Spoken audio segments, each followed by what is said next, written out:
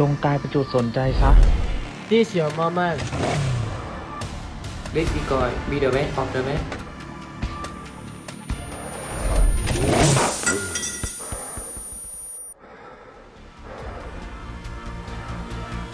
Dorong dirimu di setiap langkah. Tunjukkan keberanian seorang pemimpin.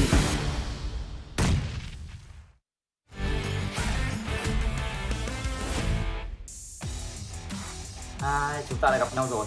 Cảm giác được mời thẳng vào mùa này với tư cách là nhà vô địch mùa trước chắc không phải ai cũng hiểu được. Vậy nên mục tiêu của chúng tôi thì cũng đơn giản thôi, bảo vệ chức vô địch. เรื่องนั้นมันก็หลายเดือนมาแล้วนะแต่ได้ข่าวว่าพวกนายเกือบไม่ได้แชมป์ในรายการเวียดนามทำคะแนนเท่ากับอันดับที่2แล้วยังจะมีหน้ามาบอกว่าจะรักษาแชมป์เอาไว้เนี่ยนะ Brother, I advise you all to be more realistic, set small goals like us, something like getting first place. Hai, kita ketemu lagi ternyata. Waktu liga kemarin kelihatannya gampang banget ya untuk menang. Yuk pasti udah nggak hype lagi nih. ทีมของพวกนายอ่ะมาเพื่อล้างแค้นแต่ทีมของผมอ่ะมาเพื่อทวงคืนเกียรติอยู่ต่างหาก Korang tak payah beria lah. Si spring lepas pun saya tak nampak korang. Kali ni korang rasa korang boleh ke? ทีมของพวกนายอ่ะเข้าไปได้2 ครั้งอ่ะอย่าพูดมากเลยรอกินกระสุนของผมในสนามดีกว่า Di aturan nggak ada poin buat tali sejarah deh. Kalian percaya diri banget ya. Gue jadi nggak sabar lihat muka kalian waktu aku kalahin. รอบนี้มีทีมไทยเข้าร่วมทั้ง6ทีมแค่นี้ก็ดูออกแล้วป่ะว่าภูมิภาคไหนแข็งแกร่งที่สุด Mùa này có nhiều đội hơn thì đã sao? Mùa trước Thái Lan cũng 5 team nhưng nhà vô địch vẫn là DX đấy thôi. Tapi peluang korang untuk kali ni nak juara 1/16 terlalu nipis lah. This GIDS a bit overconfident, but no matter where you go, I will make sure you guys as the backdrop of Geek Fam Center. ทุกคนน่ะคิดว่ายูไฮเป็นเดชิยะแต่พวกผมไม่คิดงั้นนะพวกผมเองอ่ะก็เป็นตัวแทนประเทศไปเจอในสนามดีกว่า Don't stress so much. Losing to us is actually not that embarrassing. Gue yang di akhir gue tutup ya. Kalian semua tim teratas dari setiap region. Kata-kata tauntingnya juga udah gue dengar semua. Gue tunggu kalian semua di PMGC.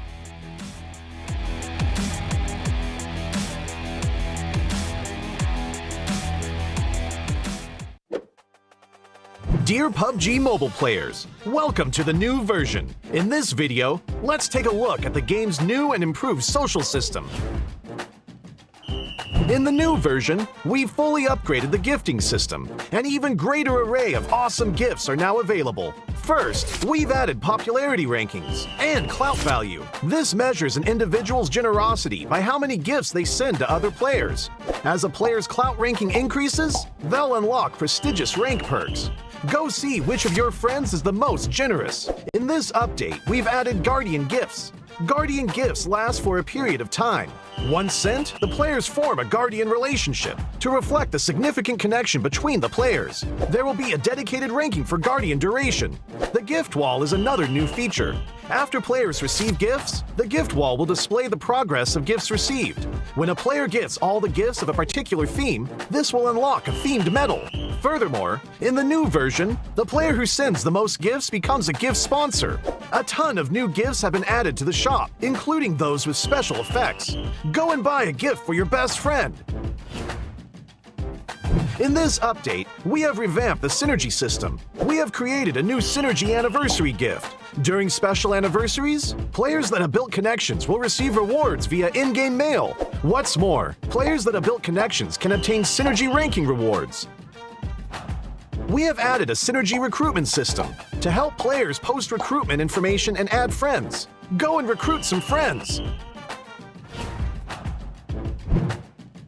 In this update, the number of friends a player can add has increased from 200 to 300. Friends can now be pinned to the list. In order to make it easier for players to use team reservations, we have lowered the threshold for making a friend reservation. The Synergy requirement has dropped from 50 to 5 points. In the new version, reservation info will still be displayed in the chat window. Players can send more kinds of invite messages and view the real-time status of reservations. At the same time, the in-game display for reservation requests is now clearer. Don't miss a reservation invitation from a friend. For Team Up Reservation Chat, we have added a quick chat feature to send Team Up reservations. This will allow players teaming up in the lobby to quickly send common messages. Try it for yourself. These are all the major improvements to the social systems in this update. There is more content for players to explore in the game. If you want to learn more, follow our official PUBG mobile community. Winner, winner, chicken dinner. See you next time.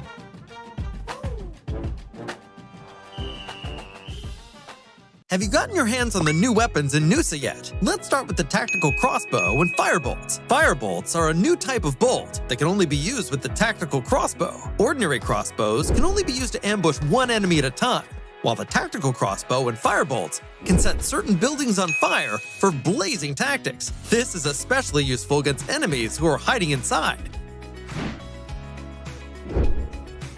Next up is our highlight, the NS2000 shotgun. It uses 12-gauge shells when hip firing and shoots single-round slugs when aiming down sights. If you encounter an enemy at close range, don't bother aiming down the sight. Just take them down with one shot. Even if you're fighting alone in an urban area, you can easily wipe out all enemies by yourself at the tap of a button. You can also aim down sights and use the single-shot mechanics to easily eliminate enemies at a distance. Noosa is a small map, so the play zone shrinks really quickly. Not only is it important to offer exhilarating gunfights, exploring the map has to be fun too. That's why we've prepared the quad for you. Climbing slopes is a piece of cake with the quad. Now, you don't have to avoid rocks anymore. Ignore the terrain and charge right up to enemies whenever you see them. They won't have the time to react after hearing you. The quad is fast and doesn't flip over easily. It doesn't matter even if it flips over, as it can recover quickly. Call your friends and try it now. Zip lines in the elevator can both be used to help move about. So what are the interesting ways to use them? Zip lines usually appear at places of high elevation, such as the roofs of buildings or at the top of a mountain, allowing players to quickly travel between them.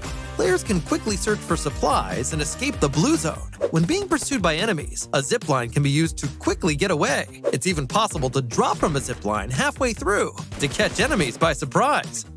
Furthermore, ziplines can be destroyed. Players can use the zipline to quickly reach the other side, then destroy it to prevent enemies from giving chase. Damaged ziplines also make good locations for ambush, as enemies may try and repair them. The elevator can be found in the tallest building of Telepack Town. The elevator can be used to quickly go between different floors. In actual battle, players can use the elevator to quickly get to the roof and to intercept enemies that come up from the lower levels. It's even possible to hide in the elevator and wait for unsuspecting enemies to enter to score a surprise elimination. Ziplines in the elevator are sure to help players out in battle and create all kinds of unexpected situations. So play PUBG Mobile and try it out.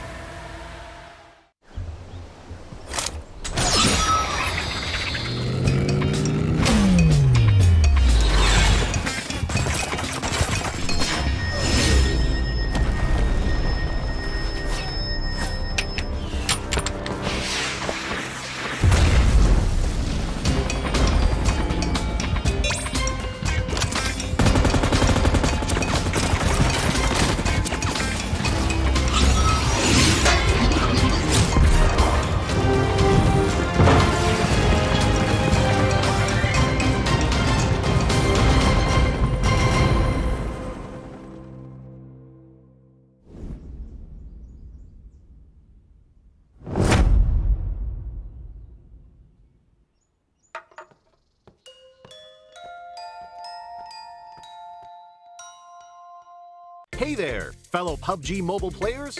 Along with the version 2.2 update, we have made a series of improvements on the game's basic controls. Let's take a look at the improvements. First, improvements to the controls and display. We have increased the display priority of the wheel when the throwing wheel is activated. Now it'll be easier for players to select the items they wish to throw. In this update, a countdown will be displayed whenever the play zone is going to shrink. This way, it will be made more aware of the next play zone, and players can plan their routes more effectively. We've improved the feedback effect of marked items. Whenever you tap and hold to mark an item successfully, the feedback will be more obvious. When the player is aiming down sights, the markings within the scope have been optimized, so the sight is less obscured.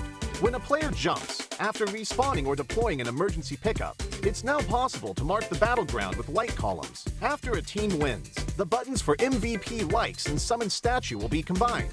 Now players can send a like automatically whenever they summon a statue. On the results screen, we have added teammate numbers, so now players can use the number to identify each other and give likes to their favorite teammates. To make spectating more convenient for players, we have tweaked the button size on the spectating screen. This reduces the chance of tapping the button by mistake. I'm sure firearm balancing is a concerning issue for many players. In this update, we have significantly improved the burst shot of both the SKS and Mini 14 by greatly improving their handling. This will increase their stability fired consecutively and increase the damage dealt to enemies. Perhaps these two firearms will become your weapon of choice after the enhancements. For airdrop weapons, we have made some adjustments to the controls and damage dealt to better balance the airdrop weapons.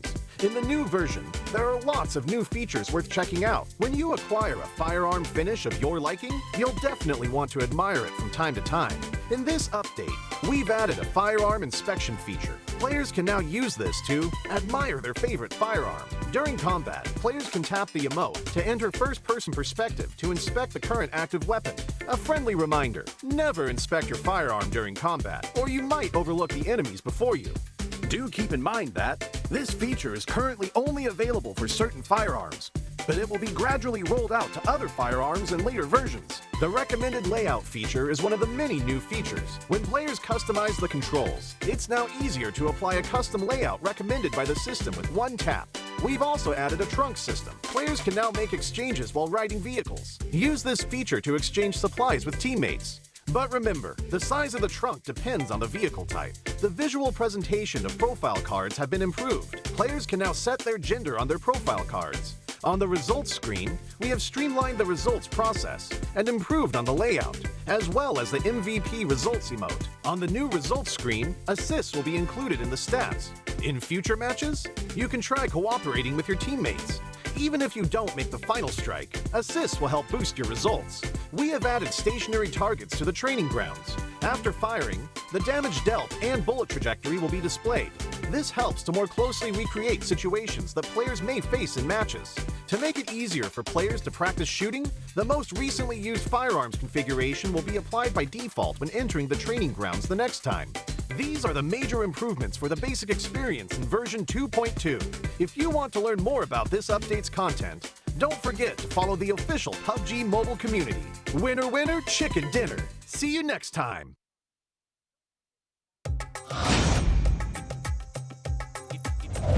Hi everyone! In PUBG Mobile version 2.2, we'll officially release a new Battle Royale map, Noosa. Noosa is a 1 kilometer by 1 kilometer tropical island. The island is bright and sunny and has beautiful beaches, rolling hills, and dense vegetation. In addition to the natural scenery, it also has many areas that have a unique style and combat characteristics. Without further ado, let's take a closer look now. As a whole, being a 1 kilometer by 1 kilometer map, Noosa is the smallest map PUBG Mobile has released to date. It also has the most compact structure among all the Battle Royale maps. We can make some comparisons by looking at the data. Erangel is 8 kilometers by 8 kilometers in size, and 100 players participate in each match. This means there is an average of 1.56 players per square kilometer. In Noosa, an average of 32 players fight in a 1 square kilometer area. Conflicts are intense, and players will start shooting right after landing. In the southern part of the map is a heart-shaped island. 2 paths connect this island with the gorgeous Pink Beach. The Ferris wheel and hot air balloon are both located on Pink Beach, which highlight the romantic atmosphere of the beach. But keep in mind that the terrain of Pink Beach is rather open and has little cover within a certain area. If players want to move around Pink Beach, they can do so with the help of smoke grenades to obscure enemies' vision, or push the beach balls on the beach and use them as moving cover. But if you do so, remember to keep an eye on their durability. In short, Pink Beach is beautiful and romantic, but you must take care if you plan to spend some time there. Bulan Bay is located in the northwest part of the island, and the coast is quite low there. The cliffs on both sides have a large height difference, and players can move between them with a zip line, utilizing the advantages of high ground. Players at the top can observe where enemies are moving in the bay. Meanwhile, players in the bay need to move around covertly. There is also a cavern connected to the sea in the northern part of Bulan Bay. Players can jump there directly. The cavern extends in all directions, and players can explore this area.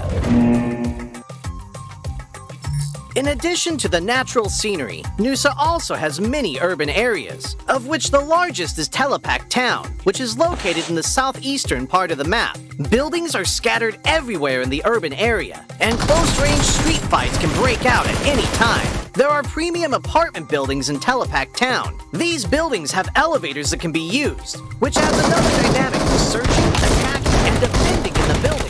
For example, players can set up an ambush in the elevator. By getting in and not selecting a floor, they can then give enemies a surprise when they enter to use the elevator. The rooftops of buildings in Telepak Town are also connected by zip lines, which gives players more flexibility in urban battles. If the zip line is destroyed, it can be repaired with a tactical crossbow. I believe Telepak Town will give players a unique 3D alley combat experience. If you like fast-paced battles and enjoy thrilling shootouts right after landing, you can land at the Science Center at the heart of the map. The design of the modern orbital satellite roof feels really high-tech. The Science Center has 3 floors. Each floor is spacious and contains lots of supplies, which attracts many players to loot this area. As you can imagine, very intense battles will break out between these floors. At the top of the Science Center is a rooftop with a multi-layer structure. Players can look far into the distance from here for a great visual advantage. However, they'll also be exposed as there's nowhere to hide. If you want to land directly on the rooftop, you must check if there are enemies nearby to ensure your own safety. In short, if you're confident in your close-range shooting skills, you're welcome to land at the Science Center. Like the Science Center, Flame Village is also located at the center of the map. The terrain is quite low there, and the village is surrounded by mountain slopes. There are many huts in the village, and there are many places where you can stand on the beams of the huts. Players can climb or jump onto the beams to ambush other players. But there's one thing you mustn't forget. A tactical crossbow used with firebolts can set the huts on fire. This will expose the players hiding in them. Of course, firebolts will burn and deal damage to enemies when they are hit. In addition to huts, there are also brick buildings that cannot be set on fire in Flame Village. They occupy a large area, contain plenty of supplies, and are high conflict areas. If you're confident in your shooting skills, you can choose to land at Flame Village or Science Center at the heart of the map. It'll also be convenient for moving to areas along the edge. Other than the previously mentioned areas, this island also has winding and rugged mountain paths, a shipyard where the whistle roars, a regal resort with wide and open terrain, Sunset Street, which is planted with many banana trees, Crystal Bay, which has secret rooms, and more. These are all gorgeous locales that can bring players different gaming experiences. After hearing the above introduction, I'm sure players already understand what makes Nusa so uniquely fun. Lots of supplies for fast looting. The verticality of the terrain increases the strategic depth of battles. And the 1 kilometer by 1 kilometer size makes firefights inevitable. What are you waiting for? Gather your friends and enjoy a rowdy vacation on Nusa. For more details, don't forget to follow the official PUBG mobile community. See you next time!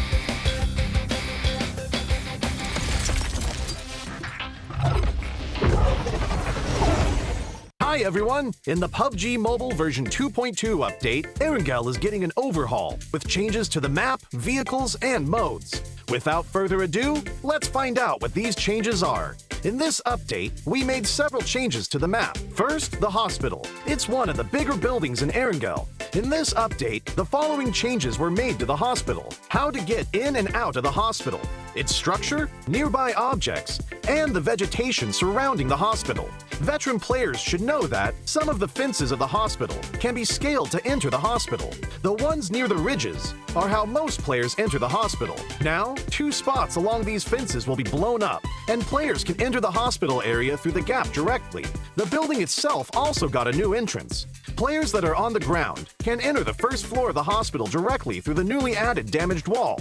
Those who parachute to the hospital can land on the roof and descend to the 3rd floor immediately. These changes will make it easier for players to spot the entrances and streamline their movements in this area. Those attacking and defending will know where they should focus on as well. On the inside, we simplified the structure of the hospital. Originally, the 3 floors had different layouts, and there were many rooms on each floor. So, searching the rooms was very tedious, because players had to go into each room. After the update, the 3 floors are now more or less the same. Some rooms are now also connected, making it easier for players to remember and to search the rooms for supplies. As for the surroundings, we also made some improvements. We added abandoned ambulances and ruined medical crates to the areas surrounding the hospital, so now it feels more authentic. We placed some objects at the entrance of the hospital so that it wouldn't be too empty. This gives players heading toward the hospital a covered area to protect themselves, so they are not directly exposed to enemies inside the hospital. Outside the fences on the side of the hospital, we added a new climbable spot. Players can hide here, or they can scale the fence to enter the hospital. As for the fences by the ridge, since there are now 2 gaps to enter the hospital, we've reduced the number of objects in this area to make it more visible. So now, both attackers and defenders can see each other clearly. Further out from the hospital, we've added some new vegetation, so that players hanging around the hospital will have more places to hide. Milta Power also saw some changes that are mostly in the generator area. Players who are familiar with this area should already know that this section was quite a choke point and was not easy to get in and out of. Those who entered either came out the same way or had to take a detour to the other 2 buildings. In this update, we added a new entrance on the 1st floor to make this area more reachable and easier for players to get in and out. The layout was also modified. We simplified the complex floor plan so that players can see more and plan their routes better. When battles break out in the generator building, players will have more offensive options, making these battles more exciting. In this update, 3 new ports will be added to Erangel. The first port is by Ferry Pier.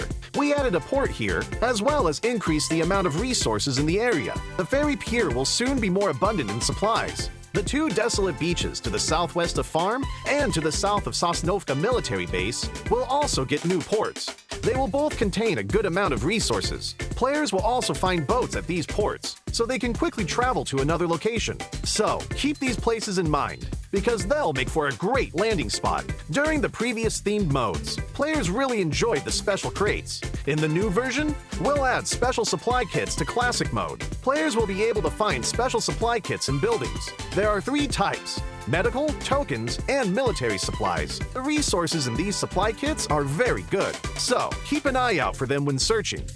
In the new version, bikes will become a staple vehicle on Erangel. In some of the more remote areas, players will find bicycle sheds. Each shed will have 4 bikes initially, and they're first come, first served. These bikes can be collapsed and put into the backpack, so they're really convenient for traveling to other locations. In addition to the sheds, players will be able to find bikes in other areas. With a bike, players no longer have to worry about being too far from the play zone. In the new Erangel, there will be flash shops. They will spawn randomly in outdoor areas. Those who find one are in for a treat because there are tons of random discounted items. So, keep an eye out for flash shops during matches. Running out of fuel is one of the worst things that can happen while driving a vehicle. Erangel's gas stations will become functional for refueling vehicles. For the cost of just a few tokens, you'll get a full tank of gas. Find a gas station and try it out. These are the main changes in the version 2.2 update. For more details, don't forget to follow the official PUBG mobile community. Winner, winner, chicken dinner. See you next time.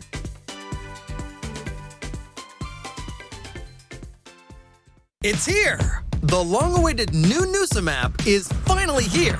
With a size of only 1x1 kilometer, Noosa is currently the smallest map in PUBG Mobile. It may be small, but it definitely offers a massive amount of content. Not only are there new firearms, what's more, there's also the highly interactive tactical crossbow. Setting huts on fire and repairing zip lines are not a problem. Speaking of map interactivity, Noosa is simply full of surprises. An elevator that lets you go to different levels of a building, a pool that restores your health, fast-moving zip lines, and crates in the wilderness can all better assist you in drawing up tactics to defeat enemies. Even if you get careless and get defeated, there's no need to let it get you down. Noosa's Super Recall will allow you to respawn once more. The small, fastest-paced map lets you rank up faster. Alright, I'll leave it to you to explore the rest of the content for yourself. Hope everyone ranks up and gets that chicken dinner. The new map officially launches on September 13th. Stay tuned.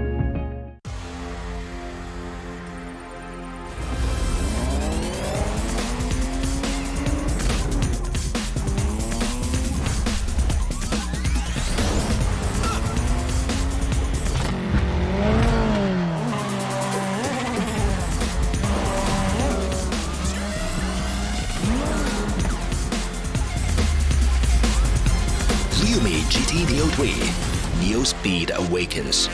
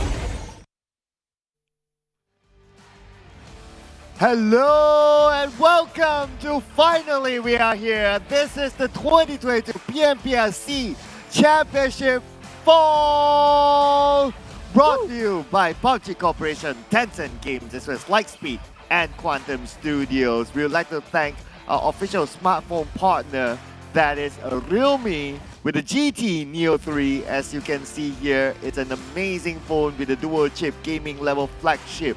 And as well as our official livestream partner, that is TikTok, hashtag #BeTheOne TikTok Challenge, and follow our official PUBG Mobile page, PUBG Mobile My Official, PUBG Mobile Esports.my, PUBG Mobile Esports.sg, as well as PUBG Mobile Official PH. And also we'd like to thank our official food delivery partner, GrabFood, with 50% off GrabFood order, promo code PUBGM only for new users. Terms and conditions apply. 50%. My name is Sir Cloud, together with Choo Choo, and we will be bringing you the action for day number 1.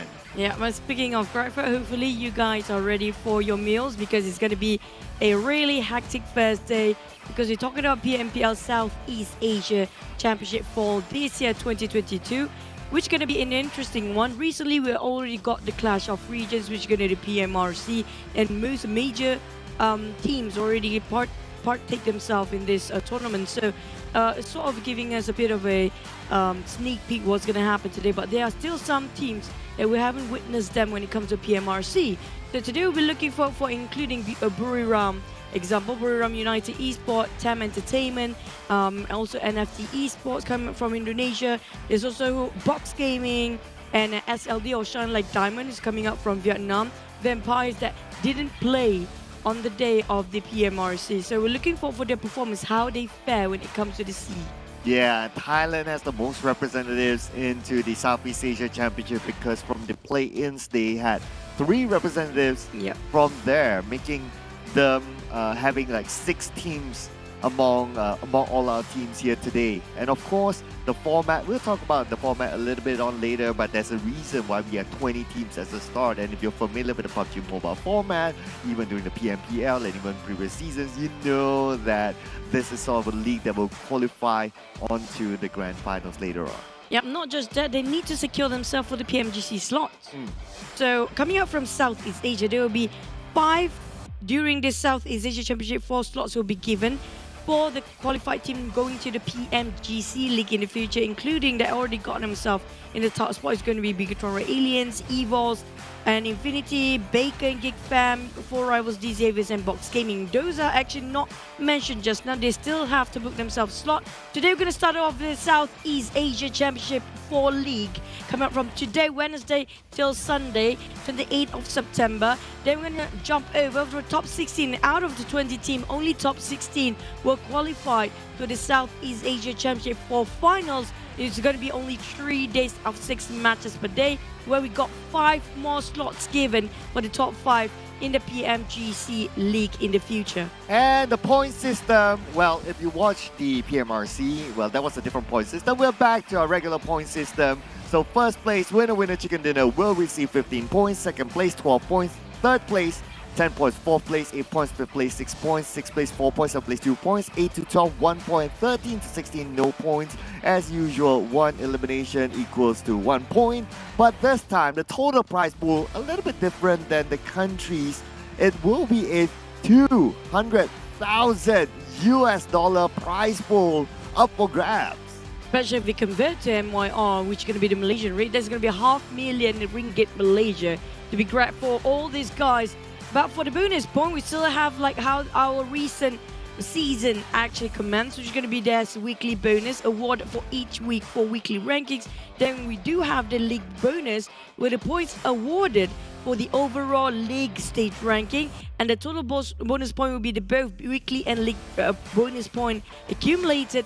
That's going to be dragged into the grand finals, going to be the initial points when it comes to the start of Southeast Asia Championship Finals.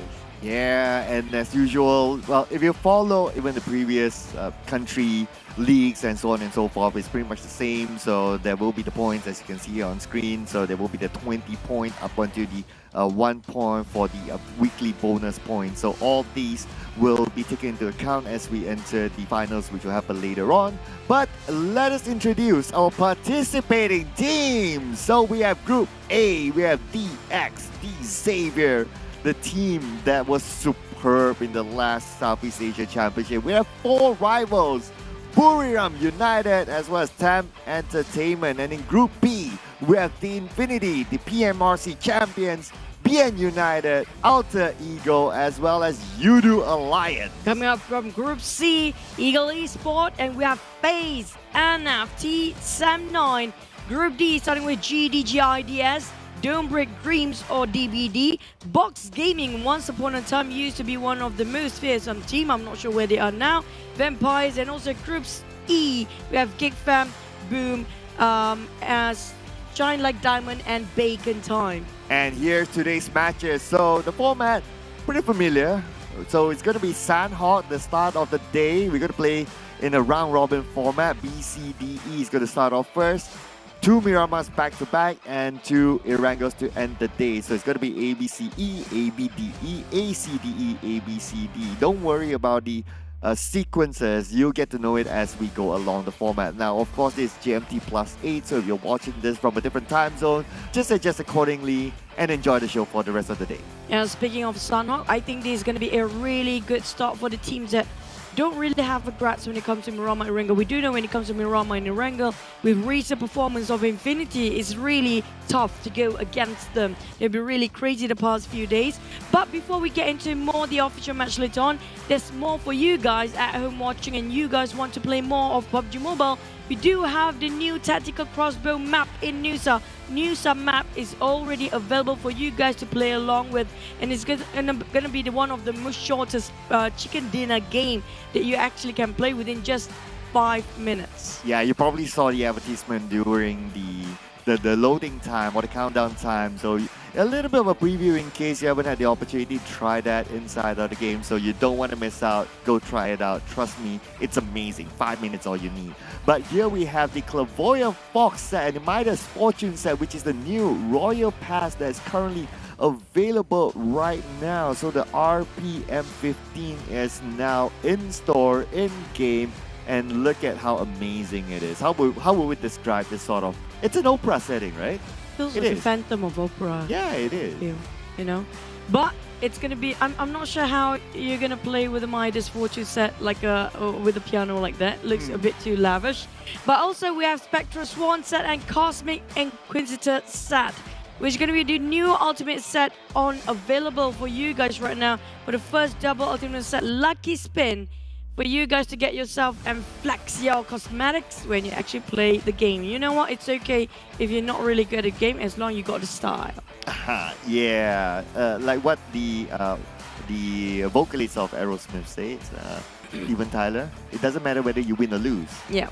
It's all whether about style. Yeah, it's all about style. Yeah. So go get it, ladies and gentlemen. It's available right now. We teased this during the PMRC, and now it's available in game for you guys to take home or just keep it permanently. But anyway, speaking about what's going to be happening permanently is our tournament today. Whatever happens to the teams will definitely be immortalized in the world of PUBG Mobile. Whatever points that they gather will be accumulated onto the finals later on. I mean, this is what the players been working for. You do know that there's so many in between tournaments, like the one that just for flexing, but this is the one that actually how do I say this, carving their path towards being a professional player as a career. So if you cannot reach to this point, it's going to be a really tough one. To even reach in the first place is already a challenging task to begin with.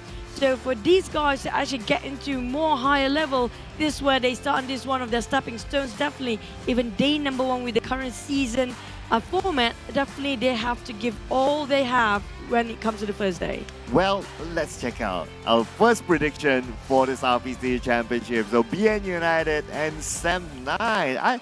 I would say even like for yourself, your prediction, right? Like Sem9 doesn't 100% play the healing game. They do move as well, so they do stand a chance of getting their chicken dinner. I mean, like for first game, especially Sanhok, usually the teams that really have a bit more motivation, this is a team that, I'm sorry to say, but these are the team that also have a bit of a problem when it comes to stamina in the next few weeks.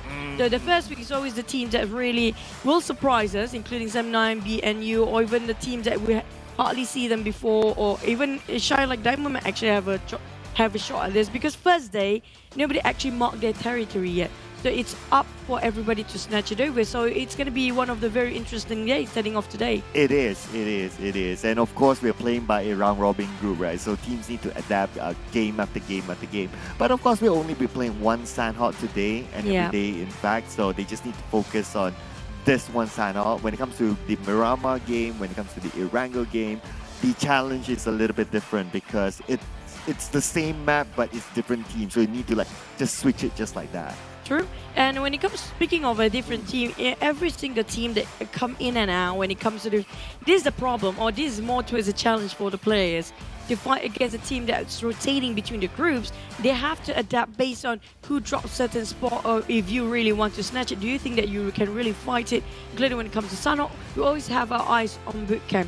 Who can be one of the most heated players when it comes to the first match? I'm looking for, because we do know, including previously, I think FaZe love to drop there as well sometimes. So who will they challenge? Yeah. That'll be the question, right? Like during Yeah. the PMRC, they challenged SMG, but obviously SMG isn't playing today.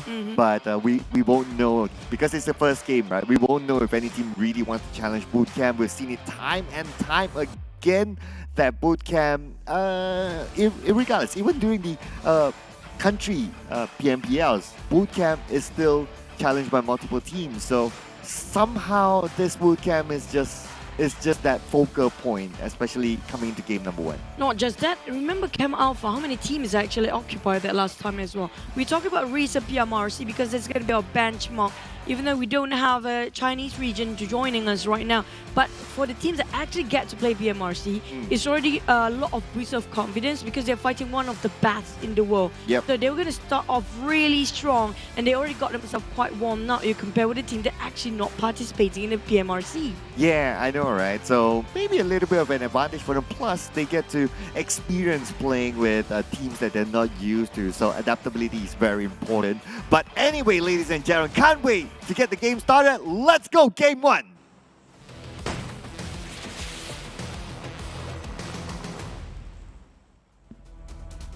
Are you guys ready for our first day, week 1, day 1 of the PMPL Southeast Asia Championship Fall season 2022? Coming at a very beautiful flight path as well from Chem Alpha down to its Kampong. The moment we mentioned about Chem Alpha before, we do remember minimum usually they have 3 teams there. Or it showed us quite early on with Dalton, Ego, Sam9 going the same direction and with one more team behind there somewhere. So I want to see, do they have any sort of contest too early? But Sam9, we're looking over, they're spreading quite wide when it comes to Hartin on the right side. And also, we do have Geek Fam dropping around on top of Ruin. Now, occupied, but Bootcamp will be very interesting. Oh, Chem Alpha, 2 teams inside of it, and we see a first knockdown. And the point might be given on to, it's going to be Alter Ego. So 2 Indonesian teams going head-to-head with each other. Capone's down, BN United. They're down to the last man, and it's not even like, what, 2 minutes? This is way too fast. Speaking of day number 1 here, everybody wants to show their dominance. But BN United not doing great. Shunos, I think that's going to be last member possibly, and it's going to be the end. BN United, less than 2 minutes out, but jumping over Paradise Resort. We have DBD versus Boom coming from Indonesia. There goes my prediction. But anyway, DBD now, having the high ground advantage. Jimmy, he sees his opponent. Spray coming up for Jimmy with Michael Uzi. Connects most of it, but not enough to take anyone down. It's going to be a tough one, DBD. I'm not sure how much loot they have already, but on the side of Boom, they are pretty much having the same path like how DBD is actually at. They don't have much, but DBD have the high ground with the Micro Uzi and UMP. Boom Octea actually trying to retaliate on the other side. But I'm not sure it's going to be enough since they got 1-2 members. DBD trading for 1-2-1. Never mind, Jimmy OP and the rest of DBD might just actually win over Paradise Resort their first game. But Infinity, they're butting in as their business. Here comes in. Oh, they want the points. I mean, we saw them doing the PMRC. They are such an aggressive team. Yeah, now 1v1, second team to be eliminated is Boom. And there you have it. So 1 Indonesian team, 1 Vietnamese team currently out. The Infinity, like what you said, they want to butt in, but unfortunately one of them is currently down. It's going to be Gatuni. So 3v4 is going to be the situation now. Infinity feels like being finished off straight away, losing 1 man in from the start. We're not surprised. But Infinity have been going crazy since day number 1 we saw back then until today. They're trying to do the same thing, yeah? Mela spotted out on Jimmy, knocked Jimmy down, tried to find one more. Zix and Yen tried to actually fight on the other way. But the problem is Infinity coming up from 1 angle only. Newsy and Mela are the bridge in. Now Logan will actually give the support fire from behind. Mela spots out Echo. DBD in a bit of a turmoil right now, kind of stuck in between. Yen didn't have to have time to reset themselves and straight away going for another war. Perfect nade from Mela. In fact, Mela didn't see where his opponent is at, but then again, that nade was just on point. Now this gives an opening towards a Newsy to come in with the DBS in hand as well. So it looks like it's going to be Echo, the last man standing for DBD against the Infinity. Logan down to 10% health. Echo needs to get away, but he's super duper low. Newsy charges in with the DBS, and that's going to be the end for DBD. 3 teams down in less than 4 minutes. We're talking about DBD just for and have themselves a minor victory fighting against Boom before. Didn't have time to reset. The moment they tried to reset, Infinity butting in. Infinity, their movement is so swift that they actually managed to loot quite a number of loot to get into that business along the process. I know, right? It is just like on point, their timing, despite them losing Godtuni. But the trade back is that they got 5 elimination points as a start. I mean, we're not even 5 minutes into the game and they already got 5 points just like that.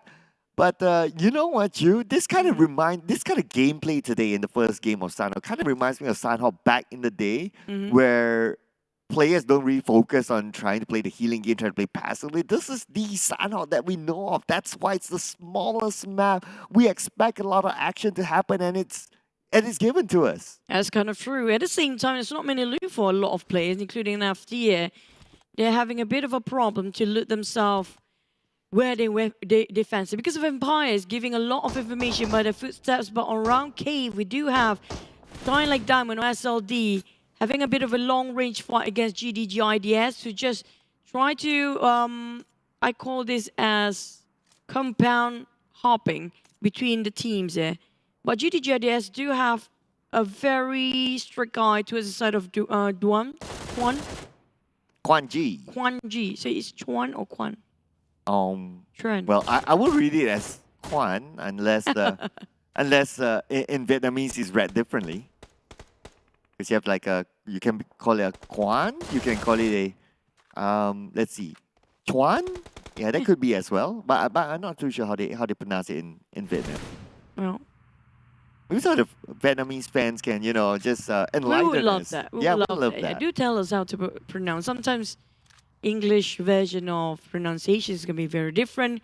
Back to us, GIDS booms. But FaZe seems like they're having a very clear day here, taking on the Junction compound, which is going to be not many teams passing by. Did we actually get ourselves a first circle just now? No, because the action happened too fast. Yeah, so we may need to wait for the next circle before we know exactly where it is. But what's interesting about the boot camp is that no other team seems to be challenging FaZe Clan. So FaZe Clan had an easy start. But what's not going to be an easy start for you guys is the road to become professional. PMCC 2022 is happening. So do register right now. Scan the QR code away. Stand a chance to win 40,800 ringgit worth of prize pool. And build yourself a career in the professional league. Yep.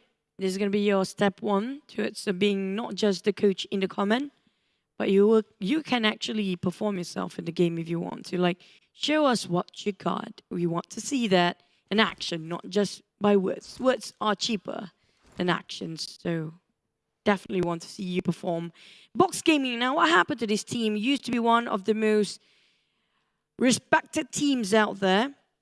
And then the Xavier came in. Box, one of the very OG team, came in long line of it. We're talking about since the dawn of PUBG Mobile tournaments, PMCO days. But the players definitely, they have swapped in and out quite a number.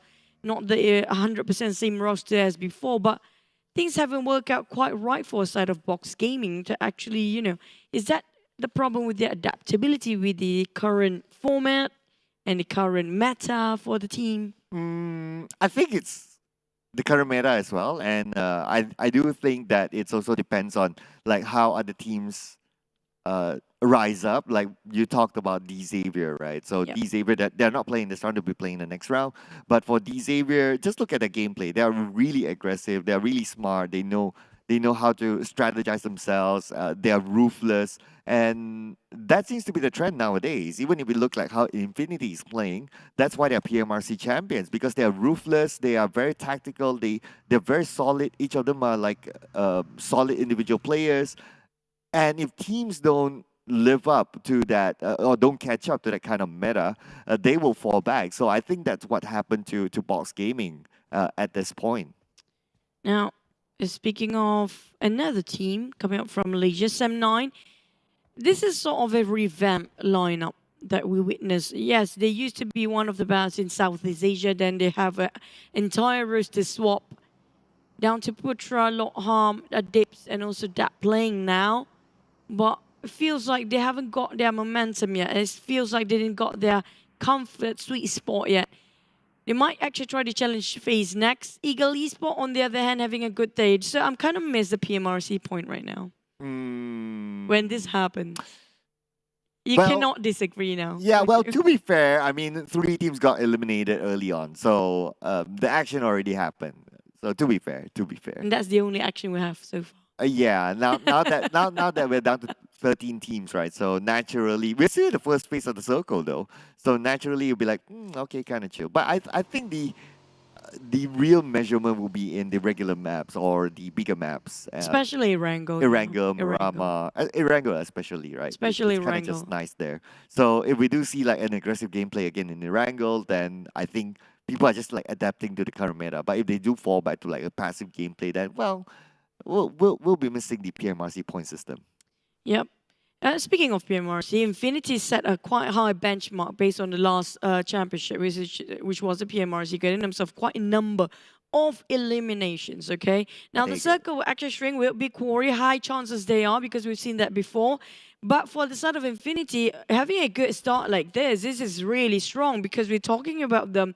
They are dominating when it comes to Mirama. They are dominating when it comes to Wrangle.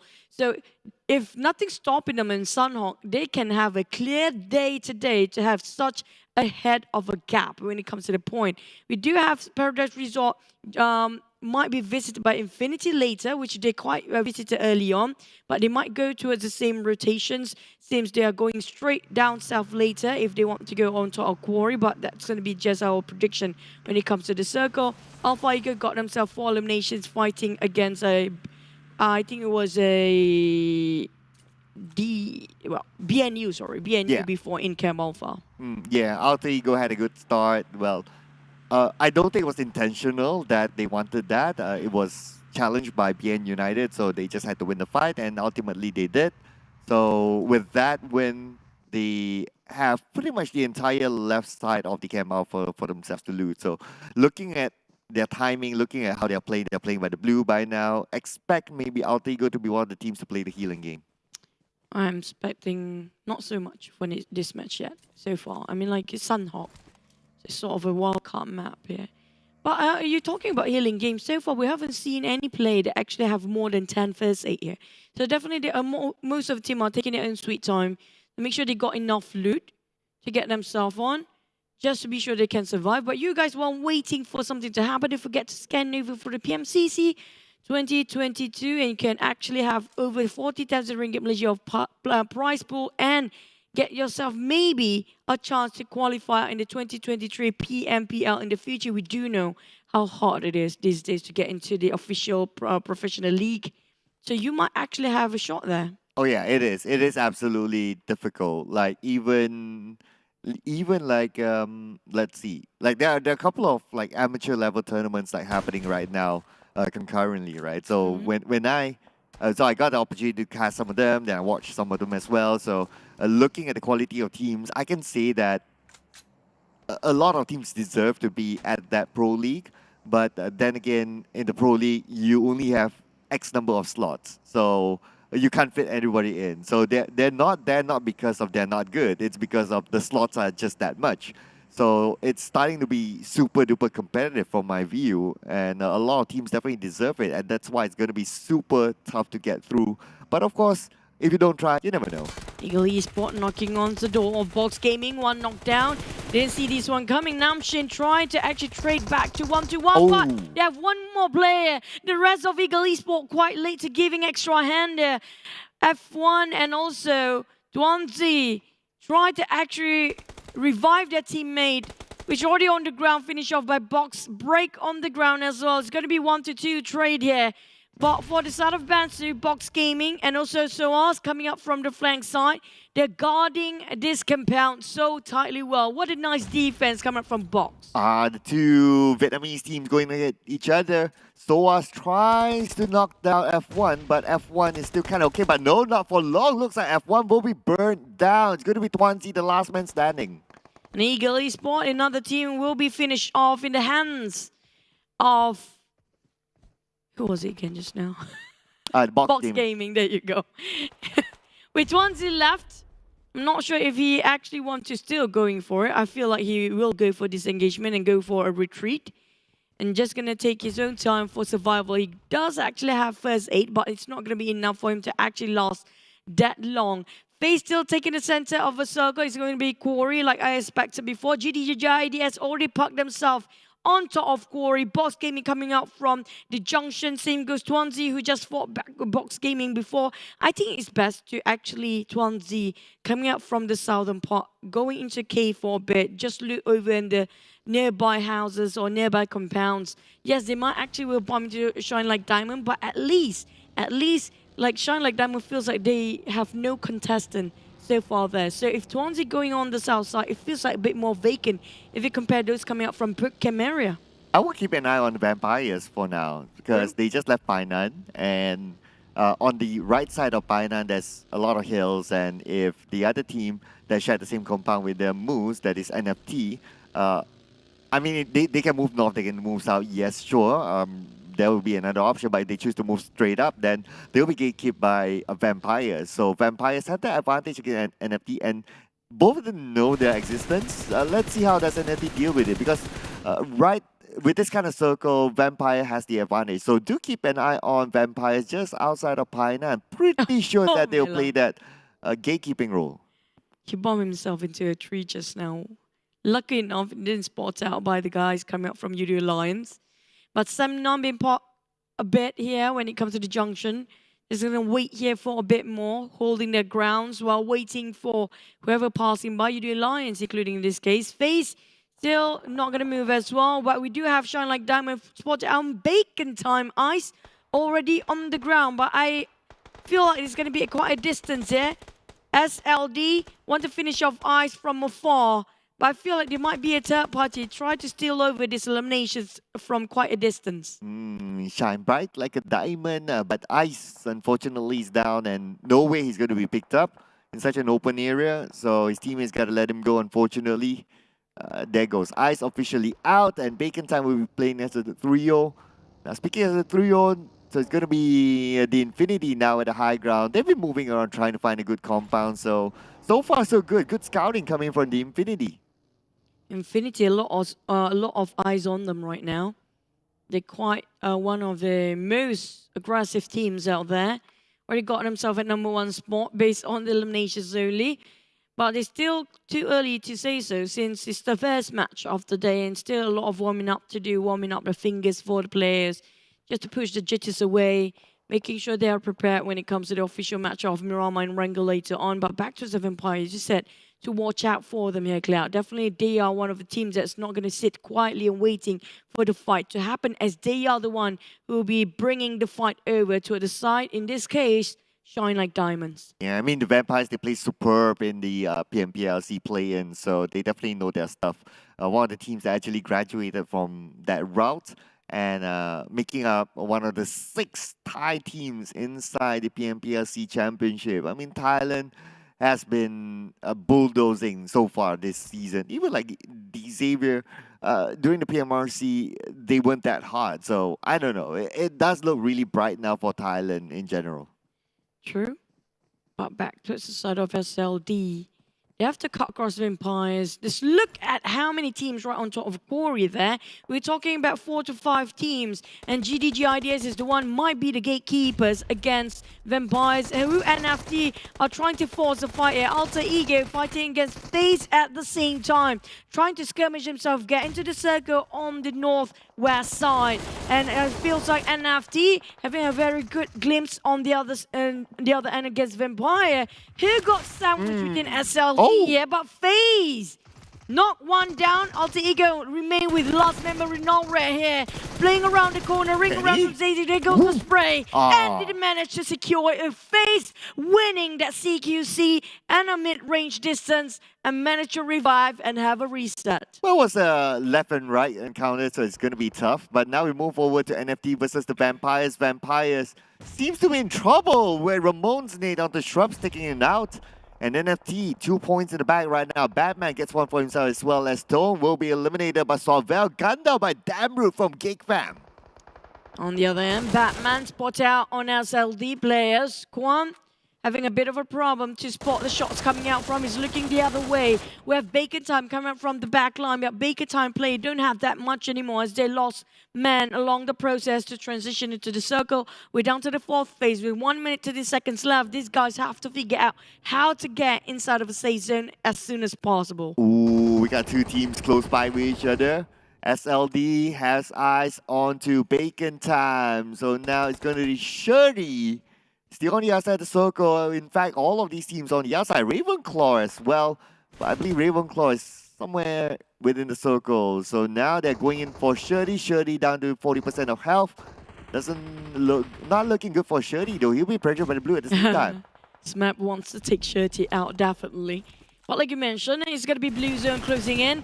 But Mika OP coming up from the flanks there. Geek Fam taking advantage. While SLD taking a fight against Bacon Time still. There's a bit of a betrayed coming out between these teams. But NFT spotted out by Damru. This is one of the players that want to go and contend when it comes to the top Terminator in this season. GIDS having a move, but Geek Fam, they are not in the circle, but close enough. They park one man inside just to make sure if they were to advance for the entire team, it's going to be a clear pathway. SLD, ShineLikeDiamond. Finished off by GIDS. Nissa coming up from sneakily behind. This is what I mentioned. GIDS. This is going to be a huge farming point for them. Yeah, it's going to be big for them. But Ravenclaw, last man. Ravenclaw gets one beautiful coming from Ravenclaw to Sorvel. Now 1v2. Can Ravenclaw do it? Oh, so close. Almost coming out with a clutch. Almost eliminating NFT. But then again, Ramones had to be the hero. Now circle shrinks even further. It's going to be on the left side. Only one compound and Geek Fam, the closest to it. But feels like Victorious might reach to that spot first. Now Snipes going on the left-hand side. Now this is going to be a bit of a problem if they give FaZe that compound straight away for Geek Fam. But ShineLikeDiamond goes to taking on Shirty finally after such a long time gatekeeping. GIDS spotted out on Geek Fam. This might be a Kobe. Feels like a perfect angle. Waiting for it. Ooh. Oh! Alan. Oh, actually, it's a double knockdown from Alan. Mika as well as Damru, both of them down. Now it's going to be Yuhai at the forefront. Yuhai, what you going to do? Are you going to pick up your teammate? But then again, time is not on his side. Zone is starting to close in. Yuhai may need to survive with his duo snipes. This is overcommitting on the side of Geek Fam. They should have gone to the circle first, but they want to fight for more.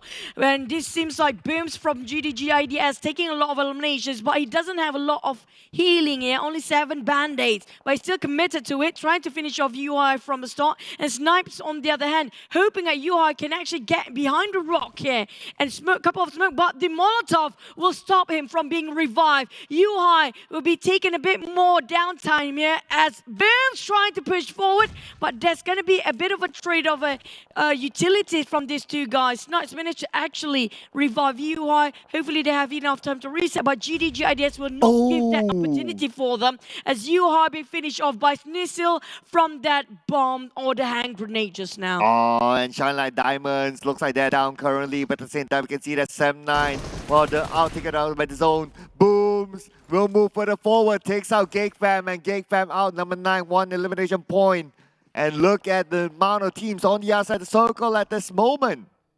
FaZe, Tony K taking on Yoodo Alliance, and after you'll be eliminated at 8, while Yoodo Alliance fighting just next to Sem9. Olio? Adib is spotted out. Olio gonna try a Kobe, but Victorious taking on Adibs first. GIDS keep pushing forward. They got themselves the most strongest compound who was FaZe supposed to be in, but they were quite too late here. They were too distracted with a round of fight surrounding them. Sem9 and Yoodo Alliance just next to each other. Olio is spotted out on Putra. FaZe want to butt in as a third party, but at the same time, how can Putra just bring forward with the last member coming from Sem9? No need for both of them. They'll need to fight with their guns, but look at the circle. It favors GIDS together with the compound. Now they are in the prime position, but at the same time, fights happening all around the FaZe Clan going up against Yoodo Alliance.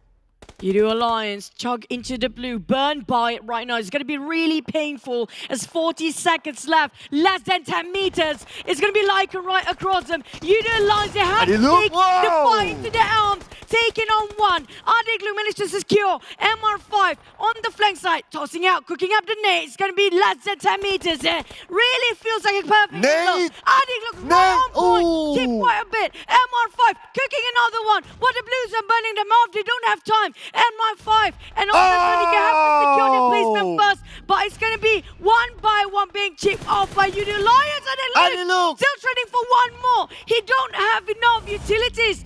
First H running down really fast. Only 2 more first aids for the side of Adelu, but hopefully he'll be able to get something out. The box is just right in front of him. Will there be enough time for Adelu? That will be the question. Alan seems to know where Adelu is at, but Adelu now will play the healing game. He'll hold on as long as possible in the blue. Now, Tony K having a bit of a problem to cut across with Boom on GIDS already being knocked down, bleeding out. I have a feeling they might actually save him. But Infinity, despite their loss, turning too early on, but they still managed to secure themselves in the top 3 again with the most eliminations on the board. And Imela just going to keep on tossing the hand grenade. He got one more left. It's going to be 30 meters away. GIDS still inside of a compound.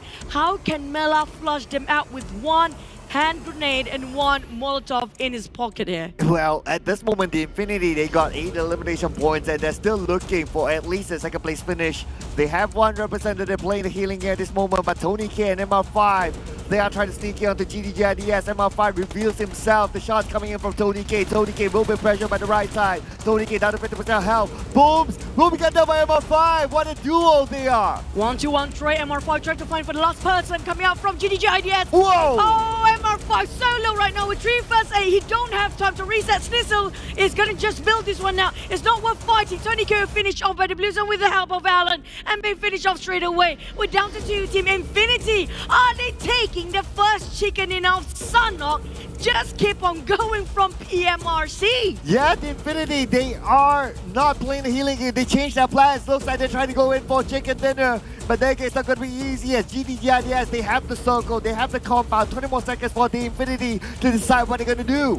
I love the spread coming out from GIDS. As long as they got themselves the compound, it's great. But in the meantime, they got themselves the circle as well. Now, this is going to be really tough for Infinity, but this is the Infinity we're talking about. There's no such thing as impossible for them. UMP in their hands, waiting for the right time to just push forward. But I love Snizzy, so crucial his point. Mela! It's going to double spray for Snizzle. What a perfect sight. Clean.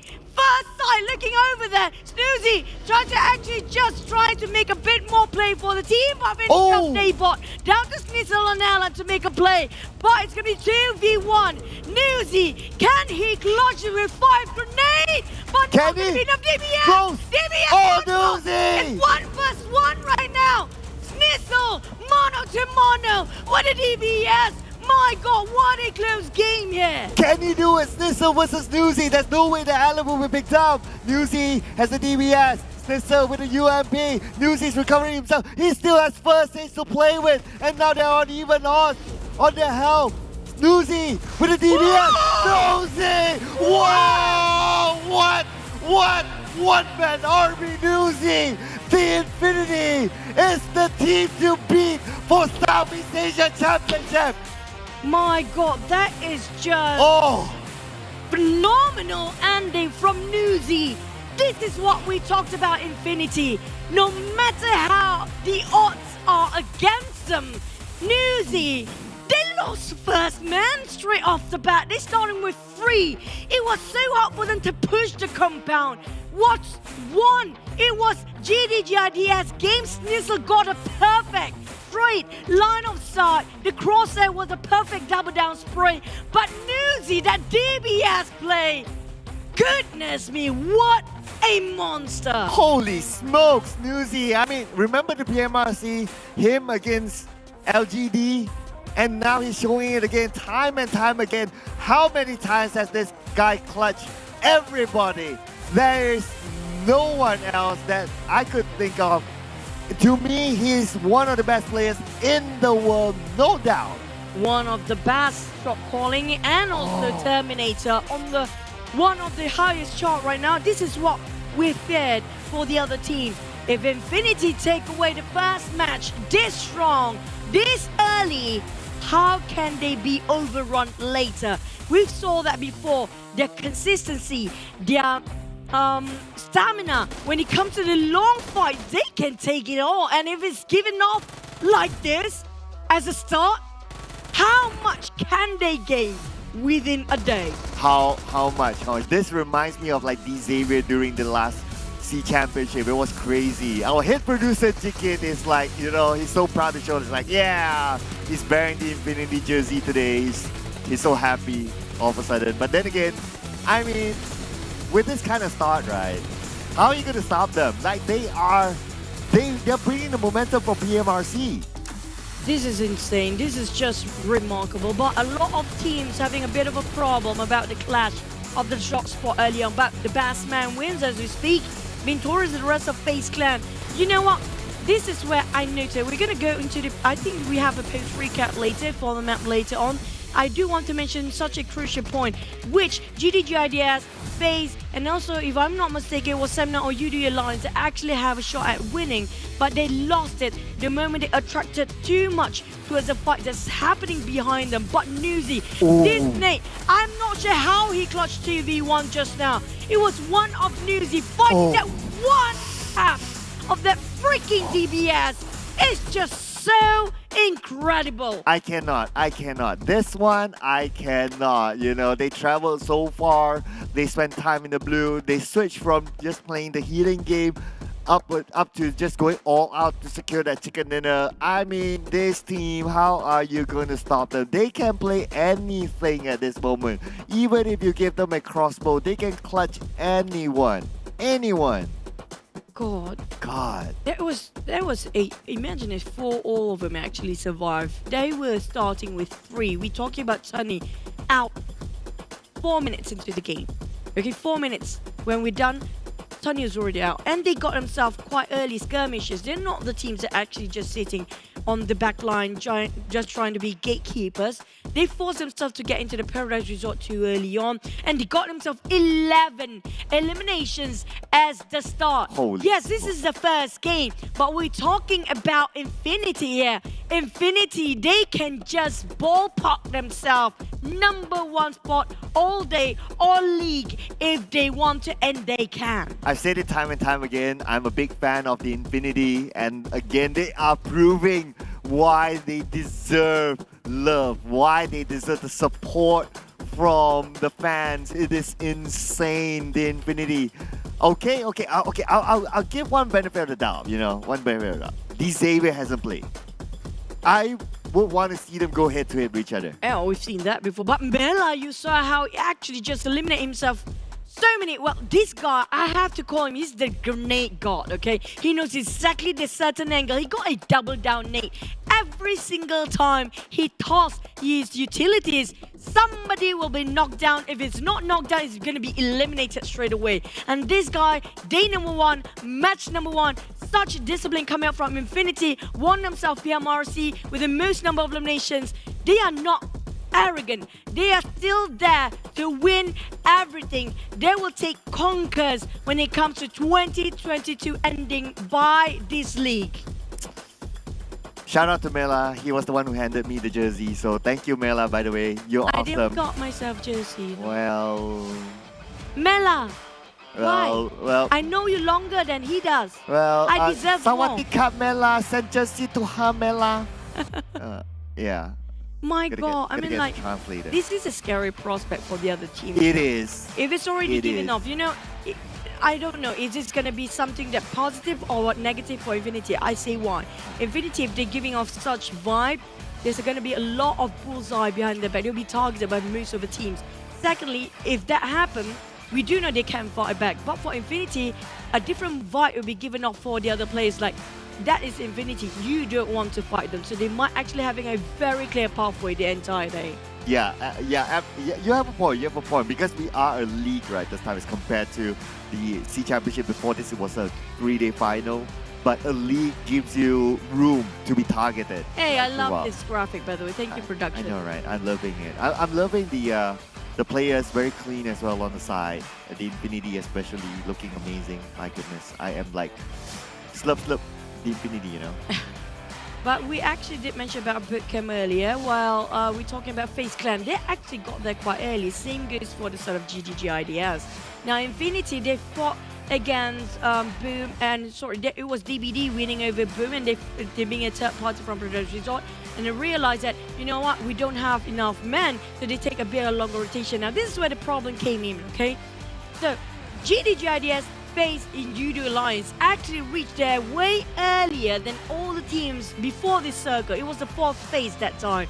If only they parked themselves in the center of this compound first, take it away, they might actually have a shot at winning. And that's what happening to GIDS. They're taking over this compound. I love their spread. They got everything done by the book, perfectly executed. But what I mentioned before is going to be Snizzle that's really crucial for the side of GIDS. The moment he bailed his post on the right-hand side, that's where everything gets wonky. Let's get everything just a bit too bizarre for them to handle, because this is Infinity we're talking about. One person or not, they don't care. They don't care. Exactly. It's like Newsy or whoever actually in the Infinity, right? Every single player is like a full squad. Sure. It's like there are one person, so there are like 4 people inside the Infinity. It's actually times 4. That is how good they are as a team. They are like, you fight one person, it's like you fight an entire squad. I mean, like, one person or not, never take lightly for teams that actually don't have a team. They are not solo anymore. They're just a squad, you know, one person. I mean, like Infinity, starting off really strong, but this is not giving away. The other teams cannot contest that. We're talking about Vampires that we haven't seen them performing PMRC, and also the Xaviers haven't been playing at all. We're talking about Group A, the Xaviers for Rival, Buriram, and TEM Entertainment, also one of the teams that actually have a lot of promises coming up from their performance. But the next one is going to be Marama. We don't have Group D playing, which is going to be GIDS, Don't Break Drinks, Box Gaming, and Vampire. But this is where you want to see the Xaviers versus Infinity. Is it gonna happen or not? Oh yeah, I want to see that. I want to see that. So after this, it will be A, B, C, and E. So Group D will be taking a break. But of course, before we talk more about the groups, we check out the head-to-head from the previous There's round. else. Who else is there? I mean, it's only the Infinity and everyone else, right? Mela and Newsy back-to-back with each other. 5 eliminations, 4 eliminations. I mean. The graph is basically the same. It's just Newsy lasted longer than Mela, but Mela being open up the space so much for the rest of the team just now. His nades were incredible, but Newsy, his DBS, his shot calling, his game sense is just incredible. Infinity, I mean, like, this is the same player we've seen for the past few years. But how can they be better than the rest of the team? They also have the same sort of lineup, including FaZe at MR5 with the most assists, but they have a bit of a problem when they try to get themselves transitioned inside of a circle, because they're being held up by a lot of fights out there. I want to know what sort of eyeliner Newsy Newsy's uses. using. Like, I would so use that tomorrow. Like, can I do an eyeliner thing tomorrow? I think he uses the pen eyeliner because the effect, there's a smudge effect on it. It's not the, we women know this kind of stuff. Okay, thank you. So you can use the pen eyeliner that you can smudge a bit. Okay, I'll do that tomorrow. Yes, please. Just for the Infinity. I can see better eyes now. Oh, wow. After you do that, it makes your eyes looks bigger. That's why he's using it. His eyes can actually be bigger. Yeah, every season he has that eyeliner in the photo shoot. But but anyway, ladies and gentlemen, so Group D is going to take a break after this. We're going to see the introduction of Group A. That's going to be TEM Entertainment, Buriram United Esports, 4 Rivals, and the Xavier, the champion for the previous season, who's here to defend the title. You know what? Sometimes I told myself something about PUBG Mobile that's really beautiful. Even though it's the same team, even though it's the team that used to be the champions, but you can never be the same every single season. You know, every single season it's going to be somebody, even it's new or old players, veterans or new season players. It's gonna be a different team entirely, having a different ball game, showing us what they can offer. I'm waiting for teams as example, like for Rivals, we do know they can actually do something. BNU, I mean, like we do see BNU not having a really good performance PMRC. Yeah. Now, how can they fix this when it comes to Southeast Asia League? They have to cut the internet of the Infinity.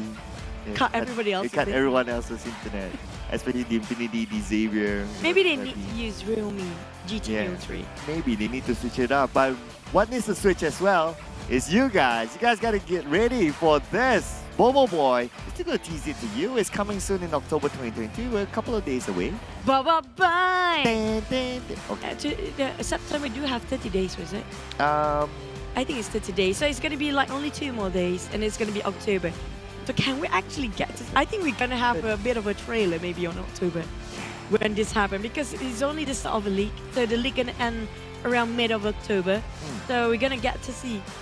I'm still waiting for Dragon Ball Z one, but never mind.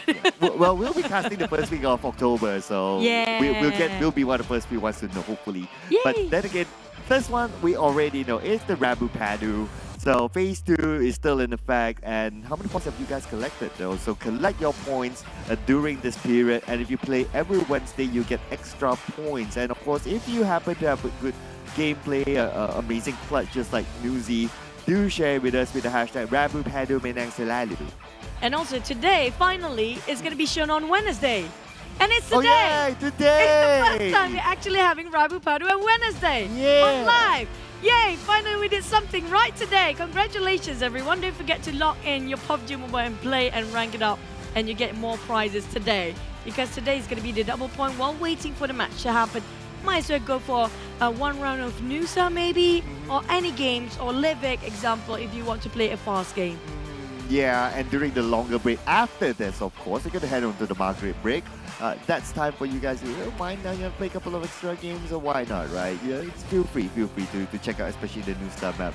But after this, we're going to jump into the first Miramar of the season for the PMPL SEA Championship. It's the best of everything today. Yeah, I know, everything is the first one, right? So, Yeah, I want how to you feeling see, about this? I want to see the record right now. I'm sorry, I'm gonna have to relate it to PMRC because that's gonna be one of the toughest championship as well. Yeah. Right. So the highest elimination we got is still 19, was it? I think that was it. There's nobody breaking the 20 elimination point. Now I want to challenge Infinity. If you really are a monster, give us the 20-ish elimination for once. Guess who did the 19? And it's gonna be Infinity. Yeah, I know, right? So they're like trying to break their own record now. Yes. Yeah. Do that, because right now feels like they are on different ball of game entirely, different level of tier of play. But who do you think closest can actually challenge Infinity for now? Well, my money will be on the Xavier, to be honest. True. Yeah, just because of how they won the SEA Championship last season. They were I've never seen a team that's number 1 from game 1 till the final game. So it was crazy. So if I were to put my money on it, would be them. If not, okay, if I were to have another team, right? I think the Xavier is the obvious choice. But if I were to have another team, I would probably want to put it on Vampires. Okay, I'll put all the Thai teams aside, right? There's just too many of them. Yeah. Right. So let's give a little bit of mention to other teams. So I'll put it on Geek Fam. Okay, so what would you put it on? Geek Fam is like, for me, it's going to be hot on cool. Okay. Alright. For me, What would aside you from put the there?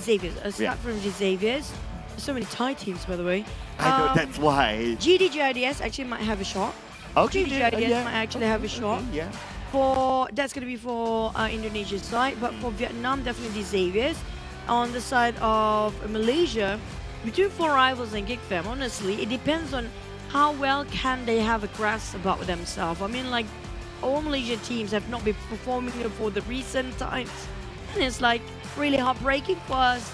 I mean, even my voice is breaking off, but it depends on how motivated they are, because right now I'm looking at them in a slump for the Malaysian teams. They're having a bit of a problem to do the call shots there. Yeah, I just think that is adaptation with the overall current meta, right? Like we see how the Infinity or generally teams that do well, especially PMRC again is our best example, teams that are playing very, very aggressive, it's as if they don't really think much. If you look like how the Infinity played Sandhawk early on, they just take like what, three vehicles, and then they just go around as if like it's a regular map, and you don't always see that in Sandhawk. That's why they're like fearless. They just don't think so much. They just like, okay, I just want to find a team and I'll take them out and I'll take over their compound, and that becomes their prime position. Just like that. I think that the Malaysian teams really need to adapt to this kind of thing. That's kind of true. I mean, like, I'm not surprised if DBD actually adapt better than 4 Rivals and Geek Fam at this point. Yeah. Because DBD is one of the teams that, you know, they sneak quietly and slowly trying to catch up, and they learn faster from these guys. Whilst on the side of Geek Fam, their meta, sort of their read of the meta, is either they get it or they don't. For 4 Rivals is always a late bloomer, so when it comes to consistency, I do believe in more in DBD. But if Geek Fam can actually show us they have what it takes from day number 1, they might actually have a shot when it comes to the entire league. It's all down to day number 1 to see how their mindset or mind state is. So we'll put aside the Sandhawk, right? Yeah, because that's done. But let's see, we got 4 more games to play. But speaking about the next game, right? So, well, I said it, right? So the Xavier, FaZe Clan, actually no surprise for FaZe Clan as well. They are one of the teams that are fairly hot. Yes, they do stand a chance. I mean, like, this is going to be a huge map, by the way. So the teams that love to get themselves around the high grounds, including St. Martin Mountains, I mean, like, whoever get there first, depends on circle, they're going to win this one. And I do want to see when it comes to Picardo, like, this is going to be a hot spot, right? Like, we do know Chumasero is going to be either Bacon time on Ego Esport, or Los Leones is going to be a really tough one for Bacon, and including even Monte Nuevo. Monte Nuevo and Picardo will be the hottest drop spot. Yeah. But Power Grid will be some other contenders, because these are the teams that some of us don't have any idea if they want to clash or not. Yeah, I mean, we sometimes we think that, okay, they have some sort of like a gentleman's agreement or some sort of like a truce, but I hate that. But yeah, that wasn't the case in Sandhawk. That wasn't the case in Sandhawk. We saw a lot of very, very early clashes. Paradise Resort was one of them, and Cam Alpha is one of them. We probably can expect the same inside of Miramar as well. Maybe like one or two spots being challenged. But we'll find it out really soon. But like what you said, I do agree. Keep your eye on Picado, maybe even Power Grid, maybe even Monte Nuevo. These are really high tier loot areas. And I so far that we got quite a bizarre circle for the past few days. Quite a number of bizarre circles when it comes to Miramar. So I'm looking forward that we haven't got ourselves the circle. We had lost Egos in Valdemar. Even Chumasera, quite a number of it. We got a lot of Impala. We got some Los Leones. We got some Montenegro. Did we actually get La Corberia for once? I don't think so. Did we actually got it? It's been a while. It's been a while on the northern side. Yeah, it's been a while. The La Corberia. It's been a while on Oasis. Even like Ruins or Trailer Park. It's like I think there was like once in a million or something like that. It's also very, very rare. But let's see. Our first Miramar of the SEA Championship. Let's go.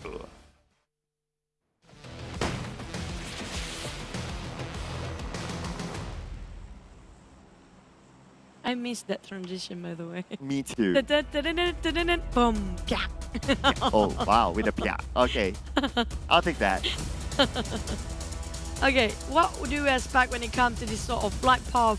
Not many teams love to drop on the northern side. So those who want to drop around Impala, including Alter Ego and Los Leones, will be quite a hefty journey. I'm talking about them try to drop themselves, get the vehicles to work, and straight towards the drop spot, especially if this circle happens to be on top of a Los Leones or the southern part of the map. It feels like it will go that way. Keep your eyes on the Tierra Bronca. I think there might be 2 teams going there. We got Bacon Time, and we have another team that's, okay, try to see, because it's like overlapping at this moment. But we got Bacon Time, one of it. I think it's going to be Boom, the other team as well. So 2 teams heading towards that side. And also to keep an eye on somewhere in the middle, Hacienda. 2 teams, Hacienda, St. Martin. There might be 2 teams there. ShineLikeDiamond is one of them that we can see on screen. I think we're going to see an early fight there inside Hacienda. They are dropping into it right now. It's going to be, okay, yeah, here we got visuals. So it's going to be Geek Fam. Let's go. The Patron, ShineLikeDiamond versus Geek Fam. Well, I'm not surprised. this is the usual spot for these guys. Whoever got it first, it's going to be a really good one. It's going to be the marking of their drop spot when it comes to day number 1. Well, the circle will comprise a lot of Los Leones, might be in the center in between, which might ended up in Minas Generales or Lambendita based on this kind of pattern. But Smap only have a shotgun, and Yuhai got himself quite a number, not really too much. No vest, only a helmet, and not even a bag. It's going to be a bit too much for one building to be looted by 2 teams. And the first need for this round has been thrown. And it's going to be SLD. Unfortunately, they're kind of stuck here without much to play with. Just look at their utilities. It's just level 1 helmet, not even a first aid. So they're kind of stuck here. Geek Fam has the upper hand, obviously, because one of the players from SLD is down. So it's going to be 4v3.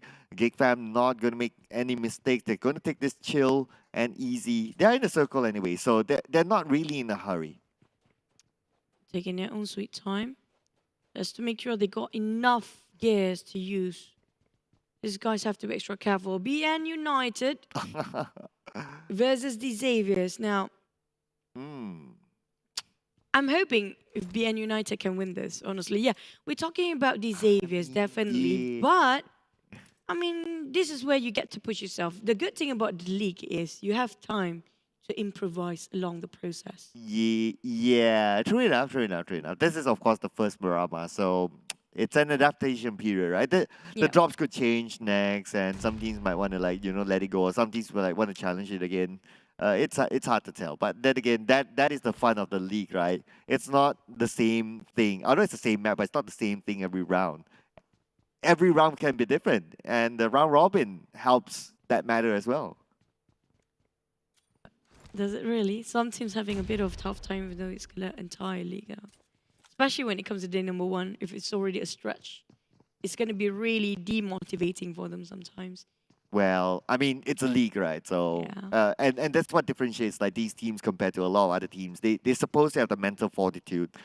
I mean, if you don't, then it's tough, right? And plus, they played in their own country league, so they felt that kind of format. Well, it's going to be a quiet before the storm here. 30 seconds.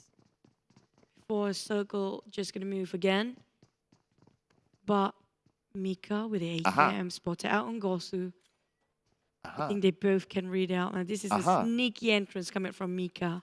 But I think Gosu kind of get the idea. Oh, he saw it. Hey, they exchange a bit of a stare just now. And Gosu straight away calling out for extra hand or assist coming out from Trong.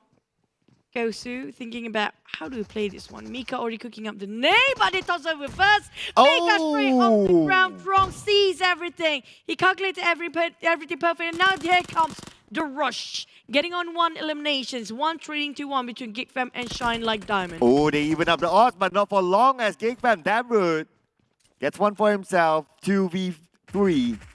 So now Geek Fam has upper hand again with Yuhai securing that elimination point. Gosu just waiting at the corner with the UMP for the right moment. Gosu has a nice opening there, but Geek Fam, I mean, these are pro teams. They know not to go to those blind spots. They know not to rush in certain areas.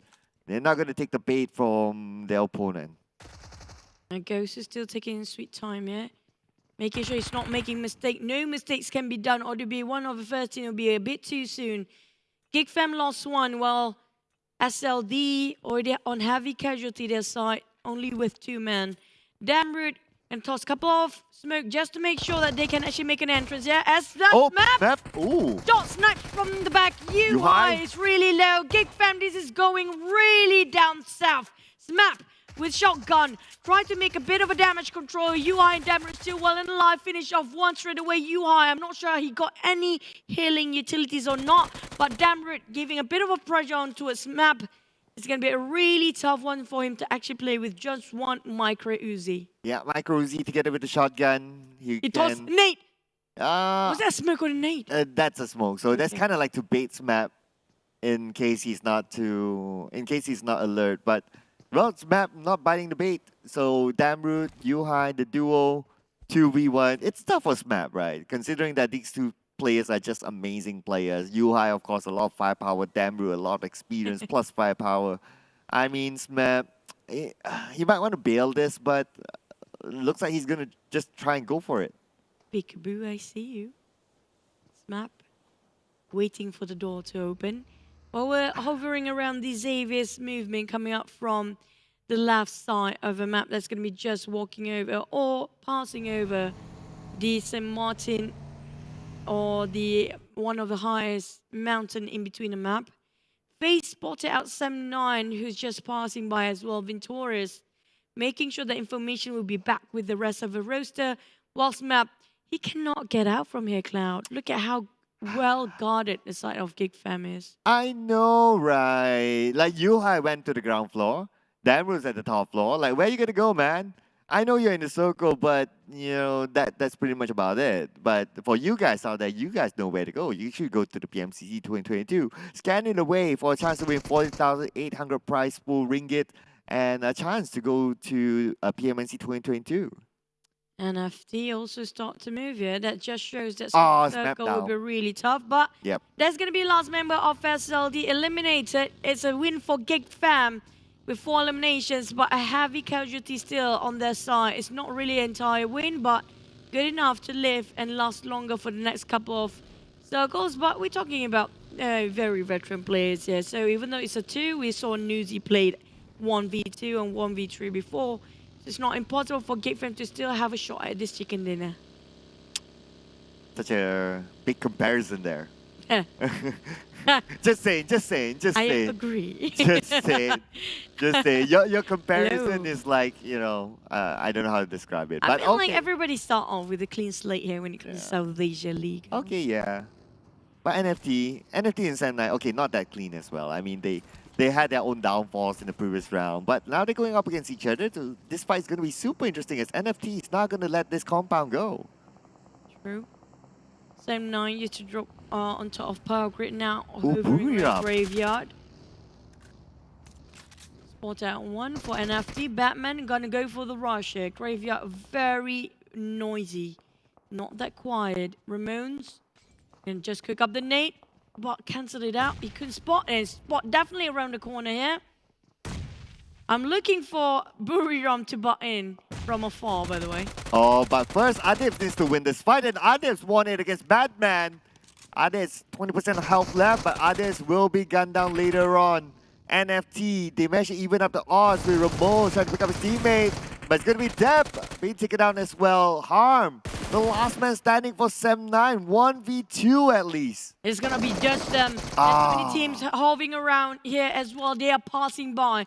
I have a feeling both teams might actually have to go through a lose-lose, even though they got the win here. That's gonna be a big win for NFT. They lost the man first, but the Saviors just came in. I'm not sure if they heard the gunshot just now. If they happen to stop here, NFT with them, it will be in a big problem if they don't have enough time to reset. The good news for NFT is that Buriram, who was overseeing whatever happened, is just too far away. They couldn't come down in time, at least. But FaZe Clan against the Infinity, the 2 Thai teams. Mela seems to be alone for some reason.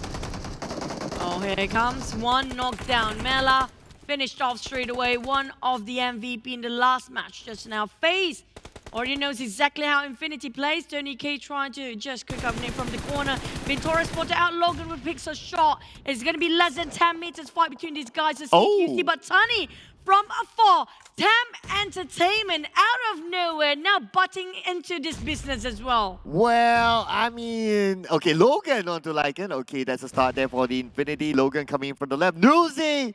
Another nade. It's like 1 nade per knock. The Infinity, what an amazing gameplay so far. Now they managed to even up north, but Newsy being shot down from behind. We have one more team joining in from the back line. I don't think Infinity have a lot of men this time. Only left with Logan. And FaZe MR5 will secure. Bavi is there from TEM Entertainment. Newsy will be finished off. Mormon on the move from Lambedita across towards the warehouse. Bavi cooking up the nade. And Newsy will be finished off with Smoke still hoping to recover. But Logan couldn't jump over the wall. Ooh, are you not entertained? TEM Entertainment is in the house. 3 Thai teams in the same compound. Everyone has the same mindset of playing super aggressive. This is the Thai meta. Gatuni finish off. Newsy finish off as well. The Infinity is out. From the first towards the third of the last with no points set for their elimination 2 points there. It's going to hurt quite a lot. And this gives so much room for FaZe to actually make a bit of a stretch and the catch up when it comes to overalls. But the thing is, FaZe don't have enough manpower for now. So I'm looking over to Yoodo Alliance and Bacon Time, especially Bacon Time. We do know the tie is going to be one of the most hardest competitive league. When it comes to their country finals. Yeah, no doubt. I mean, like, you pit 3 Thai teams together, anything can happen. Like 5 of them this time. Yeah, I mean, in the previous compound. Sorry, my thought process just got cut off there. But anyway, so what I was just trying to say is that there's a reason why there's like 6 teams here, right? And that was mentioned in one of the interviews with all the Thai teams. I forgot exactly who it was. I think it was Vin Torres, if I'm not mistaken, that says that, you know what, there's a reason why there are 6 teams there, and you know which region is the scariest. And they're just still proving it. You know what? The only Thai team that's not playing this round is going to be Vampires. And this is the grouping where there's going to be the most Thai teams playing. Out of 6, 5 of them are here. And like I mentioned before, it's going to be Lambendita, Minas General sort of circle. And it's going to be in between Los Leones and Impala. It's going to be in between the junction. 4 rivals park themselves in the center. Buriram is doing the same team here. TEM Entertainment coming in already. Boom, coming up from the north. And it's going to be really heat up on the left and the northern side of the circle. Nobody coming from Impala. Whoever comes very late, they can actually take a longer rotation. In this case, Alter Ego or Yoodo Alliance, who happen to be furthest away and might bomb into each other. I have a feeling both teams will actually lose this one. Yeah, it's a lose-lose situation. I do agree. It doesn't feel that good. It doesn't feel that good. But it doesn't feel good for Geek Fam as well. Just look at, okay, where they are. They are going towards Alter Ego and Yoodo Alliance. They still have room to play. Hopefully, they'll be able to make that right decision going into Los Leones and coming up from the other side. But if they choose to go all the way down south, I mean, they're going to bump into 2 teams, and playing as a duo, bumping teams on the outside circle is not a great idea. Yeah, I have a feeling Alter Ego kind of saw as one team right in front of them, Yoodo Alliance, so they're taking a longer rotation. Feels like Alter Ego want to park themselves around Impala because they want to avoid as much unnecessary fight as possible. Yoodo Alliance on the other end try to play the late game here. We're talking about playing at the rim of a circle or the edge of the blue zone. But no clash between these 2 teams. That's already a good sign for both of them, since both of them will survive a bit longer. But the Xaviers, well, we're talking about Lambendita. Definitely they are almost in the circle, already in the circle. But how long can they defend their post for whoever plays the center? Yeah, the Xavier right now, still looking okay. I mean, we haven't seen much from the Xavier yet in the debut.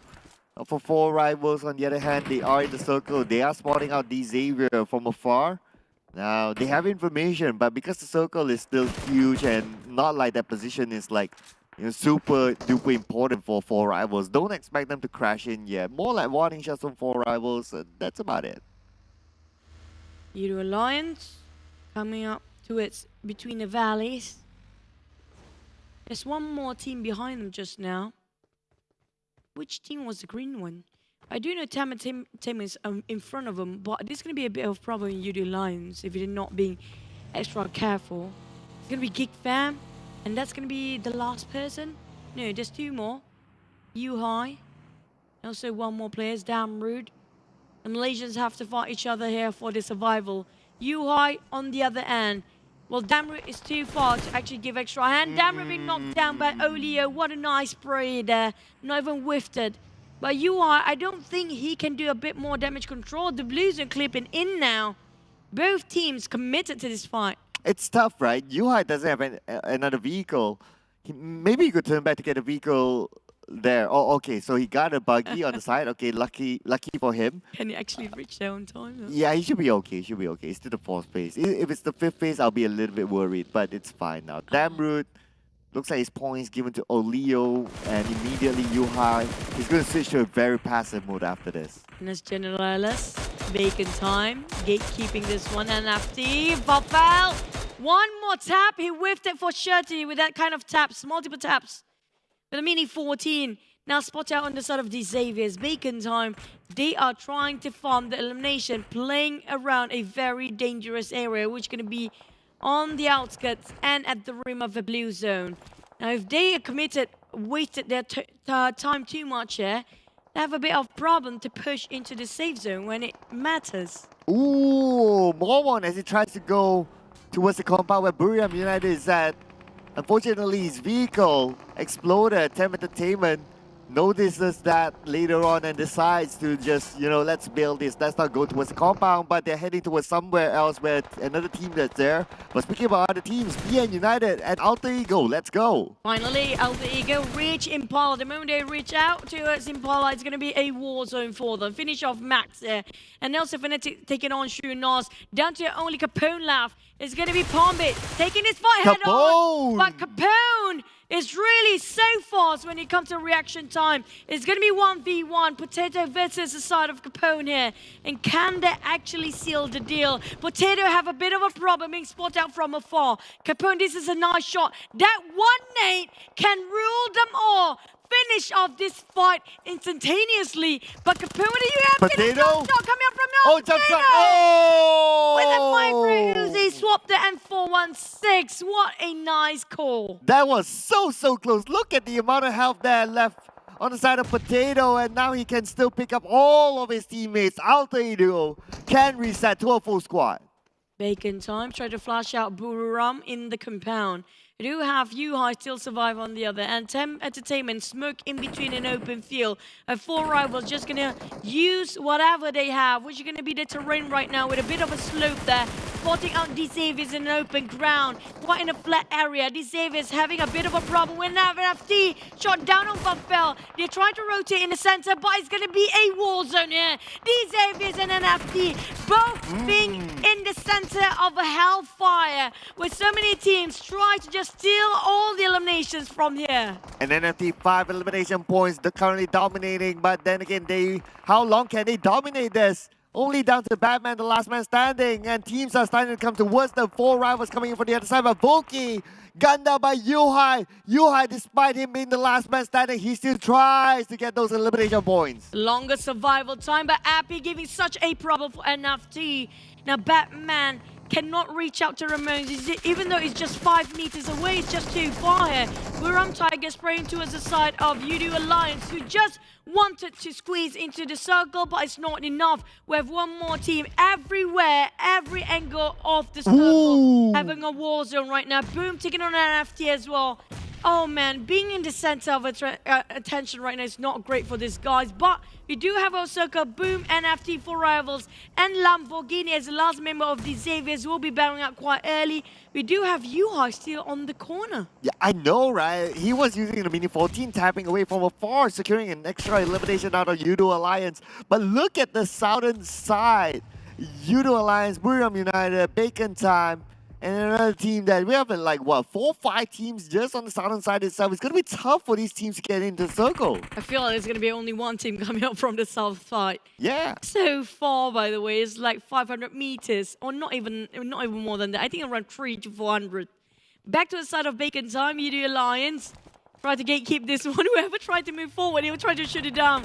We're spotted out on the team that tried to move forward here. It's going to be Alter Ego. Will be punished first. But also whoever's trying to move forward, there's also gatekeepers there. Ego Esport taking on Alter Ego. What a long rotation. Just ended up here, where it's going to be a crossfire, being halted for a bit more. FaZe on the other hand. 4 rivals there as well. But in the meantime, Appy shredded his vest even with 10 banners and 3 first aid. Flushing nothing in front of him. One team from the southern side, Yoodo Alliance have been eliminated. And now Boom, they have the high ground advantage. They still have a full squad. Boom seems to be in a good position as Shirley goes down to Kingzo. And that's going to be 9 North, 50% of health left. 9 North, 10% of health. 9 North needs to build. 9 North get away, but 9 North taken out by Buriram United. That's gonna be the winning wall coming up from Buriram. They partner themselves so well. They just know where to look from, and they just use the wall so well to fight against Alter Ego. Next, gonna crash into it, and Alter Ego in a bit of a pit situation here. Gonna crash into the party. Buriram coming all force here. Full cylinders out. Buriram cornered every single play with Fnatic. The last one. Left double down, still knocking by Ego Esport. Where the shot coming on from? Namshin put dipping his nose into this business as well. Ego Esports putting on the eagle eye, shooting from afar, but now focus on the boom again. The Eagles as well, they're being pressured by the blue. Alter Ego managed to defend that location, but looks like it's going to be Fnatic. One more player against My Name. Can he do it? My Name comes around. My Name 1v1. My Name eliminated by Fnatic. Eliminated by Boom. We're down to 5 teams there with Geek Fam. You guys still survive. Oh, boo. I've been trying to finish him off, and it's going to be a tough drop for Boom there. Nobody can actually save him, as the rest of the team are too busy to fight against FaZe. 4 rivals building a bridge of smoke just to cross over, and they can actually be unharmed, but Boom already attracted to the smoke. They definitely will pin them down, and 4 rivals lucky enough they got themselves this picker trap to actually rotate in. 4 more teams left on the second chicken dinner for today. April scopes out, notices where the Eagles are at. Currently 4 rivals on the outside of the circle, 15 seconds on the clock, and the zone will put pressure onto them. It's either going to be FaZe Clan, Boom Esports, the Eagles, or 4 rivals for the chicken dinner, but Boom seems to be in a good position in the circle. And at the same time, we have a play on the high grounds, as Boom and also FaZe is going to be a really tough climbing down that hill here. FaZe having only 2 men, while 4 rivals have a bit of a reset time with 3 players. The only team having 4 men is going to be Boom, with MR5 now taking the fight against the side of Eagles, kind of stuck there, but they're still inside of a safe zone, so most of the teams still can just be where they at, but Boom not gonna leave it easily, get into it for 4 rivals. Definitely there's gonna be a put of a hole for them to advance forward. I mean, 4 rivals have the toughest position at this moment. Octave with the nade, going to toss on the side of 4 rivals. It could be one nade to rule them all! One nade to rule them all! As expected, 4 rivals all clumped down in one area. There's no way they're going to get away from that. Now challenging a side of Ego Esport from across the corner here. Octa spraying over to a side of F1 to our solo. MR5, Venturus knocked down with 1 more member left for FaZe. Barely making into the circle, got himself on a high ground, but Venturus still can be saved, as Boom is too attracted to the shots coming from Eagle Esport, challenging them from afar. But Boom, we have Boohoo with no helmet on, but level 2 Vast, and no healing utilities set from Band-Aid Smokes. MR5, this is a huge risk. He knows exactly where Boohoo is. Waiting for the right time. Calculating the time here. Go. Pick up. Yes, he will go.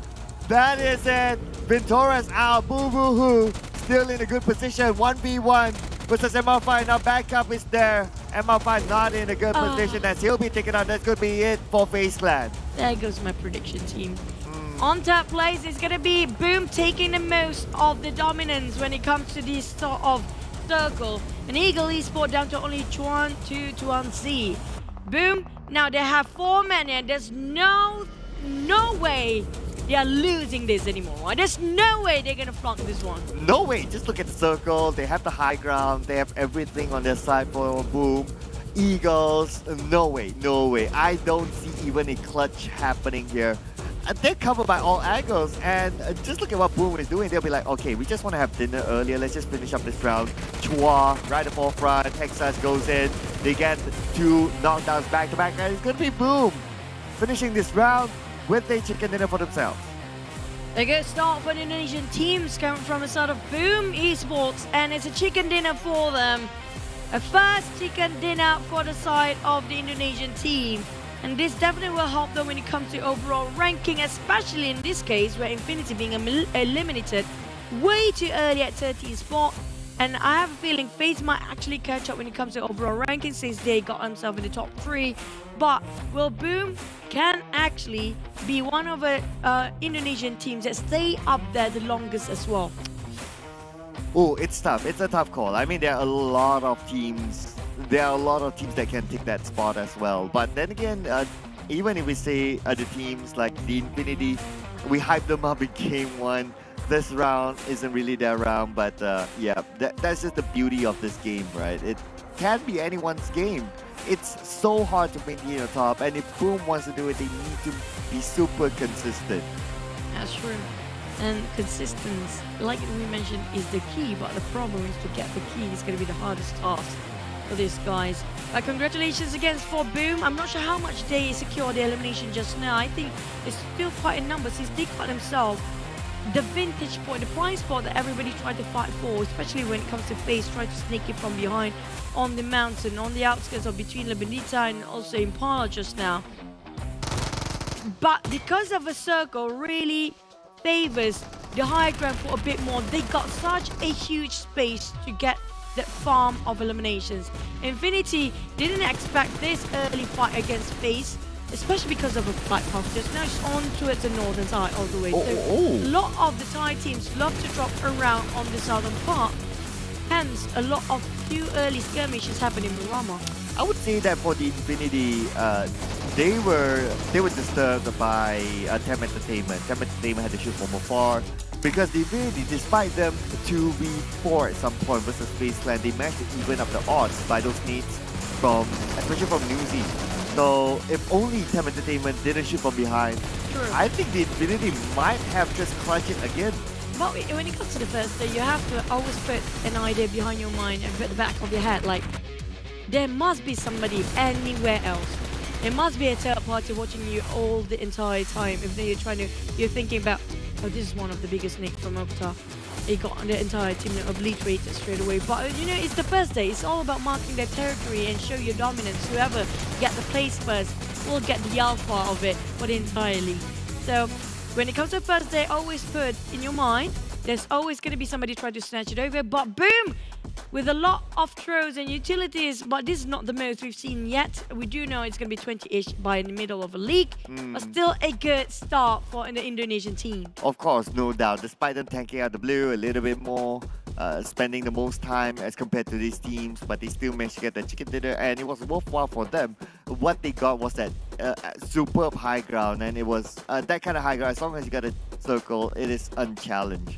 Now, so far, of course, the highest elimination so far goes to Boom. Actually, it's the same though. 14 eliminations as compared to the Sandhawk round for the Infinity. 29 points for them. The Eagles coming in with 16 points. FaZe Clan 14 points. Geek Fam, Alter Ego 11 for Rivals 10, and the rest one digit all the way down. But first match, I think Infinity got only 24. They got 11 eliminations. So it's a bit more for Boom this time. But I'm not sure how much when it comes to overall ranking because of FaZe. FaZe still got on top 3 in the previous match. Yes, it's still day 1, game number 2. What do you expect? It won't be that much. But having a good start is the key for this side of format this time.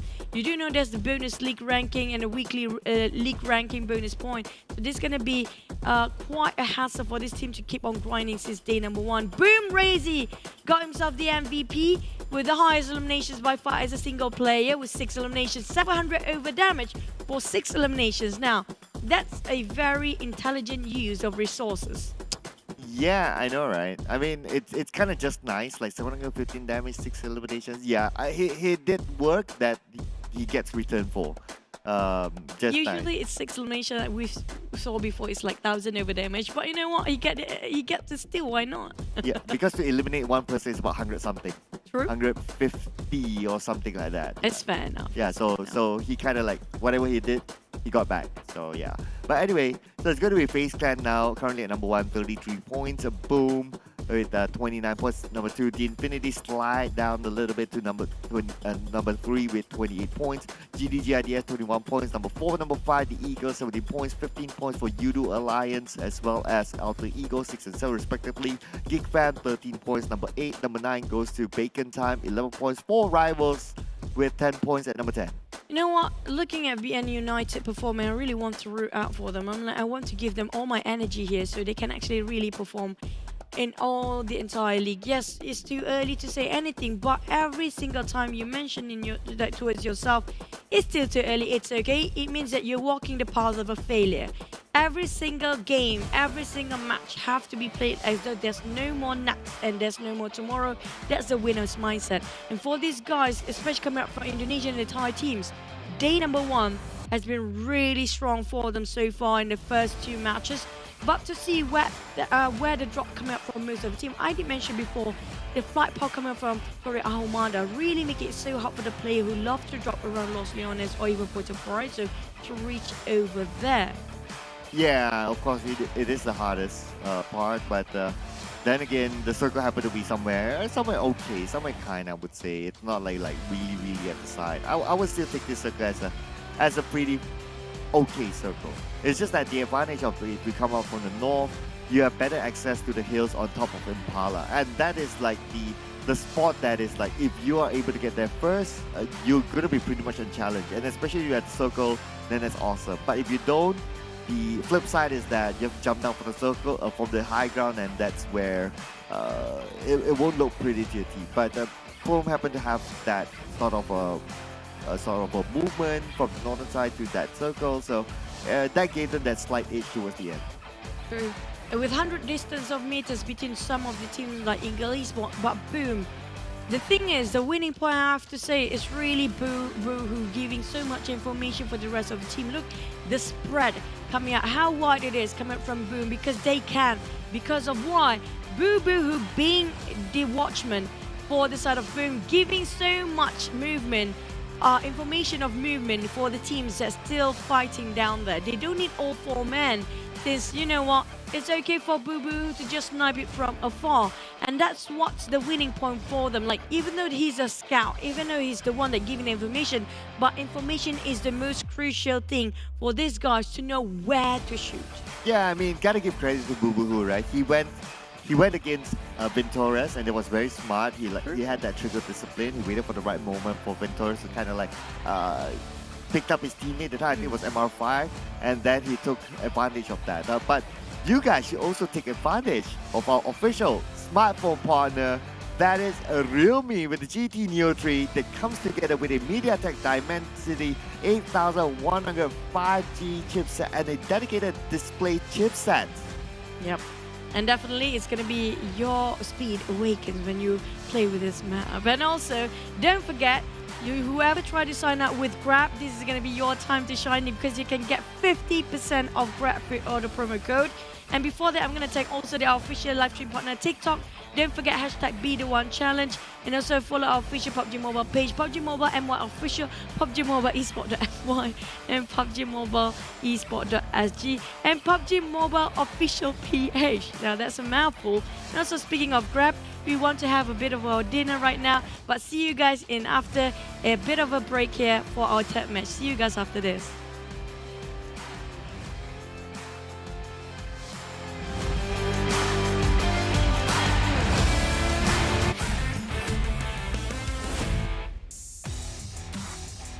Chúng ta lại gặp nhau rồi. Cảm giác được mời thẳng vào mùa này với tư cách là nhà vô địch mùa trước chắc không phải ai cũng hiểu được. Vậy nên mục tiêu của chúng tôi thì cũng đơn giản thôi, bảo vệ chức vô địch.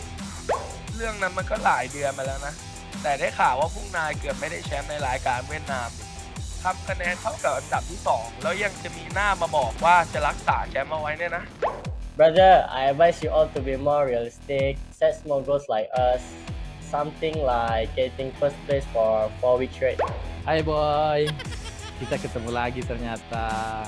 Waktu liga kemarin kelihatannya gampang banget ya untuk menang. Sekarang kita ketemu di SEA, yuk pasti udah nggak hype lagi nih. ทีมของพวกนายอ่ะมาเพื่อล้างแค้นแต่ทีมของผมอ่ะมาเพื่อทวงคืนเกียรติยศต่างหาก Korang tak payah beria lah. Si spring lepas pun saya tak nampak korang. Kali ni korang rasa korang boleh ke? ทีมของพวกนายอ่ะเข้าไปได้2 ครั้งอ่ะอย่าพูดมากเลยรอกินกระสุนของผมในสนามดีกว่า Seingat gua di aturan nggak ada poin buat tali sejarah deh. Kalian percaya diri banget ya. Gua jadi nggak sabar lihat muka kalian waktu aku kalahin. รอบนี้มีทีมไทยเข้าร่วมทั้ง 6 ทีม แค่นี้ก็ดูออกแล้วป่ะว่าภูมิภาคไหนแข็งแกร่งที่สุด Mùa này có nhiều đội hơn thì đã sao? Mùa trước Thái Lan cũng 5 team nhưng nhà vô địch vẫn là DX đấy thôi. Tapi peluang korang untuk kali ni nak juara 1/16 terlalu nipis lah. This GIDS a bit overconfident, but no matter where you go, I will make sure you guys as the backdrop of Geek Fam. ทุกคนน่ะคิดว่ายูไฮเป็นเด็กอัจฉริยะแต่พวกผมไม่คิดงั้นนะพวกผมเองอ่ะก็เป็นตัวแทนประเทศไปเจอในสนามดีกว่า Don't stress so much. Losing to us is actually not that embarrassing. Gue yang di akhir gue tutup ya. Kalian semua tim teratas dari setiap region. Kata-kata tauntingnya juga udah gue dengar semua. Gue tunggu kalian semua di PMGC.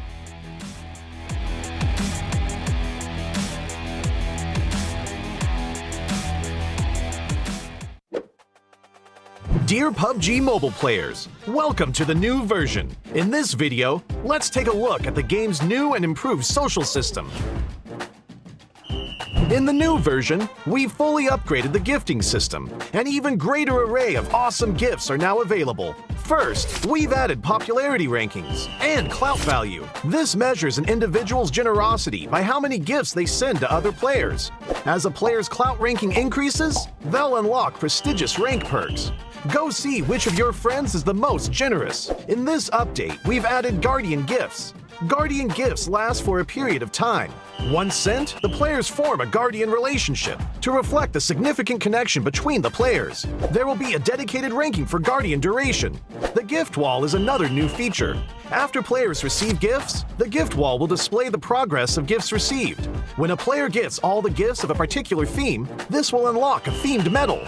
Furthermore, in the new version, the player who sends the most gifts becomes a gift sponsor. A ton of new gifts have been added to the shop, including those with special effects. Go and buy a gift for your best friend.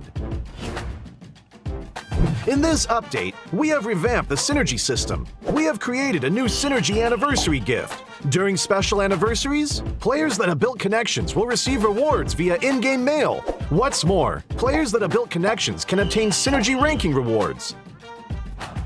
We have added a Synergy recruitment system to help players post recruitment information and add friends. Go and recruit some friends. In this update, the number of friends a player can add has increased from 200 to 300. Friends can now be pinned to the list.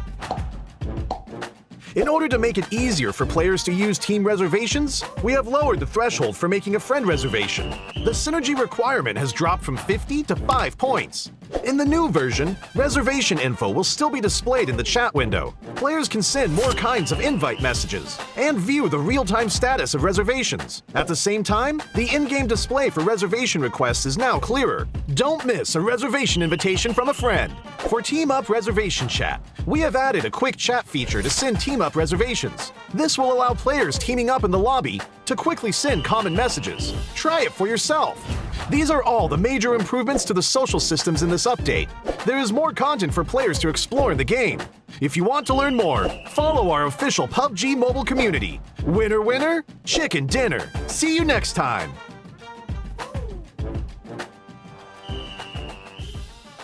Have you gotten your hands on the new weapons in Nusa yet? Let's start with the tactical crossbow and firebolts. Firebolts are a new type of bolt that can only be used with the tactical crossbow. Ordinary crossbows can only be used to ambush one enemy at a time, while the tactical crossbow and firebolts can set certain buildings on fire for blazing tactics. This is especially useful against enemies who are hiding inside.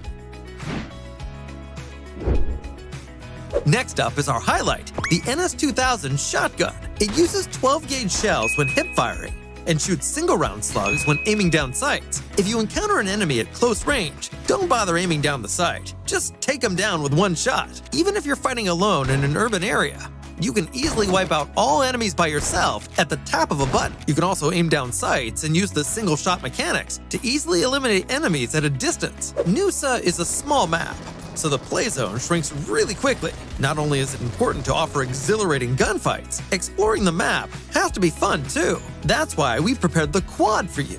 Climbing slopes is a piece of cake with the quad. Now, you don't have to avoid rocks anymore. Ignore the terrain and charge right up to enemies whenever you see them. They won't have the time to react after hearing you. The quad is fast and doesn't flip over easily. It doesn't matter even if it flips over, as it can recover quickly. Call your friends and try it now. Zip lines in the elevator can both be used to help move about.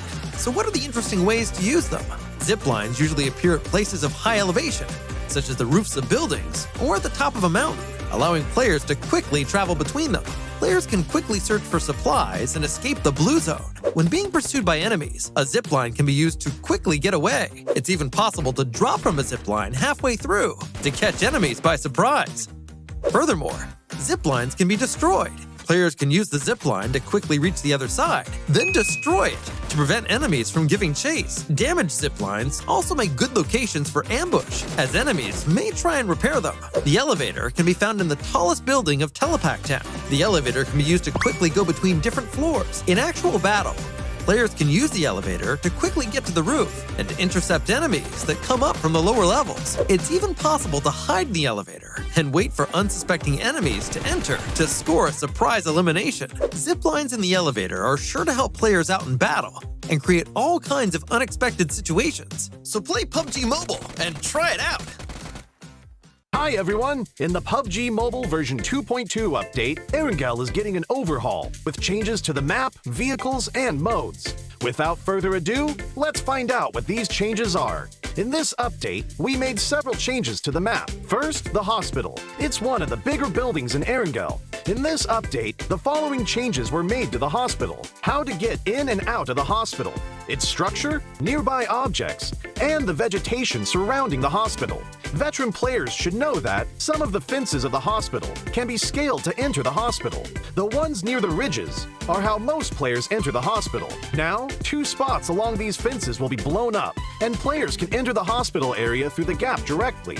The building itself also got a new entrance. Players that are on the ground can enter the first floor of the hospital directly through the newly added damaged wall. Those who parachute to the hospital can land on the roof and descend to the 3rd floor immediately. These changes will make it easier for players to spot the entrances and streamline their movements in this area. Those attacking and defending will know where they should focus on as well. On the inside, we simplified the structure of the hospital. Originally, the 3 floors had different layouts, and there were many rooms on each floor. So, searching the rooms was very tedious, because players had to go into each room. After the update, the 3 floors are now more or less the same. Some rooms are now also connected, making it easier for players to remember and to search the rooms for supplies. As for the surroundings, we also made some improvements. We added abandoned ambulances and ruined medical crates to the areas surrounding the hospital, so now it feels more authentic. We placed some objects at the entrance of the hospital so that it wouldn't be too empty. This gives players heading toward the hospital a covered area to protect themselves, so they are not directly exposed to enemies inside the hospital. Outside the fences on the side of the hospital, we added a new climbable spot. Players can hide here, or they can scale the fence to enter the hospital. As for the fences by the ridge, since there are now 2 gaps to enter the hospital, we've reduced the number of objects in this area to make it more visible. So now, both attackers and defenders can see each other clearly. Further out from the hospital, we've added some new vegetation, so that players hanging around the hospital will have more places to hide. Milta Power also saw some changes that are mostly in the generator area. Players who are familiar with this area should already know that this section was quite a choke point and was not easy to get in and out of. Those who entered either came out the same way or had to take a detour to the other 2 buildings. In this update, we added a new entrance on the 1st floor to make this area more reachable and easier for players to get in and out. The layout was also modified. We simplified the complex floor plan so that players can see more and plan their routes better. When battles break out in the generator building, players will have more offensive options, making these battles more exciting. In this update, 3 new ports will be added to Erangel. The first port is by Ferry Pier. We added a port here, as well as increased the amount of resources in the area. The Ferry Pier will soon be more abundant in supplies. The 2 desolate beaches to the southwest of Farm and to the south of Sosnovka Military Base will also get new ports. They will both contain a good amount of resources. Players will also find boats at these ports, so they can quickly travel to another location. So, keep these places in mind, because they'll make for a great landing spot. During the previous themed modes, players really enjoyed the special crates. In the new version, we'll add special supply kits to classic mode. Players will be able to find special supply kits in buildings. There are 3 types: medical, tokens, and military supplies. The resources in these supply kits are very good, so keep an eye out for them when searching. In the new version, bikes will become a staple vehicle on Erangel. In some of the more remote areas, players will find bicycle sheds. Each shed will have 4 bikes initially, and they're first come, first served. These bikes can be collapsed and put into the backpack, so they're really convenient for traveling to other locations. In addition to the sheds, players will be able to find bikes in other areas. With a bike, players no longer have to worry about being too far from the play zone. In the new Erangel, there will be flash shops. They will spawn randomly in outdoor areas. Those who find one are in for a treat because there are tons of random discounted items. So keep an eye out for flash shops during matches.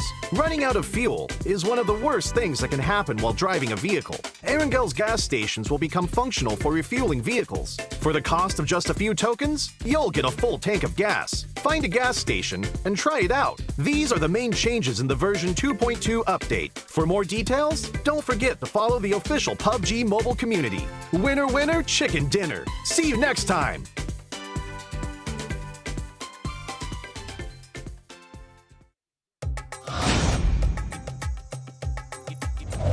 Hi everyone! In PUBG Mobile version 2.2, we'll officially release a new Battle Royale map, Nusa. Nusa is a 1 kilometer by 1 kilometer tropical island. The island is bright and sunny and has beautiful beaches, rolling hills, and dense vegetation. In addition to the natural scenery, it also has many areas that have a unique style and combat characteristics. Without further ado, let's take a closer look now.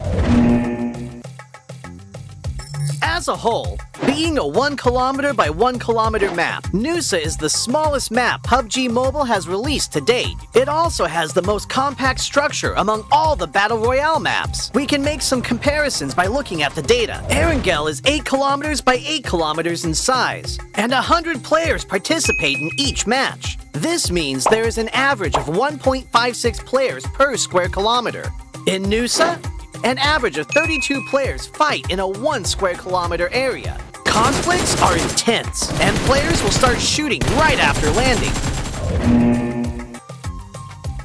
In the southern part of the map is a heart-shaped island. 2 paths connect this island with the gorgeous Pink Beach. The Ferris wheel and hot air balloon are both located on Pink Beach, which highlight the romantic atmosphere of the beach. But keep in mind that the terrain of Pink Beach is rather open and has little cover within a certain area. If players want to move around Pink Beach, they can do so with the help of smoke grenades to obscure enemies' vision, or push the beach balls on the beach and use them as moving cover. But if you do so, remember to keep an eye on their durability. In short, Pink Beach is beautiful and romantic, but you must take care if you plan to spend some time there. Bulan Bay is located in the northwest part of the island, and the coast is quite low there. The cliffs on both sides have a large height difference, and players can move between them with a zip line, utilizing the advantages of high ground. Players at the top can observe where enemies are moving in the bay. Meanwhile, players in the bay need to move around covertly. There is also a cavern connected to the sea in the northern part of Bulan Bay. Players can jump there directly. The cavern extends in all directions, and players can explore this area. In addition to the natural scenery, Nusa also has many urban areas, of which the largest is Telepak Town, which is located in the southeastern part of the map. Buildings are scattered everywhere in the urban area, and close-range street fights can break out at any time. There are premium apartment buildings in Telepak Town. These buildings have elevators that can be used, which adds another dynamic to searching, attacking, and defending in the building. For example, players can set up an ambush in the elevator. By getting in and not selecting a floor, they can then give enemies a surprise when they enter to use the elevator. The rooftops of buildings in Telepak Town are also connected by zip lines, which gives players more flexibility in urban battles. If the zip line is destroyed, it can be repaired with a tactical crossbow. I believe Telepak Town will give players a unique 3D alley combat experience. If you like fast-paced battles and enjoy thrilling shootouts right after landing, you can land at the Science Center at the heart of the map. The design of the modern orbital satellite roof feels really high-tech.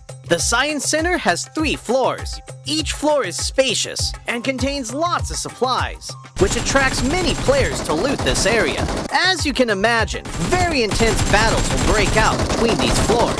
At the top of the Science Center is a rooftop with a multi-layer structure. Players can look far into the distance from here for a great visual advantage. However, they'll also be exposed as there's nowhere to hide. If you want to land directly on the rooftop, you must check if there are enemies nearby to ensure your own safety. In short, if you're confident in your close-range shooting skills, you're welcome to land at the Science Center. Like the Science Center, Flame Village is also located at the center of the map. The terrain is quite low there, and the village is surrounded by mountain slopes. There are many huts in the village, and there are many places where you can stand on the beams of the huts. Players can climb or jump onto the beams to ambush other players. But there's one thing you mustn't forget. A tactical crossbow used with firebolts can set the huts on fire. This will expose the players hiding in them. Of course, firebolts will burn and deal damage to enemies when they are hit. In addition to huts, there are also brick buildings that cannot be set on fire in Flame Village. They occupy a large area, contain plenty of supplies, and are high conflict areas. If you're confident in your shooting skills, you can choose to land at Flame Village or Science Center at the heart of the map. It'll also be convenient for moving to areas along the edge. Other than the previously mentioned areas, this island also has winding and rugged mountain paths, a shipyard where the whistle roars, a regal resort with wide and open terrain, Sunset Street, which is planted with many banana trees, Crystal Bay, which has secret rooms, and more. These are all gorgeous locales that can bring players different gaming experiences. After hearing the above introduction, I'm sure players already understand what makes Noosa so uniquely fun. Lots of supplies for fast looting. The verticality of the terrain increases the strategic depth of battles. And the 1 kilometer by 1 kilometer size makes firefights inevitable. What are you waiting for? Gather your friends and enjoy a rowdy vacation on Noosa. For more details, don't forget to follow the official PUBG mobile community. See you next time!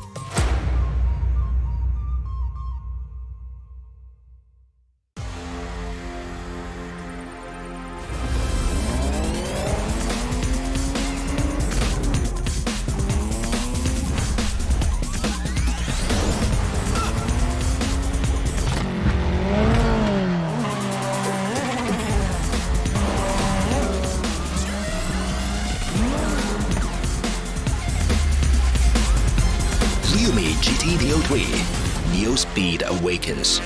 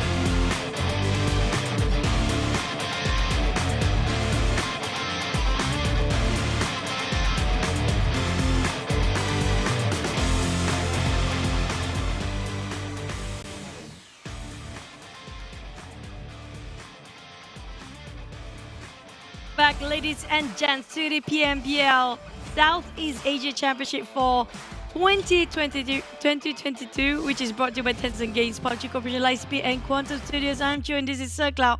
Will be your casters here today. But before that, definitely we have to thank our official smartphone partner and also our sponsors, which are going to be Realme with GT Neo 3, the dual chip gaming level flagship. Both is outstanding with the latest chipset media, which is going to be MediaTek Dimensity 8100 5G. Definitely the phone that you want to grab right now to play in PUBG Mobile. And also thank you so much for our official live stream partner TikTok. Don't forget that we have the challenge going on TikTok, which is going to be #BeTheOne.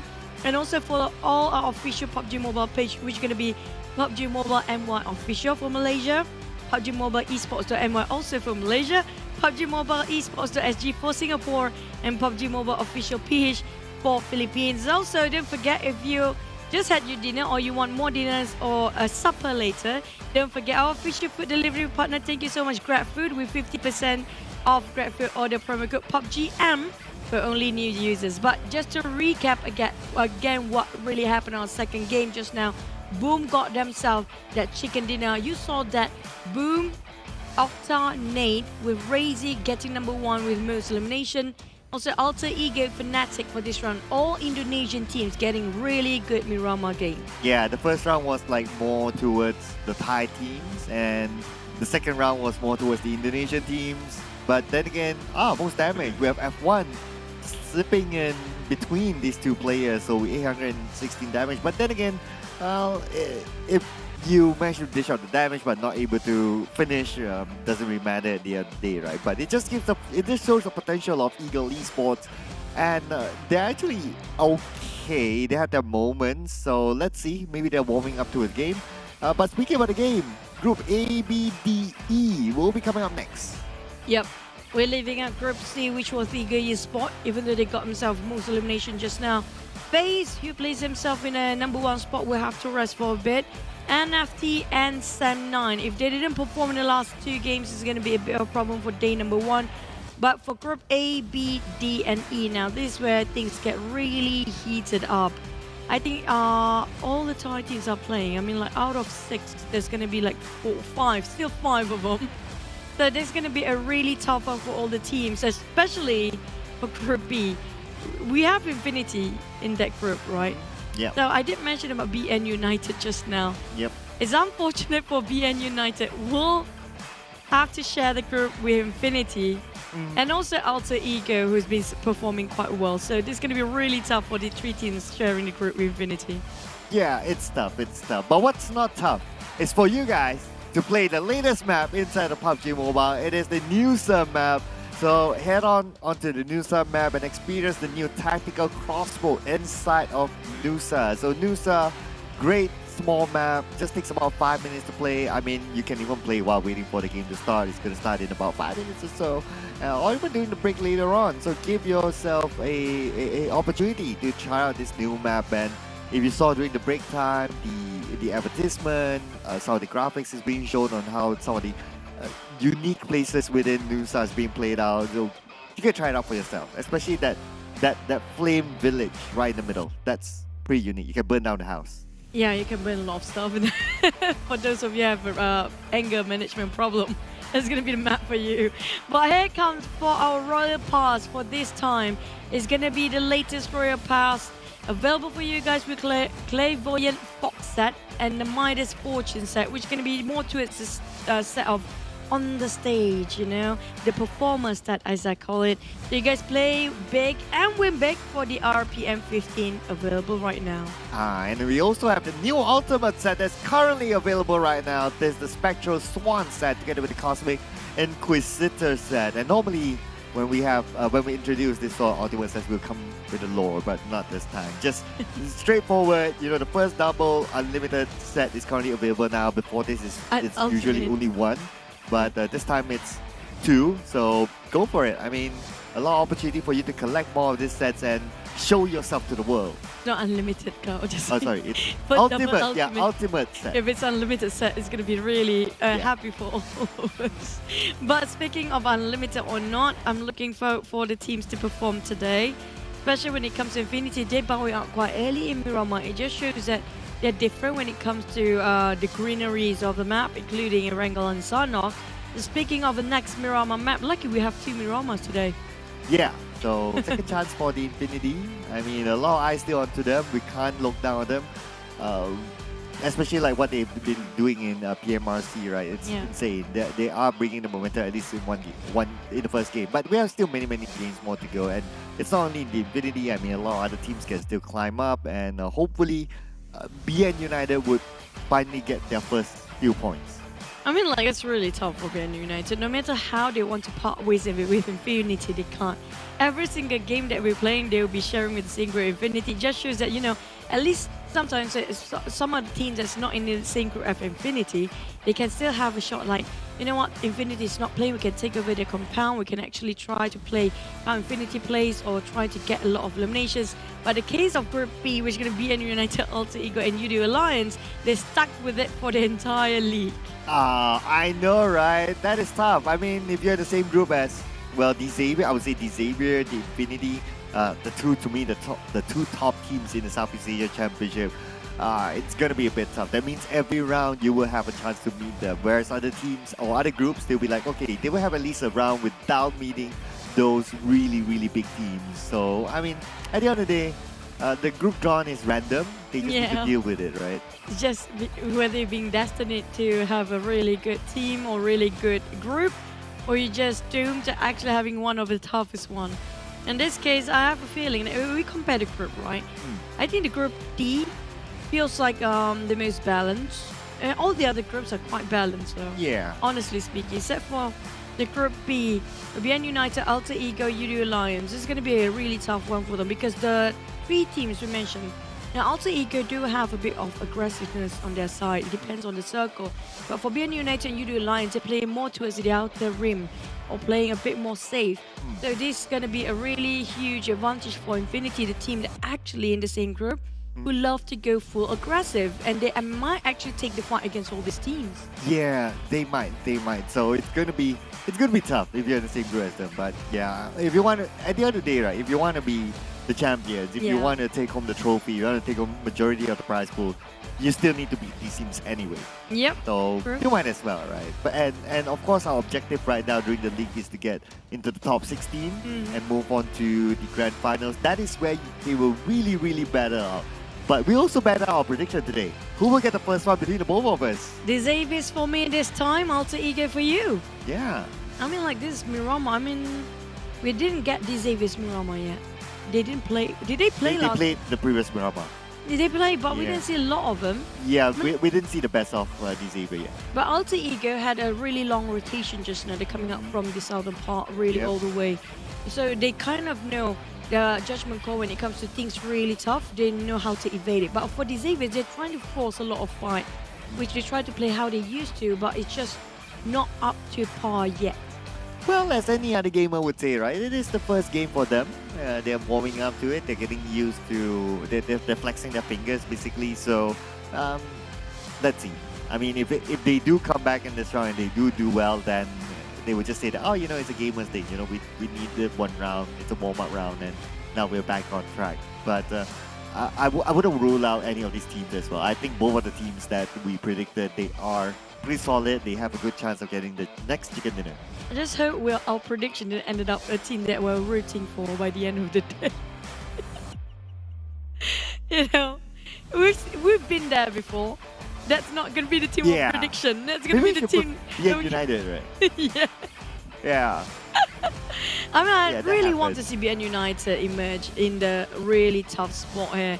But when it comes to the Xavier, you know what? I'm a bit, I'm not sure about where they stand right now because they're sort of in a middle bracket where they don't shine as much, but they're not they're not down there, but it's just waiting for their time to bloom.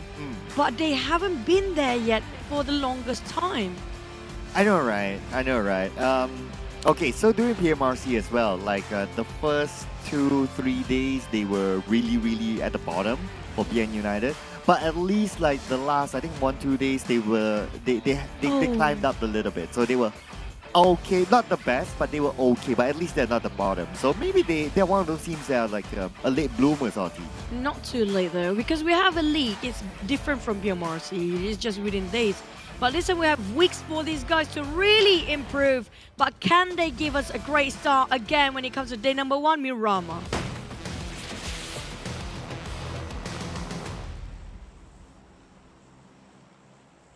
Mirama! This is going to be the second Mirama for our PMPL Southeast Asia Championship. And let's go. Will anything change in this round? Will we see the first team to get a back-to-back chicken dinner? Will it be Boom again, or will it be another team?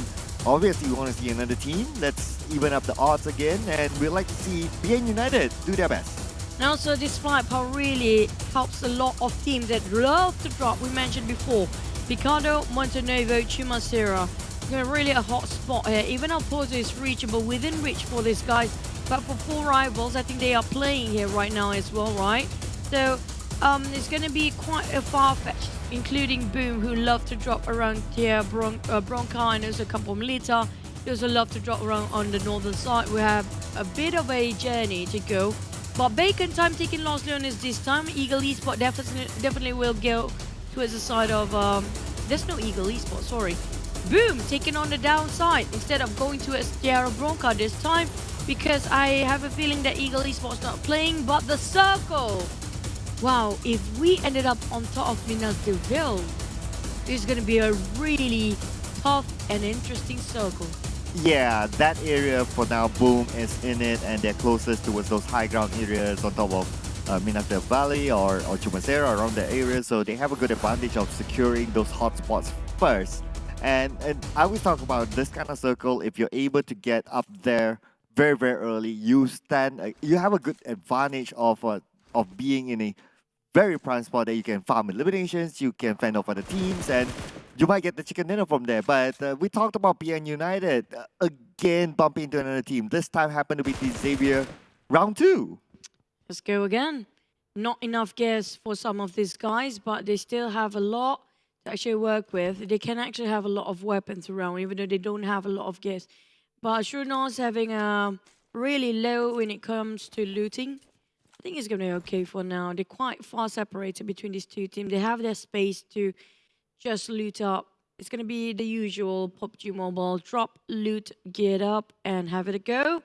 And just survive as long as you can. That's the simple route of PUBG Mobile, basically. But it's not going to be easy when you have a lot of nosy teams coming over. Well, Los Leones, I think there's around 3 to 4 teams around here. Yeah, there's like 3 teams inside Los Leones. We've seen the meta of 3 teams inside Los Leones before. At first, I kind of questioned it, but after a while, it's like, okay, I accept that you can have maximum of 3 teams inside of Los Leones, so that's kind of fine. And it's like divided by the north, south, and the left side of Los Leones. So looking at the spread that we saw earlier on, seems like they have that kind of understanding for now. Now, I think it's quite an understanding between these guys. Nobody having early skirmishes. 4 rivals scouting over to box position as they rotate around Box Gaming's drop spot here for 4 rivals. Definitely they want to target them. April is dropping very late. April is playing this time, by the way. Not looking over jumper, but back to the side of 4 rivals. Ascenda de Patron. Been very peaceful for now. Yeah, it's a slightly late drop there for the last player of 4 rivals. So his players kind of like, his teammates kind of like scouted out the vehicle for him, and he knows exactly where to drop. So, okay, this could be a quick and easy one for him. But for Geek Fam today so far, it's a day where they've been okay-ish. They won their first fight inside of Picado. So looks like by winning that fight against SLD in the previous round, they managed to get themselves this area. And it's interesting that SLD, after that one round losing that fight, they just let it go. I'm interested to see what's happening in Picado, because usually FaZe drop there somewhere, but seems Group C not playing. That's why now Geek Fam going to drop there instead of where they used to have the Patron, where they have 4 rivals dropping. This is what we mentioned about the unique of having 5 groups alternating between the teams. How they want to drop, depending on the team that's not playing as well. So it's going to be really interesting when it comes to the grand finals. Whoever gets certain spaces or certain drop spot, if they can actually win that over than the rest of the other teams, now that's going to be really interesting. Back to the side of Infinity, nothing much. I have a feeling the moment they got themselves enough utilities, enough loot, they will start to bulldoze everyone there is, you know? We've seen that before many times. Oh yeah.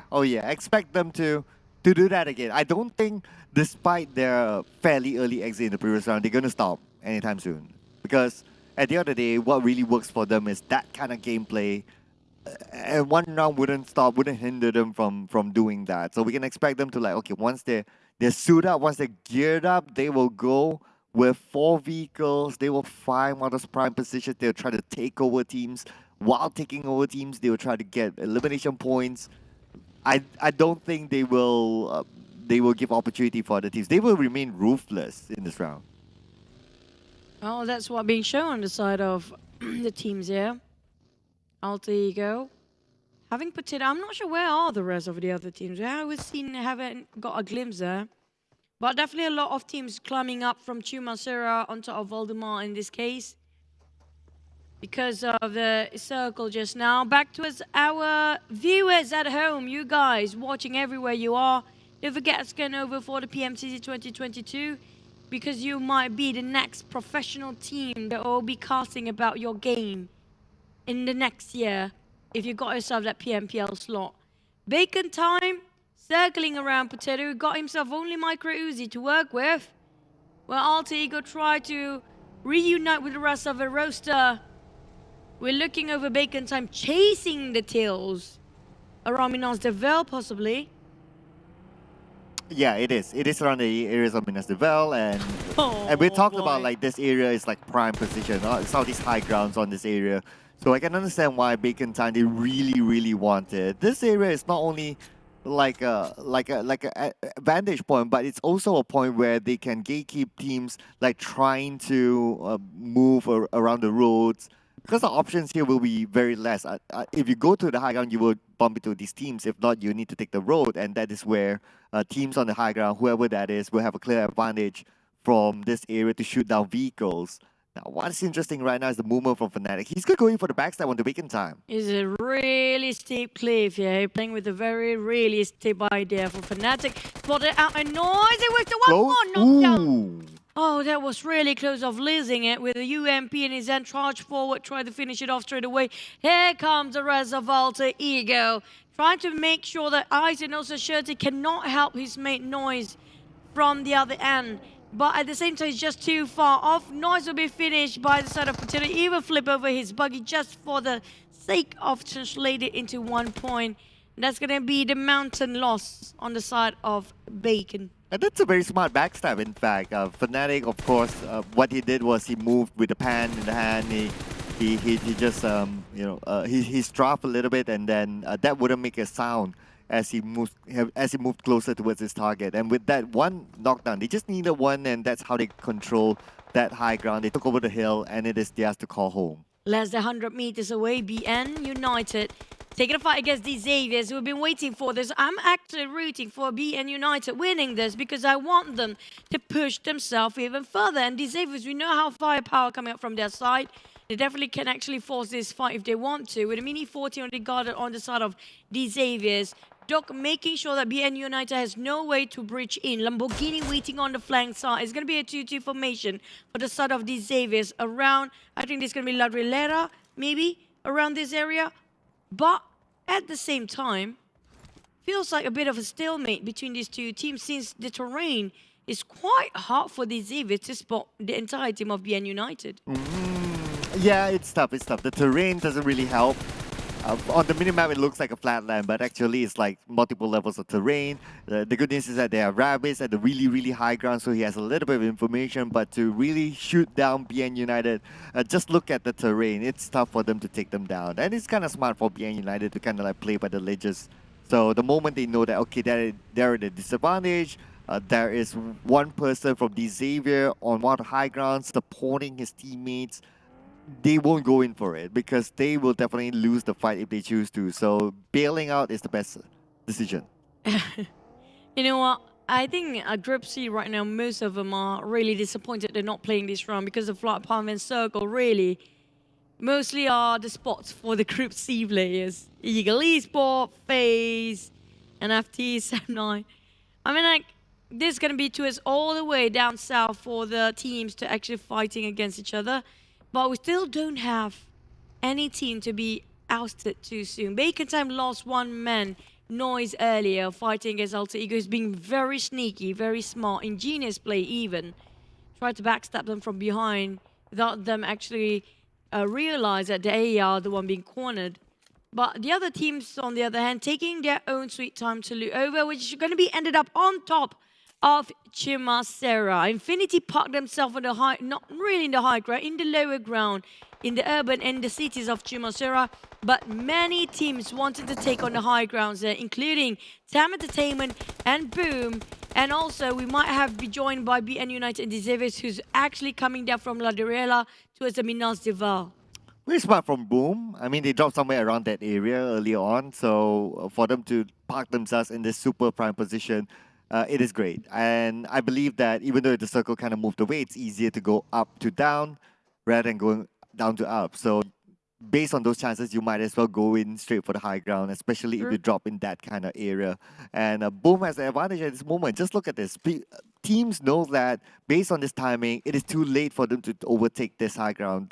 That will force a lot of teams on the lower ground, and they will start to fight with each other. That means that Boom, despite them chilling here, they can automatically go up a couple of placement points.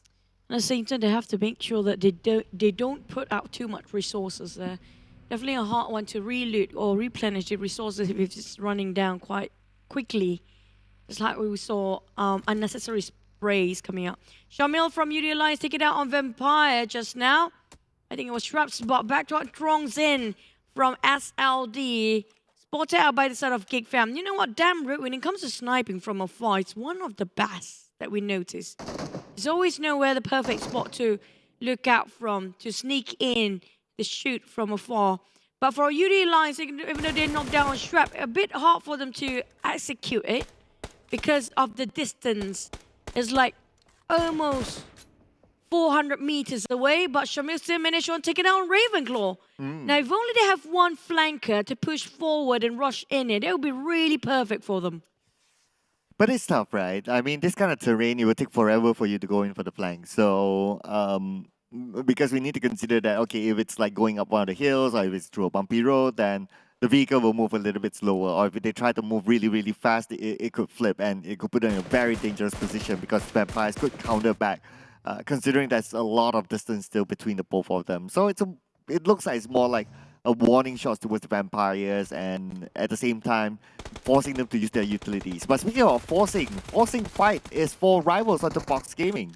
Yep, a finish off break. It's going to be free for the side of Box Gaming. So lost that CQC against Pamburu as well. Now, slowly 4 rivals enclosing into us these warehouses. And Box Gaming having a bit of a problem to have a grasp on every corner, yeah.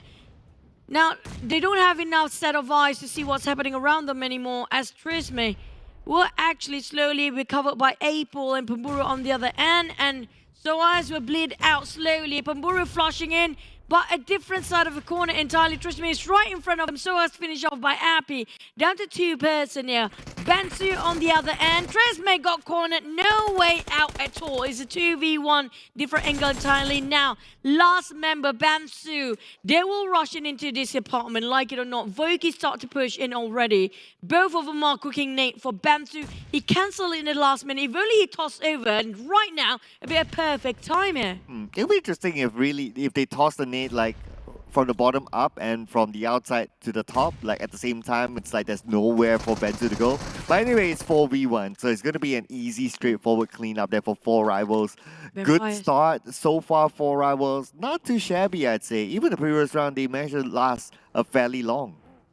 I saw just now Vampires want to put their nose in this business too, but the moment they stop firing, that's why they said, well, it's too late for us to actually get into that business as well. But DBD feels like they might actually have a clash against the Vampires if they start to move. Now, most of the team want to hold their ground here, not to get out too early if they got quite a vintage spot. In this case, TEM Entertainment, who tried to fight against Alter Ego earlier, go for this engagement and parting ways. But Buriram and TEM Entertainment, now they will be close by the blue zone the earliest if they don't get out from here soon. Yeah, so it's going to be a third phase. Definitely won't look good if it goes on to from 3 to 4. So besides the blue that they need to worry about, they need to worry about them who's currently like gatekeeping them.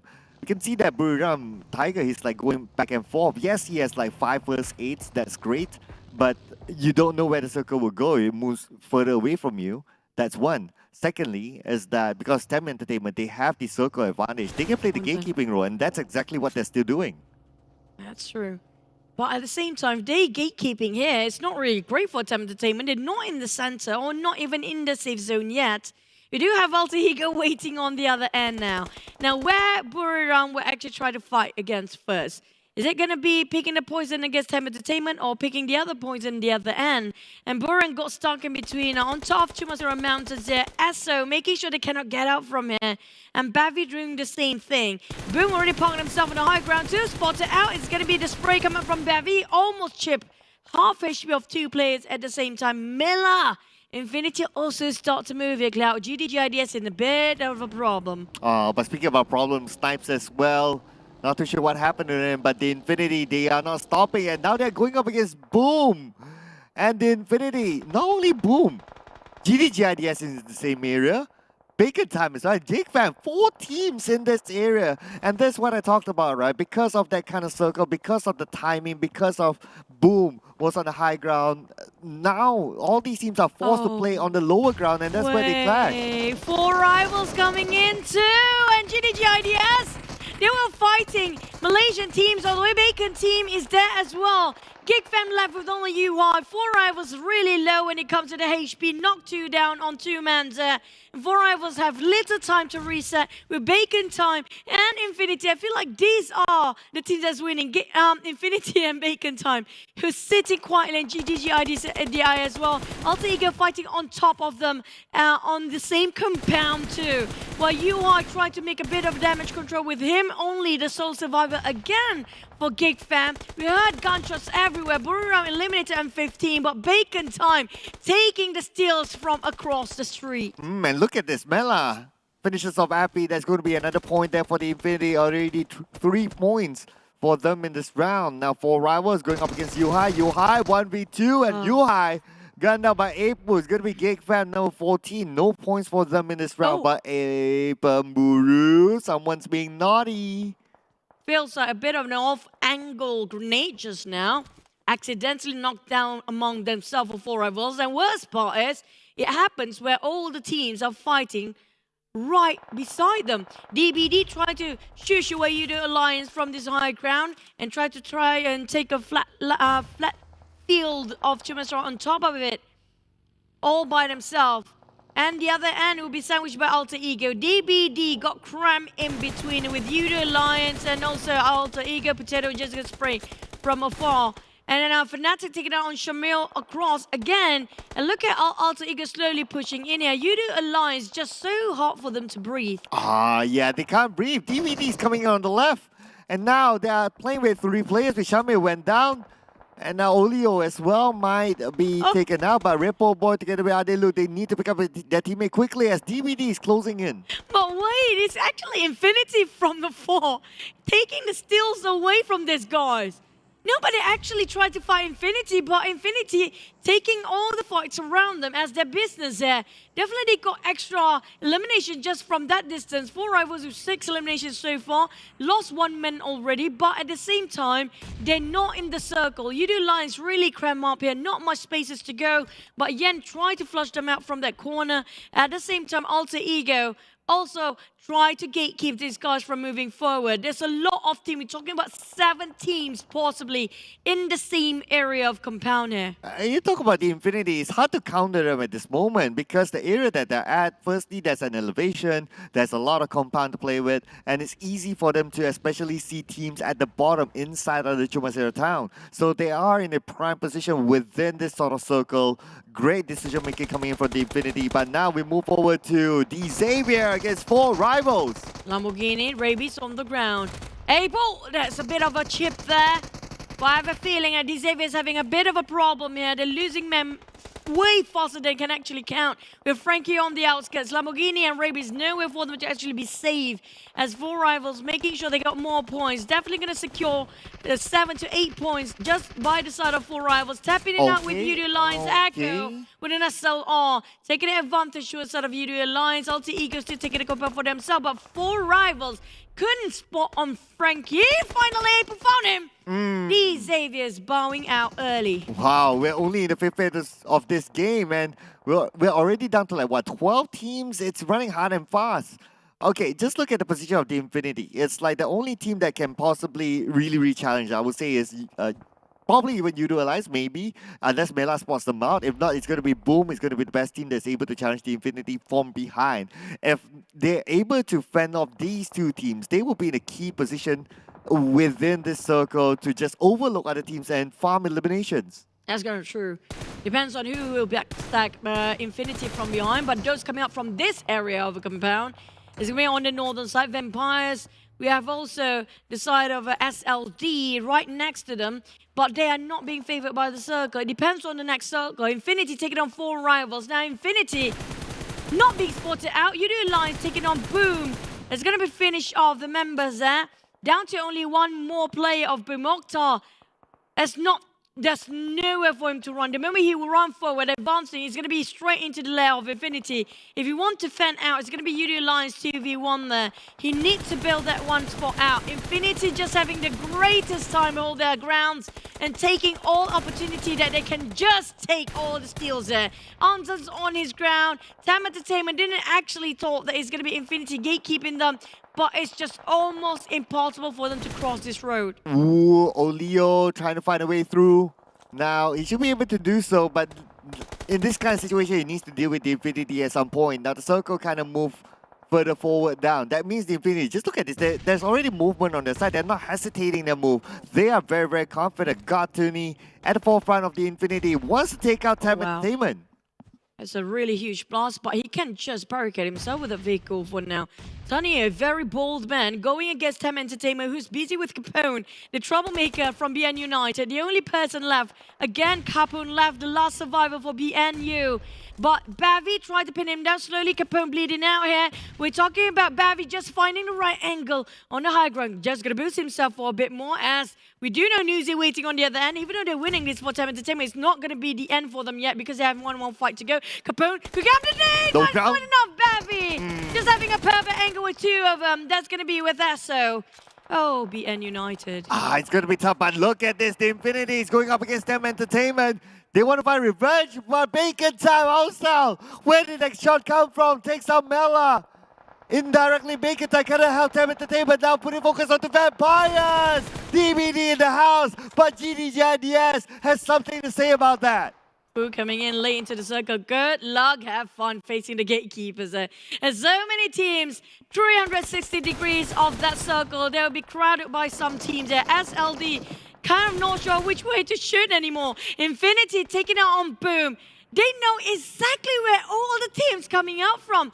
Tony is the only person guarding to the side of TEM Entertainment, making it so hard for them to just squeeze into the circle. And Tony, being aided by sort of Logan for the support fire from back line, just keep on giving the pressure towards the TEM Entertainment with a bit of slope of a heel. They cannot pick out at all for TEM Entertainment, but Tony, he's on the ground. This is opportunity for TEM Entertainment to push in if they want to. Yeah, it was because of the nade coming in from Bevy, and now it's going to be Logan, the last man standing for the Infinity. He's playing by the edge of the circle, needs to move in further forward. He has a compound to play with, but the compound doesn't seem to be within the circle, so he has to be in a little bit of an open area.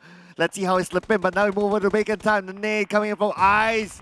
It does land on the booms. It does give damage on the booms, but not enough damage to take him down yet. Now Bacon time, they got one GIDS, but SLD still busy with TEM Entertainment yet. Oh! Pavi on the ground. At the same time, this sort of skirmish is giving a bit of a space, even though it's Logan, one person for the sort of Infinity, but we do know how much one person for Infinity can do. SLD still taking a bit of TEM Entertainment towards them, and it's going to be tough for TEM to just get onto the high ground. It's just, they're having a really long height before, and we do have one player, Smap from SLD being revived back. Alter Ego finish off the last member of Infinity. They bow out at 5th place, but feels like a lot of team dropping back to back, including TEM Entertainment just now. Oh, SLD now in the clear on the northern side. No one's going to challenge them, but we put focus on the southern side. It's going to be 4 rivals, Bacon time.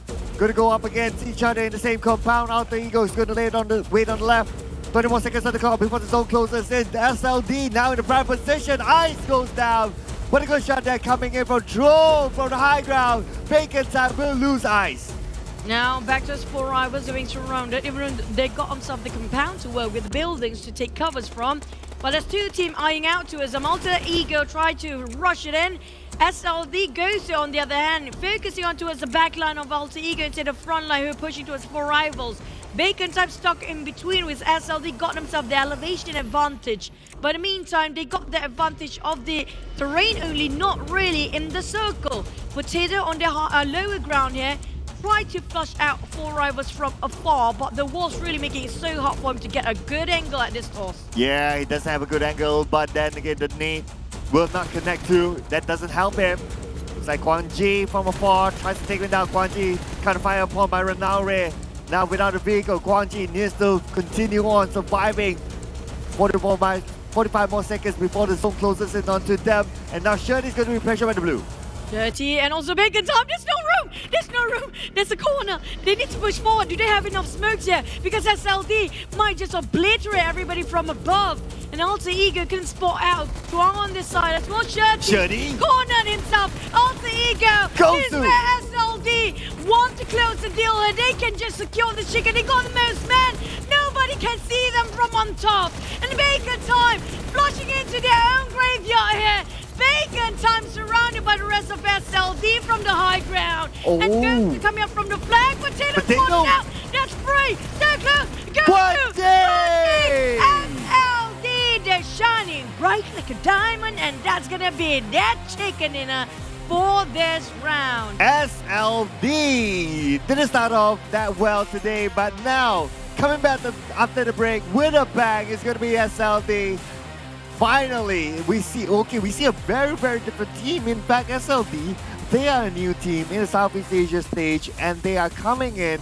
It took them a couple of games, but now they're in the first Vietnamese team to receive a chicken dinner. SLD in the house. Fine, we're looking at a Vietnam team that's really strong when it comes to the first day here. A lot of us rooting for the Xaviers, but you know what? SLD is here to win it and shining brighter than ever. Just now with their performance, I have to say that was an ingenious call from SLD. They're not in the center of a circle, they're not rushing it. They are at the rim of it, but they do know at the rim it's a bit of a risk if they cannot spot out their opponents. But fortunate enough, they're all just so busy fighting each other on the lower ground to get the compound, to get the 4 walls. Which SLD, you know what, they mentioned, and they might figure out, you know, it's okay, we don't get into the center, as long we get to shoot them from that distance and that certain angle. Nobody spotted them out.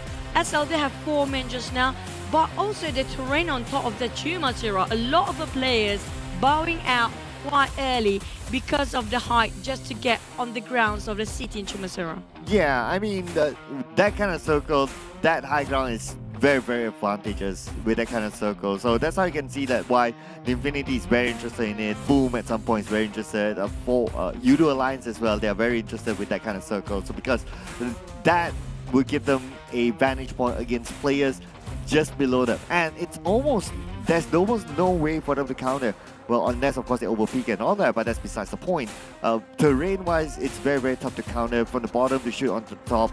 We saw what was the most they could get was to blow up SLD's vehicle, and that's pretty much it. But other than that, to try to really get those players on top is super tough. So that was a smart move to try to force their way onto that high ground. It has been quiet at first in the first circle. And when it comes to the third phase, I think, it's where everything gets really hectic for most of the players. I'm not sure what's the highest elimination by far, because we saw 4 rivals survive till the end. It just shows, seeing this for Alter Ego, they've been skirmishing quite a lot of numbers of eliminations for these teams there. Infinity not really great when it comes to Miramar, 2 games in a row now, maybe because of the terrain, or maybe they just don't like Miramar as much. But back to the other teams there, they definitely have been fighting a lot of number and a lot of farming, especially those coming in late and being the gatekeepers at the shoreline. We're talking at the circle edge, which is going to be Alter Ego, one of it. SLD came in the last minute. I want to see 4 Rivals and Alter Ego, how much do they actually secure? Yeah, we'll definitely check out the numbers after this, once the rankings come up. I expect, okay, SLD, the last we saw them, 11, maybe like 14 or 15 or so. They're about to get 12, and by this time it's only 1 player left, so it's going to be 13 for SLD. Okay, but we'll get the confirmation soon. Yeah, well, what SLD, that was really ingenious for them, because why? They do know there's 4 teams, 4 to 5 teams that have been having skirmishes just to, you know, flush out 4 rivals, including Bacon Time in there.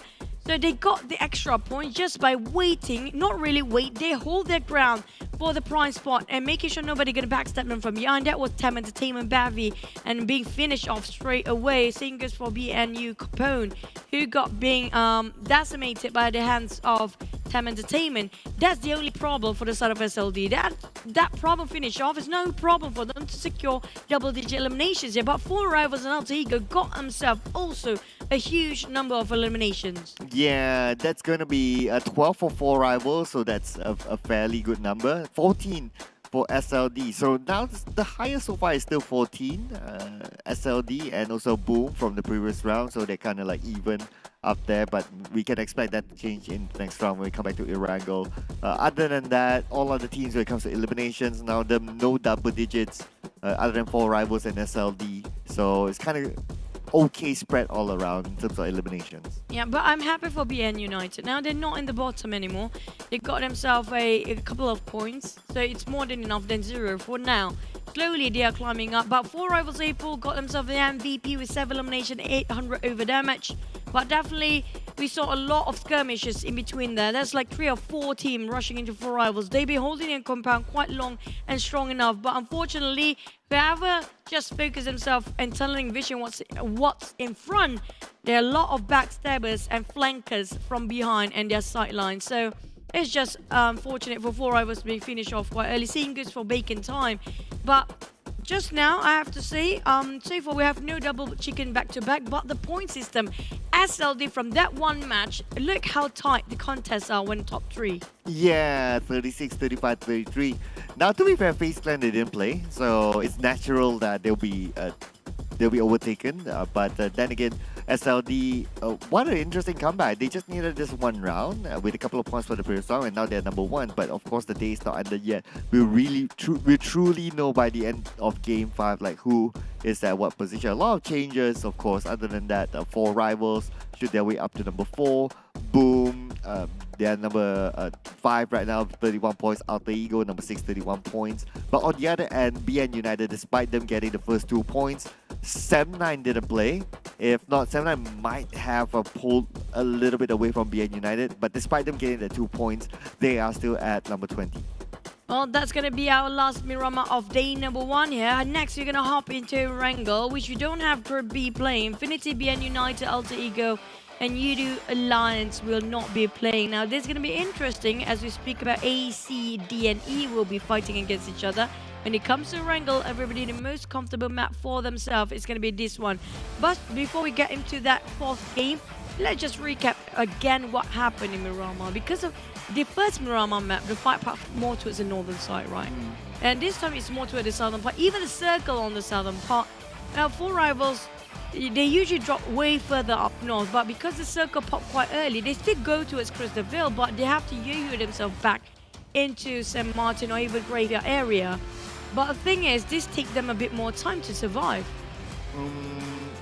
Yeah, I mean, they're used to playing in the blue, even back then as well. So they're okay by coming in a little bit later, especially when it comes to the Miramar map. That's how they regularly play. In South Erangel, it will be a little bit different, but for Miramar, yeah, this is pretty common for Rivals, I would say. But what I'm impressed with 4Rivals gameplay is that they're playing this a little bit more aggressive, and I think it's also because of the inclusion of Volky inside of this round. Because Volky is the type that, you know, when back in the day when he was leading Axis, his playstyle is just, okay, if there's an opportunity, go for it. Like, you don't hesitate. And his teammates were very in sync with that sort of idea. So now he's trying to bring this idea. What I can see that he's trying to bring this idea in this game today so far. And so far, actually, it's not bad for 4Rivals. They're okay. They managed to secure a good amount of elimination points, especially in this round itself. I'm looking over the recap here. I mentioned before, TEM Entertainment and BN United is the only problem for SLD. They came in very late if you compare with all the other teams, but they came in at the perfect time, where too many teams are having skirmishes in the center and they can just bulldoze everybody coming up from the sidelines. It's just really ingenious for them, patient enough to be waiting at the rim of a circle, not being too reckless rushing into the center as well. So it's all about the timing, and the key is going to be patience for these players. Next, we're going to hop into Erangel, which we have different teams coming up from Boom, SLD. All three different countries and regions are taking the chickens today. So waiting for the only region that they get themselves a chicken, it's going to be Malaysia today. Yeah, so far it has been different teams, right? So I mean different countries. So well, let's see if anything changes in the next round. If you talk about only the Malaysian teams, looking at how the gameplay is today so far, I feel that 4Rivals has the best chance based on how they've been playing. They are aggressive. This is the 4Rivals that we know back in like the Dingos and PX sort of days. So this is the type of gameplay that won them championships before. Now Apo, of course, he is the most eliminations gatherer in this round. Is 7, Gosu with 5 of SLD, and Shirley with 5 for Big Time. Yeah, I'm looking forward for Shirty's performance here, because Shirty has been quite a number of his names being popped out for the recent games and recent tournaments. But Apo, you know, one of the players that actually rarely plays when it comes to the PMPL MYSGPH, has been popped out quite a number of damage when it comes to the PMPL Southeast Asia. So it just shows that he's more than prepared to take a fight head on. But ShineLikeDiamond, I have to say, that was a really smart call, you know. That was really perseverance at its best. Their patience has been fruitful. And are we looking forward for this team's performance? Because they are not the team that always under our spotlight. So maybe they will be the one that actually winning this. Who knows? Yeah, they could be the surprise package. So don't disregard them at this moment. They are in a fairly okay group as well. Considering that it's Boom, Big Time, and Geek Fam inside that group, it's kind of okay-ish balance. And considering that their performance in that round, I think that Group E may be the most balanced group. And in fact, 2 chicken dinners already from Group E itself. But that's the previous round. Next round, we're going to go on to the first Erangel for Southeast Asia Championship, and Group B this time is going to take a break. So far, we have 2 back-to-back chicken for Group E teams. Not really about the country, okay? So Boom and SLD both coming out from Group E. So it is safe for us to say the next might be another Group E teams might actually secure another chicken here. Well, I don't know if that's the way to predict, or there's a correlation to that. Why not? Because that is just out of guessing, and there's no concrete data to it. But it's proven here. Boom and SLD both come out from Group E. But you know what? Yeah, what's more fun? It's going to be Boy. Yeah.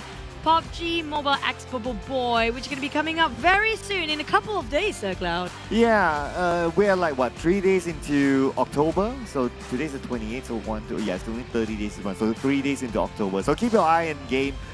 You probably might know it before we even start the show. So we don't know what time exactly it will come out. But just keep an eye. It's going to be somewhere in October. Maybe not the first, maybe later on. But if it does come out, pretty sure we're going to show it on the show as well. So Boy X PUBG Mobile, going to be the latest collaboration, and can't wait for this. And today is Wednesday, everyone. It's going to be the Rabu Padu, or Rabu Padu as our production call it.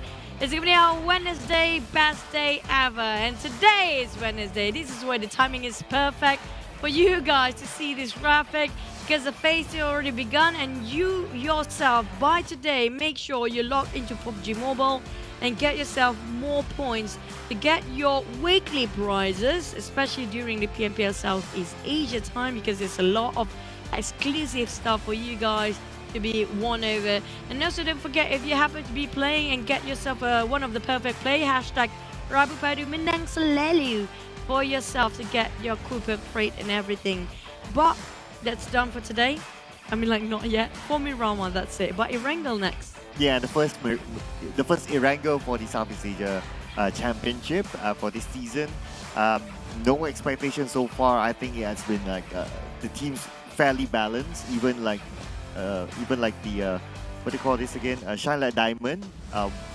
They wouldn't be one of those names that we would say that okay, they're gonna get the chicken dinner, they're gonna do well, but they beat them the odds and they did well. And it's not like they're like, okay, we got the luck of the circle, or like we had to just chill in one area from the start to the end. No, they had to fight their way through. That's why they got like 14 eliminations, so that's fairly okay for a chicken dinner. And it just shows that they work hard for it as well through those rotations that we saw. Means that in the next round, we can't really rule out teams like even like BN United to get the chicken dinner. That's true. It's all about how much they're willing to put themselves up in the front line to actually get eliminations, their courage and confidence when it comes to firepower and their technicality. But speaking of, it's still day number 1 now. I'm not surprised if it's going to be a very different game when it comes to day number 2, because there will be some teams try to revise the rotation of the other teams who are playing it quite a low profile when it comes to the first week even, or in the first day. But it's great if they can actually push up forward this day number 1, because it's going to be really tough if they're being left out behind, because we do know about our system currently, format system, where we have a lot of bonus point weekly for the rankings. Yeah, we've seen how cruel sometimes the weekly bonus points can be. There's some teams like, okay, they only perform in the 3rd week, for example. Like we've seen this before back, there are many examples by now. And it's just too late for them. Like there's not enough points for them to gather for them to get themselves into the top 16, into the country finals, or sorry, the Southeast Asia Championship finals. So that just shows that how important consistency is overall. They have to get it from the start. If they leave it to the end, even if they get 20 points, they get the number 1 spot, that might not be enough to save them. I mean, like, wait, come on guys. Based on PMRC, we learned something big from Infinity. The fact that why would you want to put yourself in a position where you're being pressured in the last minute, give extra pressure, extra burden towards your thoughts, while you can actually try to push as much as possible straight at the beginning here. That's what a lot of teams are trying to do, just to gain earn as much point as they can, just to be sure that they're more comfortable when it comes to the end of this league, so they don't have too much burden to think about. You don't want to have extra responsibility. And the worst part, 4 teams will be relegated out of this equation, and only 16 teams will qualify in the grand finals. Now, what to brag about if you get into PMPL South Asia but not in the grand final? Well, yeah, what to brag about? Nothing, I guess. It's tough. It's tough. Yes, you can say that. Well, yeah, we still made it this far, but that also means that if you get eliminated at this stage, it's going to be like what, a 3-4 month holiday. And I can tell you that most of the teams, they don't want that kind of holiday. They would rather like, okay, let's have a tournament after tournament after tournament, especially when it comes to the official tournament. So and they don't want to be like, oh, we sit back and we see other teams who we see every day in scrims or in our local leagues, and they get to go all the way. So that kind of feeling isn't fun. So all the teams just really need to like take their chances and make sure that they try to get that spot in the next round. But at the end of the day, it is a competition. Someone has to bow out. True. For the teams that actually already got themselves a slot for the PMGC, they don't have that much pressure on them. But it just shows that they have more than a luxury, that they can actually relax for a bit. But you know what? You perform best when you're happy, when you're having fun, and when you're a bit relaxed, you know. And then this is going to be the advantageous start, especially coming from Team Infinity and also Bacon Time, who already got himself a slot in PMGC. Geek Fam and 4 Rivals too, but 4 Rivals still performing stellarly. But Geek Fam, on the other hand, they have been sloping down for a bit. Same goes for the Xaviers. I'm a bit disappointed for their performance today, and Box Gaming still nowhere to be found here. But the teams that coming from Indonesia in this league this time, none of them actually still qualified for PMGC, so they really have to grind for it. Yeah.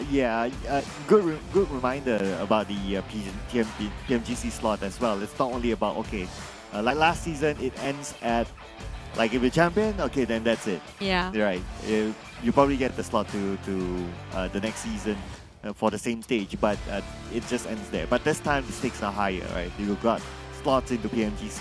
So that's the stage that nobody wants to miss. And plus, PMGC will be played in Jakarta, offline. So you don't want to miss out on that experience, right? Especially for the players, they don't want to miss out on that. And especially for the Indonesian teams, yeah, they definitely want to be in their home ground because, you know, you have all your fans down there cheering up for you. You got the energy from the crowd and the audience, and it's offline some more. I mean, like, I've been there. The crowd is really one of my favorites out there. For Indonesian people, I'm shouting out for you, and the food is excellent. I mean, like, come on, guys. Nobody wants to miss that. But here comes our prediction when it comes to our Erangel. Oh, wow. We're taking gig this time. Okay, yeah, we didn't really know what we predict. Like, we didn't know each other's prediction before the show started. We kind of like did it separately. So, but I wasn't paying attention on purpose because I want to make it the surprise. But so it looks like it's going to be Geek Fam. How are you feeling about Geek Fam? I mean, like I mentioned before, if they got it since day number 1, they will get it entirely. But right now, they are losing it. They're losing more. Because always, every single time, when we actually pan over to the side of Geek Fam, it's only Yuhai left. I'm not sure where are the rest of the teammates. Is it the Yuhai and Damru on the flank side? The others, nowhere to be found. That's what's happening for the past few games. Straight off the bat. I'm talking about the first, second phase. You already lost a lot of men here. Well, in one of the Buriram maps, they kind of like, they fought fairly early, so that gave them some casualties. So that's one reason. The Sandhawk was, I can't really recall the Sandhawk by now. I recall the Sandhawk. So they were kind of like fighting at the hillside, and then they lost that fight. Again, it was just losing fight after fight after fight. But then again, if we look at like SLD as an example, right? We would think the same before the break. Like, they didn't really do that well, but all of a sudden coming back from the break, they did superbly. Maybe it's a recharge that Geek Fam needs. You know, there's some things, the advantage for the teams that's not really under the radar as much, including in this case, it's going to be SLD. Nobody actually tried to have a lot of expectation out of them, and they always surprises us because they don't have this sort of pressure like we used to be the best, we need to maintain our status. There are a lot of, you know, right in the play. But this is going to be a different map entirely. We do know this is going to be the map where everybody loves the most, but it also depends on the circle. Yeah, of course. Circle rules them all. So that's going to be the most important element. But of course, before we head into the circle, we'll be checking out the flight path, the first flight path inside Erangel. Let's go!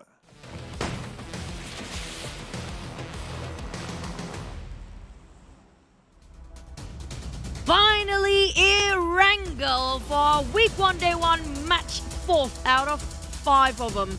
All the matches left here is going to be Erangel for our closing of the day. 2 Erangels back-to-back. Now, the flight path more toward the southern side. We do have teams like Alter Ego, love to drop over Son of Scar Military Base, same goes for BN United. But this time we don't have Group B playing, which is going to be Infinity, BN United and Alter Ego. So there's going to be a very vacant Son of Scar Military Base unless if somebody else wants to snatch it away. Military Base is one. Pachinki is going to be another interesting area. So we know DZ where they really like their Pachinki, but during the PMRC they let that go to SMG, respecting the Chinese teams for some reason. But let's see if anything changes this time. But looking at the parachute, DZ is heading towards Pachinki. So home sweet home, they say. Yep, but the one that's gonna be heated up for a bit, we do definitely it's gonna be Chogo Pool in hospital area. FaZe vacant time, love to drop there. So I'm waiting if there's any early skirmishes there. Well, we heard a couple of shots and maybe a bit of a ring around the rosy. We're vacant time and FaZe trying to spat them each other down, but there's gonna be double.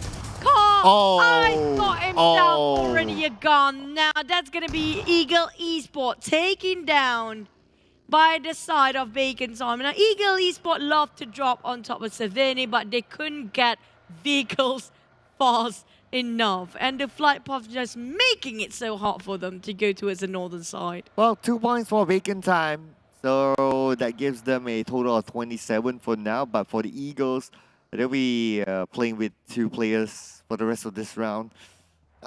It's not all over yet for the Eagles. I mean, we've seen it before, like a duo can do it. But now it's going to be Damroot's turn against Trisme. So it looks like a substitution happening here. So Box Gaming bringing in Trisme. No, he's been playing now. Oh, was he? Okay, Yeah. all right. I thought it was substituted, but never mind. So, it's about time. Come on. Come on, Yuhai. Come on. Oh, you come you on. lost to a punch. There you go. Come on. Yeah, there you go. Oh, we can feel the players are having a bit of a fun time here. Splat. Not really, being dragged over instead. Oh. I mean, like, well, they still want to have another go, maybe not.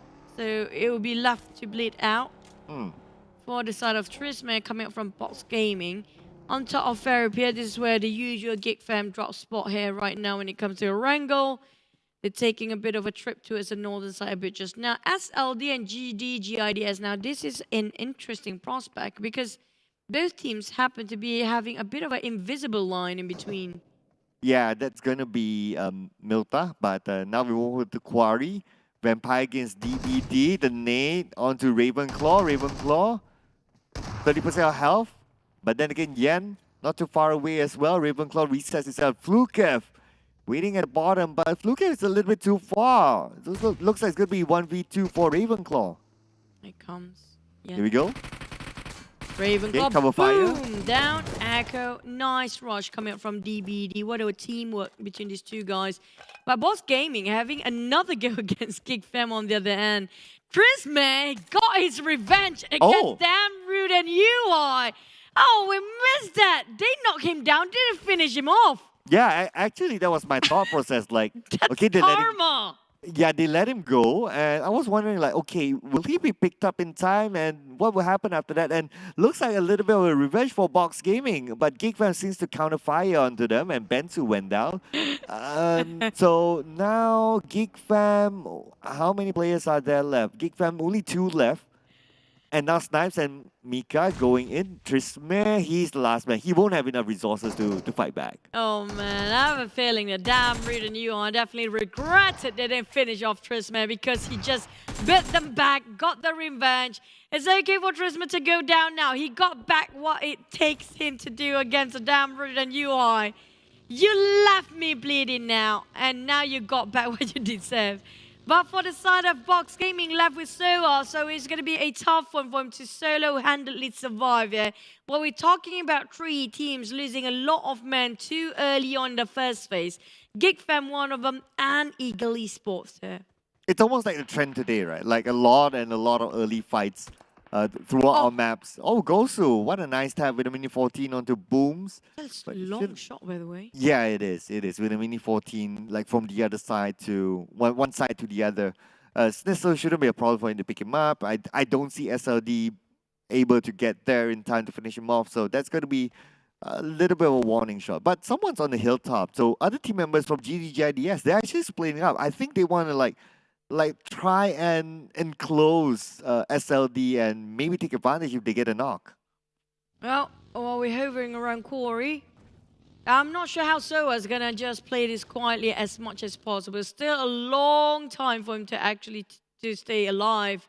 But GIDS seems like they managed to secure Boom's survivability for now. Daybot tried to get a different angle intel, or maybe find a couple of vehicles, even maybe boats in this case. Or he tried to get on the flanks out of SLD, which is quite hard here because it's a very open coast of a shoreline and gives away his position easily with a micro Uzi at this distance. I don't think it's going to work at all.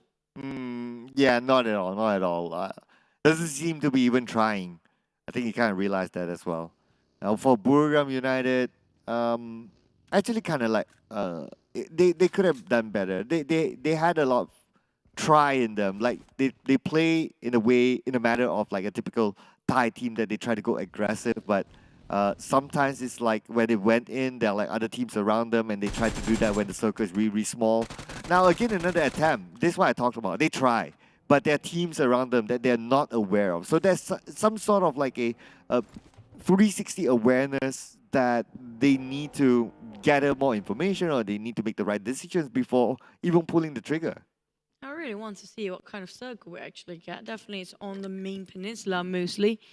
But it feels like a lot of rotation, a bit awkward for these guys to happen to clash into each other, where it's unexpected. We have Empires here on top of Quarry. Fluke is waiting. You guys will wait anything that's going to happen to Fluke or not. You can just scan away with the QR code to join in PMCC, which is going to be Campus Championship. Make sure you are 16 years and above and you are a student to participate in this tournament, where you can have over 40 ringgit Malaysia of prize pool for the win, and also get yourself the career towards professional play in the future, which is going to be PMPL 2023. Back towards the players of Empires lost Ravenclaw early. We have on the top of Shelter, where the circle not in there, it's quite in the blue zone. So I assume it's going to be maybe on top of Fairy Pier now for the circle, or even Pachinki. But here comes praise from SLD. Smap trying to get one for himself. All these teams tanking out the blue at this moment. And again, it's going to be Buriram United being gunned down, and it's not looking good there. Yep, there's going to be a tap done for Snap, and he even used an AK to get that knockdown. So, I mean, it's definitely going to be another point there in the back for SLD. While they tank out the blue, interestingly, they're spending a little bit of too much time there, but okay, let's see what can they come up with. Kengzo managed to get away together with Sky and Oli. In fact, we don't see where Sky Oli is. We only see Kengzo for now. Yeah, it feels like they're being split into a different angle entirely, different part of the map. Maybe something happened in between being ambushed. On the side of Empires, it's still lurking around Quarry. Feels like they have a clue. There's one more team right across them.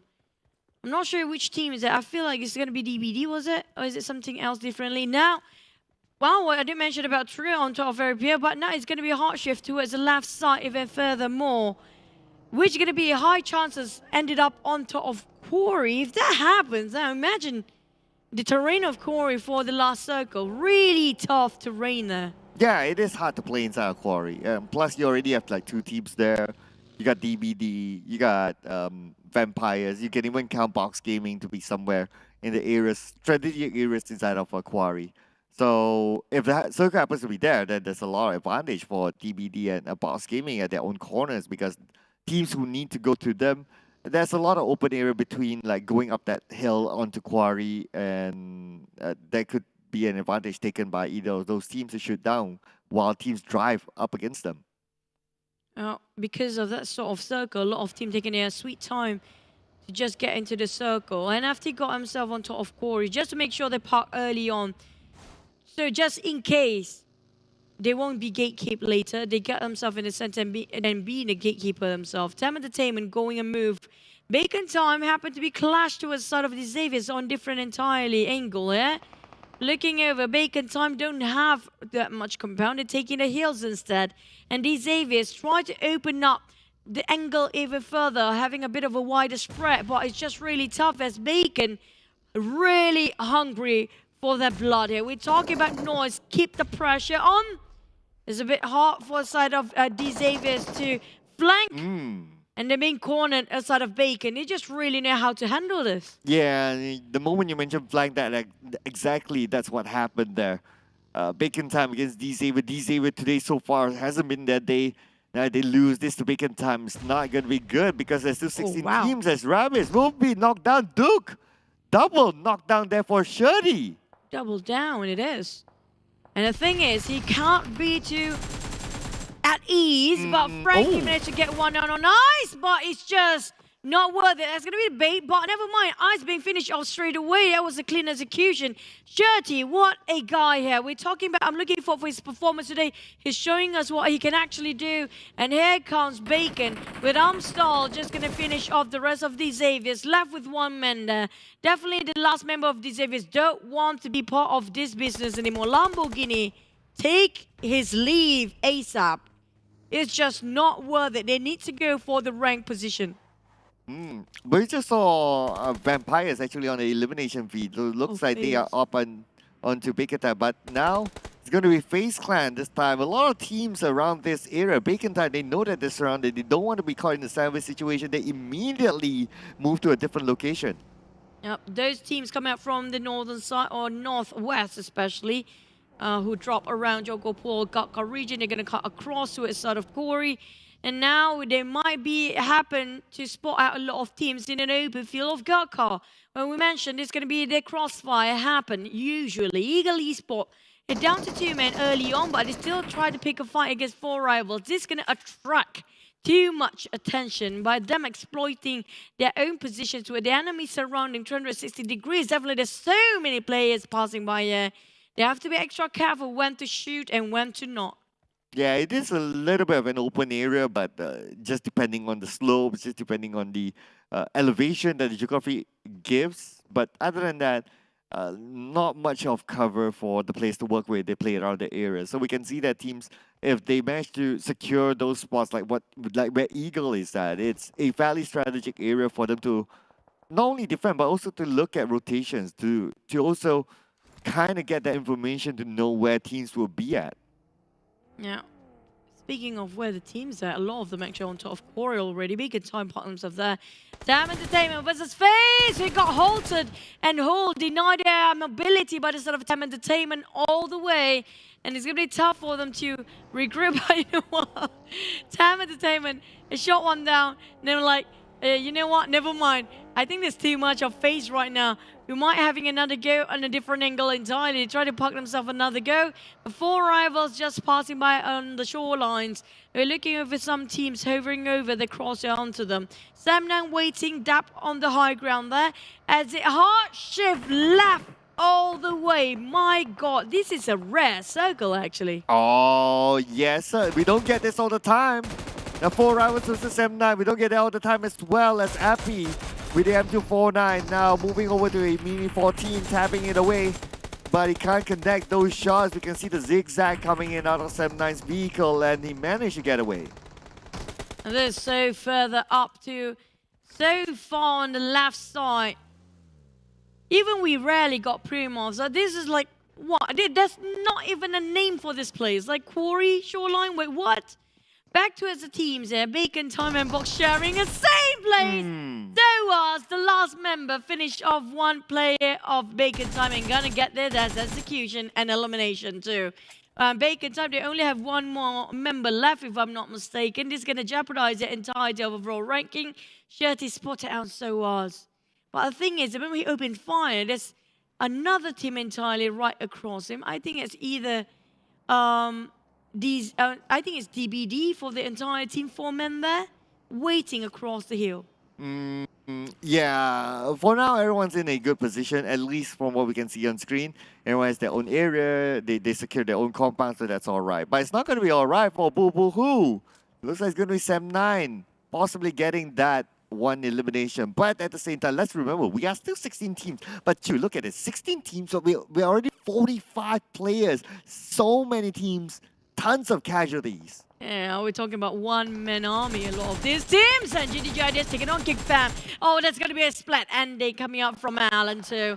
But back to us, the other side, we have a third party coming in from afar. But GIDS having a bit of a problem here. Tried to actually do a bit of a support fire. Snizzer realized it's too far. He tried to finish off Snipes and Geek Fam. Oh, the first one to be out because both of us... Well, we jinxed this team too much when it's double caster predictions. Yeah, well, we did energize them to get like 4 eliminations, so I'm gonna claim that still. Gonna claim that. Can't get that away. But then again, now we have FaZe Clan. They're trying to defend that area. We saw a nade probably being tossed out, but not in the elimination feed just yet. But Buriram United down to 1 player left to hold on for everything in this round. So many players left with only 1. A lot of teams left with only 1 player here. it's going to be a hectic ending because there's still a lot of teams with 4s. We're talking about if you're not having 1 or 2 players, it's going to be 4. That's it. There's only 2 teams with 3 players here. GIDS and also the sort of Vampires. Here comes a tap for Tony K. The Mini 14 spotted out in sky towards Buriram. Boom on the other hand. So it's going to be a 3-way war between these guys. And the one that actually stuck in between is going to be Boom. The only spot they have here is going to be a shack for Hexas. And I'm not sure how much longer he can hold his ground. And Shetty with 1 man fighting against Ego LIMAX, also another 2-man team. Well, just hope he's not sandwiching himself in a tough spot as well. Yeah, speaking about sandwiching, 4 rivals could be sandwiched. Just look at their position. 1 team on the northern side, 1 team on the southern side with the long reach coming in from 7-9, putting pressure on the 4 rivals. 4 rivals. Where are they going to look at? They'll be shot at from left, right, center. Hexas. That's a really brutal way to go. But the thing is, the moment 4 rivals get into Hexas compound at shack is a shack of grave, where it's going to be 7-9 spraying it out, and they only have 1 shack in an open field. But they can fall back, but they have to take the fight against Buriram behind. They might be backstepping in the same time. 7-9, on the other hand, eager to get them eliminations. They spotted out Vampires who just coming in and crossing the borders of the circle, while Pushra still having his eyes towards the side of 4 rivals. FaZe spotted out Buriram being the backstabber for 4 rivals or 7-9 there. Now this is interesting because we have so many third party coming in. DBD have a full force fight against SLD for the next one. And Namshin is next to go out, but Yam with an nade tossing onto SLD will not connect. 1v2, his teammates behind him though, ready to back him up. Second nade coming in from Yen. This time it will not connect as well. He needs to cover his back. Now the smoke will be popped out, but 6 will be naded down. Here comes 118 from Ghost's side. Well, on the side of SLD, they don't have enough health utilities. They need to make sure they can save themselves if it happens to be there being rushed in by Mormon. Oh, TEM Entertainment, third party all the way. Coming up from the northern side. Now want to go for a rush against M9 possibly. They spotted out 1 player there. And here comes Eagles bowing out. Another one to go. 13 plays for them. Vampires, Fleerketh gonna survive. 7-9 got themselves the entire compound. SLD and DBD having a go with Drong rushing in with the buggy, trying to go towards his friends. Oh, Yen! Oh, just saved by his own neck last minute there with a flash right in the face. Oh, that's super duper close. He was almost gunned down. TEM Entertainment currently on the outside of the circle, putting pressure onto the other side. SLD not having a fun time. They have DBD to deal with. At the same time, they're being shot out from behind. DBD on the outside of the circle, 25 more seconds on the clock before the circle closes in onto them. They need to move quickly as that nade from Echo gets a knockdown. I have a bad feeling with the teams fighting around this corner right now because it's going to be none of them winning here. The spray coming from Jimmy finish off. But the one that's winning is going to be TEM Entertainment. They are gatekeeping this side of a circle. And none of this team can actually make an entrance without any problem. DBD, they try to just rush in here with a buggy and try to park themselves in the center of a circle. But it feels almost impossible how TEM just holding their ground like that right now like this. Beautiful shot coming from Momo, but the counter fire from Jamie onto Bevy. Does connect, 10% of health left for Bevy. Bevy is still up. He can heal himself. No problem for that. But Ziggs will need to pick up Yen. Yen will need to move down the zone. We'll put pressure on the DBD. A lot of players being picked up like flies there slowly because of the blue zone and the circle just too far. Here comes Pamburu. This is a perfect line of sight for him. Like Pamburu just have to spray straight. He got 2 teams in his hands. GIDS have to actually abandon Snissel. Pamburu snatch it away. Ramon trying to clip the last member of GIDS, but the moment he jumps out, he'll be finished off by the side of Box Gaming or Pamburu on 4 rivals. They place at 9 plays. TEM Entertainment, Gatekeep DVD is still on the other end. There's so many gatekeepers if you're late into the party. Oh, Sawbell with the smoked out vehicle, but the name from Bevy knocks down Yan. Volky takes down Ventoras. DBD, they're currently in trouble. Sizzle Zim finishes off 1 more player from DBD. Yeah, a long spray coming from Echo, but I have a feeling he's gonna go. Oh down. no! Bevy, what a man here, that name finish off Echo multiple times. Bavy secure eliminations. Out of the 4, I think 3 is just by Bavy himself. As in the rest of TEM Entertainment now taking a fight against FaZe. Esports on him out straight away, dropping himself off the vehicles and try to force a fight here. But 4 rivals on the other end, they need to get into the circle first. Oh, TEM Entertainment, Bevy, we remember him from the previous SEA Championship. He was one of the top players around. And now he's showing it again why he is still within the team, why the team really needs him. Voki now with the long range putting pressure onto the other side. They're currently in the middle of the circle, and the circle still favors 4 rivals. And at the same time, Bots Gaming on the other end, on the southern part, they're having a very happy day. You don't have quite so many teams here. But happy 4 rivals. There's no way for him to get out from here. They got the high ground for FaZe. He's been cornered left, right, and center. So many nades being dropped down. Sam taking on Vampire, straps on his knees here. Putra, 20k retaliating with another nade, exchanging it to a nap. Spray of Putra, but he almost being obliterated there. Flukev trying to spot out Putra, being such a hindrance, holding the compound for themselves, holding the angle for the right of Sam9. But Stone got cornered. Flukev tried to give extra hand. Stone got on fire. It's going to be him knocking down on the ground as FaZe dominating, but Vampires losing it on this end. Flukev, the last man standing, gets a knockdown. He gets 1, but then again the counter fire coming from Harm takes out the entire of the Vampires. Number 7, 1 elimination point for them. Sam9 still survives with it as a 4. TEM Entertainment spray on FaZe, now taking a fight head on. They've been waiting for the right time to start and initiate the fight here. And FT want to butt in as a third party coming up from afar. 4 rivals taking a shot here, really risky being here because they do know they only got 1 nade to toss around. It's going to be the end run of 4 rivals got covers for a bit. We're down to 5 teams within seconds. But where is NFT? We have nobody to spot out NFT. It's going to be down south all the way with 4 men well and alive. Oh, tapping away as Ades tries to secure another point for his team and for himself as well. Putting pressure on the TEM Entertainment. And we have Ron on the other side. No Ron. Putting pressure onto 4 rivals who's currently playing by the edge of the circle, and NFT needs to move as well. But Ramon's nade down so hard that means Box Gaming is out. TEM Entertainment being pressured by the Blizzard. Moment don't have time to save it's me here.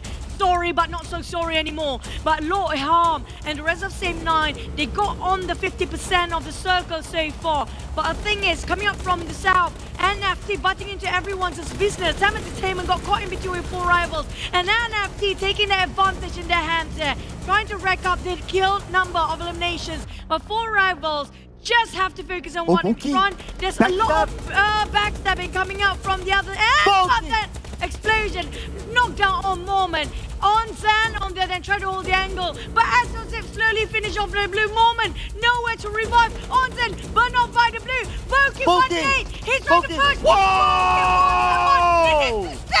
He don't have time to heal. 4 rivals losing it as well as TEM Entertainment there. Oh, Batman from the other side takes down Voki. Voki taking over the blue. NFT, they're still a full squad together with Sam9 as well. NFT and Sam9 just next to each other. TEM Entertainment on the other side. The circle favors NFT. NFT, you don't have a lot of problem getting the circle. 5 eliminations secured by the side of Sam9 with 4 men as well.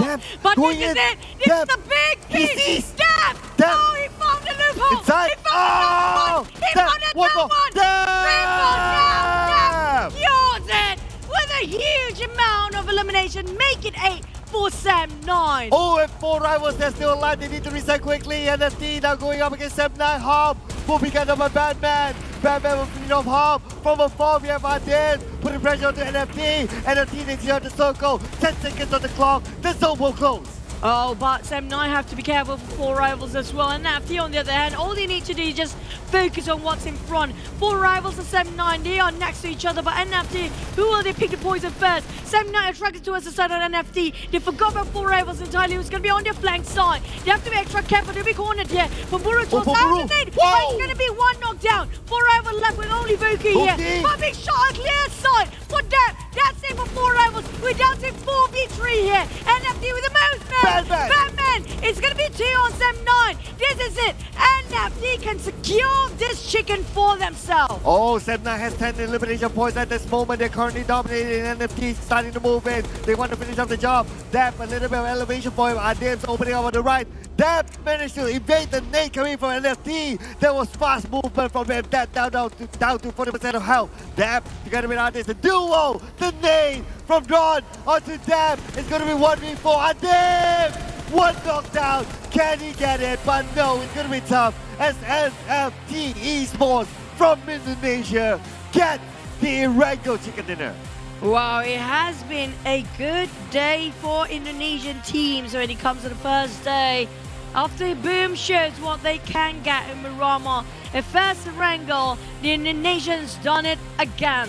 With an NFT Esport, just now, they have the least contest when it comes to coming into the circle, and that just paid them so well when it comes to getting in the last minute with the chicken here.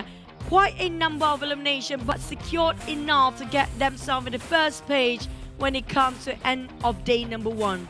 The Indonesians doing well today. Yeah, we can see that. I mean, NFT as well. They had it even in previous rounds. We do see their potential of. It's just a matter of time for them to get the chicken dinner. They are fairly consistent as well. So NFT coming in today with the first Wrangle for our SEA Championship with and this chicken dinner. Let's not forget as well, in this lineup they have a SEA Games gold medalist, that's Swavel. So as a team, having him together with the rest of his teammates, they are gelling well, and this chicken dinner is well deserved for NFT. True. Back to the teams, a lot of, I have to say, the circle plays a big part in this round. One of the main reasons because it's so far left. It's already hard for us to actually get a circle on top of Primos. And then it goes further left towards the coastline, towards the sea area, towards the shoreline. And it's just almost hard, really difficult for the players and the teams to go towards one direction that's left only. A lot of them being finished off on top of field Gatka as we witness here. Because of the open field, because how they drove themselves towards one direction only, and a lot of clashes in between. I mean, like, a lot of players being finished off by the blue zone in the process. Yeah, it is what it is. If the circle, especially if it goes to the left, that means possibility of spending time in the blue is a little bit higher, so that just had to happen. But then again, you know, it is RNG, right? At the end of the day, you gotta adapt to the circle. You cannot like hope that circle falls onto you. It is part of the challenge of trying to win this tournament as well. And NFT shows that how they do it, and they did it well. Same goes for Sem9 as well. But I think Sem9, because they're kind of like close with the circle. It's not like they're like super duper far. But now with the travel distance on screen, 4 rivals traveled the less, meaning that they're kind of like theoretically the closest to the circle. Out of all these, TEM Entertainment seems to travel the most, and what a beautiful number, right? 1331 just happened to be so traveled the most, and they took the least times in the zone. But I do want to know how much elimination the most we can get. I don't think there's only one team secure double digits. There's definitely Sem9. With that also secured 3 out of that 10 just now, definitely in his pocket because of the right timing. He picked into the shack the moment the teams of enemy tried to pick themselves up. But NFT, congratulations with the 24 total points this round. Definitely will push when it comes to overall ranking later. But it's going to be painful for the teams that having already a rough start for today and not working out quite well for the next one. Boom got themselves chicken, but the next one, they got themselves in a 15 spot here. These Xaviers have not been performing at all. The teams got the previous chicken SL. They also placed themselves right down there. But this time, the MVP goes to the side of NFT Batman. A lot of our MVP got 5 and more elimination, 5 to 7 eliminations by far, with an average of 700 over damage. Yeah, I think Batman's value was when he tried to stop teams who were kind of like moving, and his long range was really on point. So as teams start to travel, try to get into the circle in their vehicles, he's one of those that try to shoot them down, and it worked out for him. He got a couple of knockdowns through those long range as well. So NFT definitely would value him as one of those long range guys, like to stay behind and he's able to rank in those elimination points. Oh, wow. 5, 6, 7, 8 there you go. There's going to be all Indonesian teams from 5th to 8th place. But we have a bit of swap. And 4 rivals pushing them into number 1 spot. With the last performance just now because of the elimination, they have been consistently getting quite a number of eliminations. Now, 4 rivals and FaZe is actually in the same spot of no chicken, no problem. And both of them are taking a lot of the first 2 spot based of their eliminations only. And but SLD got the highest eliminations by far, but it's just a bit of a consistency. They're having a bit of a hard time to go with, because if you compare with eliminations, still the highest is going to be taken by the side of SLD. Well, look who's down there, Xavier. 3 points difference from BN United at number 19. If anyone were to tell you that, okay, Xavier is going to be at number 19 in day number 1, nobody's going to believe. This is unusual for Xavier. It's a sight that is hard to see. I mean, like, this is really contradicting about how they're performing for the Vietnamese region, because the first half of the year of 2022, they're performing so well, including the SEA Games, right? So now on the second half of the year, it's just really they have been going. They've been disappearing off the chart. I'm not sure what's really happening on the side of the Vietnamese team, but definitely the circle is just so unusual. It ended up on top of Korea at first and just go left all the way. Now, a lot of the teams actually being finished off coming up from Jogo Pool, including in this case Bacon and FaZe.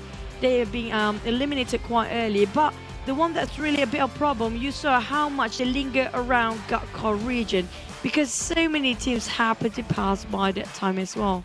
And NFT played with the high grounds of Quarry at first, so that was smart for them. They took advantage of that, and when they come down, it's a little bit easier. Naturally, come from the high grounds towards the low ground, it's better than if you're like at the low ground and you need to deal with those coming in from the high ground. So that's pretty much the theory of it. Now, looking at where the position of these teams, 4 rivals, they went in for survival mode because of their large spread. Some of them might think, maybe they will also be thinking like, okay, we try to fend off teams behind at the same time, try to get into the circle. That's why they kind of have that big split. But that's okay. They still managed to survive up to a decent placement point, so that's okay for them. It's just that when they didn't have the numbers, as teams start to move in, like 7-9 for example, it just overwhelms them. I really need to revise this match for sure, because the fact that NFT coming up from the southern part, definitely there's not much contest or contenders coming up from that side. But we do know Geek Fam is going to be one of the contenders. They love to drop around very here, but it's a bit of a slow start and rough start because of, the thing was against Box Gaming at first with Trishme getting the karma back. So that really happened on the side of Geek Fam, who actually will be one of the contenders against NFT. But I do want to see where GIDS was just now, because they're supposed to drop on top of Primos usually or on the outskirts of Farm, but it's just not there. So if only they were there, it might be a different story entirely, and NFT really got it away on the southern part. But before that, definitely we have to thank our sponsors here, our smartphone partner, which is going to be the GT Neo 3. Yeah, it comes together with a dual chip gaming level flagship and also a MediaTek Dimensity 8100 5G chipset and a dedicated display chipset. And of course, the Realme GT Neo 3 is amazing for PUBG Mobile. We also have to thank our official livestream partner, that is TikTok. Hashtag Be The One TikTok Challenge, and don't forget to follow our official PUBG Mobile page, that is PUBG Mobile MY Official, PUBG Mobile Esports.my, PUBG Mobile Esports.sg, as well as PUBG Mobile Official PH. And we also have to thank our official food delivery partner, that is GrabFood, with 50% off GrabFood order, promo code PUBGM only for new users. Terms and conditions apply. Scan this QR code away. I feel like I want to do a new ID for GrabFood just because for the 50% of the voucher. There's going to be a high value if you guys are really hungry right now. But we're hungry for our last match later on, which is going to be back into Wrangle. But for the next one, we do have Team A, B, C, and D. So that's the last match for the side of Group E, which is going to be Geek Fam, Boom, Bacon Time, and SLD. They have to just rest it for a bit, but we're gonna rest as well for just a couple of minutes and see you guys for our last match in Wrangle right after this.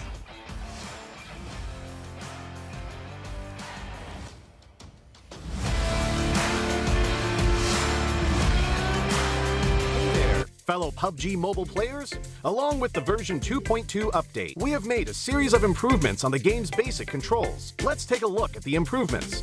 First, improvements to the controls and display. We have increased the display priority of the wheel when the throwing wheel is activated. Now it'll be easier for players to select the items they wish to throw. In this update, a countdown will be displayed whenever the play zone is going to shrink. This way, it will be made more aware of the next play zone, and players can plan their routes more effectively. We've improved the feedback effect of marked items. Whenever you tap and hold to mark an item successfully, the feedback will be more obvious. When the player is aiming down sights, the markings within the scope have been optimized, so the sight is less obscured. When a player jumps, after respawning or deploying an emergency pickup, it's now possible to mark the battleground with light columns. After a team wins, the buttons for MVP likes and summon statue will be combined. Now players can send a like automatically whenever they summon a statue. On the results screen, we have added teammate numbers, so now players can use the number to identify each other and give likes to their favorite teammates. To make spectating more convenient for players, we have tweaked the button size on the spectating screen. This reduces the chance of tapping the button by mistake. I'm sure firearm balancing is a concerning issue for many players. In this update, we have significantly improved the burst shot of both the SKS and Mini 14 by greatly improving their handling.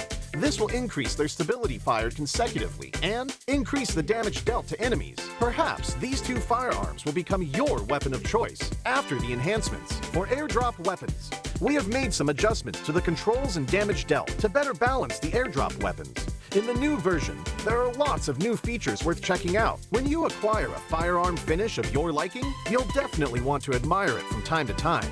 In this update, we've added a firearm inspection feature. Players can now use this to admire their favorite firearm. During combat, players can tap the emote to enter first-person perspective to inspect the current active weapon. A friendly reminder, never inspect your firearm during combat, or you might overlook the enemies before you. Do keep in mind that this feature is currently only available for certain firearms, but it will be gradually rolled out to other firearms in later versions. The recommended layout feature is one of the many new features. When players customize the controls, it's now easier to apply a custom layout recommended by the system with one tap. We've also added a trunk system. Players can now make exchanges while riding vehicles. Use this feature to exchange supplies with teammates. But remember, the size of the trunk depends on the vehicle type. The visual presentation of profile cards have been improved. Players can now set their gender on their profile cards. On the results screen, we have streamlined the results process and improved on the layout, as well as the MVP results emote. On the new results screen, assists will be included in the stats. In future matches, you can try cooperating with your teammates. Even if you don't make the final strike, assists will help boost your results. We have added stationary targets to the training grounds. After firing, the damage dealt and bullet trajectory will be displayed. This helps to more closely recreate situations that players may face in matches. To make it easier for players to practice shooting, the most recently used firearms configuration will be applied by default when entering the training grounds the next time. These are the major improvements for the basic experience in version 2.2.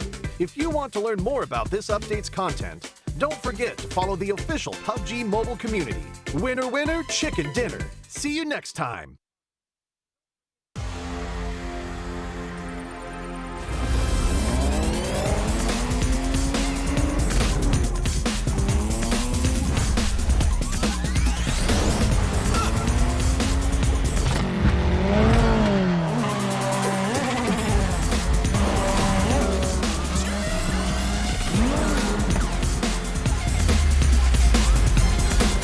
GT Neo 3, Neo Speed Awakens.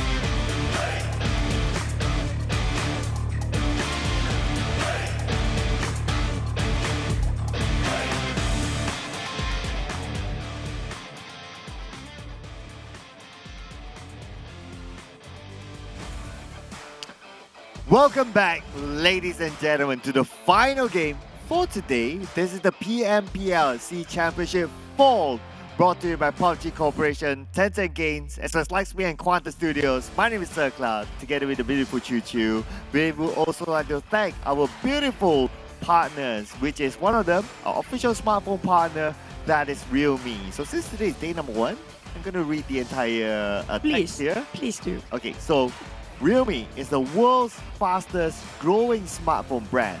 It introduces its latest gaming powerhouse, the GT Neo 3, which is the one right in front of you.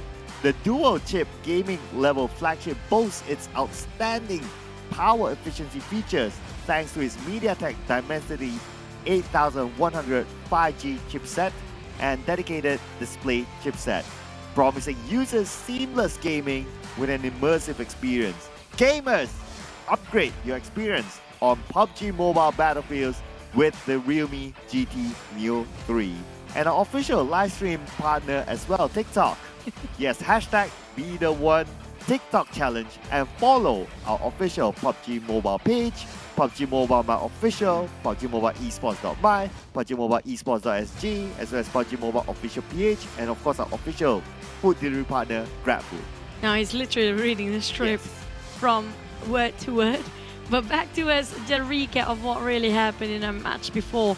NFT head-to-head with Sam9 just now. We got Sam9 with the most elimination, but damage output wise towards more on NFT. Well, I did kind of want to see, I have to revise this later on to see what's really happened NFT on the lower end, because they're coming up from the southern part of the circle. They're having a very clear pathway and definitely can see a lot of the other players with their terrain and a high ground, a bit of elevations, and they didn't spend that much time in the blue. Both teams not spending too much time in the blue zone, but they are not rotating as early as well. So it shows that they're coming in later, being the gatekeeper for most of the teams out there. And of course, we have to compare the players from two teams, right? So we have Batman, who was the MVP from the previous round, and we have Deb, who played very, very well for Sam9. So we can see that both of them have the same amount of eliminations, 5 each. Is just because Batman, he had 200 more damage as compared to Deb. So that's one of the reasons why he got the MVP award. And of course, with that calculation altogether, it gives him 5 MVP points as compared to Deb. So team contribution, it's a little bit more for Batman because of the amount of damage dished out as well. So we can see that Batman, I believe it's his first time playing in the Southeast Asia Championship at this level, and by making this debut, it's great. I mean, your debut and you got your MVP, right? That's kind of true. I kind of remember a different Batman entirely, but yeah, yeah. This Batman D4. Well, we're lucky enough we don't have a lot of names actually the same in this season for South Asia. But for our last match of the day, we do have Group A, B, C, and D battle it out in the last wrangle of the day. We don't have Group E, which is going to be Geek Fam, Boom, Bacon Time, and ShineLikeDiamond or SLD playing. So they'll be resting until tomorrow. So this is going to be the last match between the 4 groups. Yeah, definitely those who want to get themselves more points, this is the time. Now, I want to stand myself a bit corrected regarding what I mentioned before.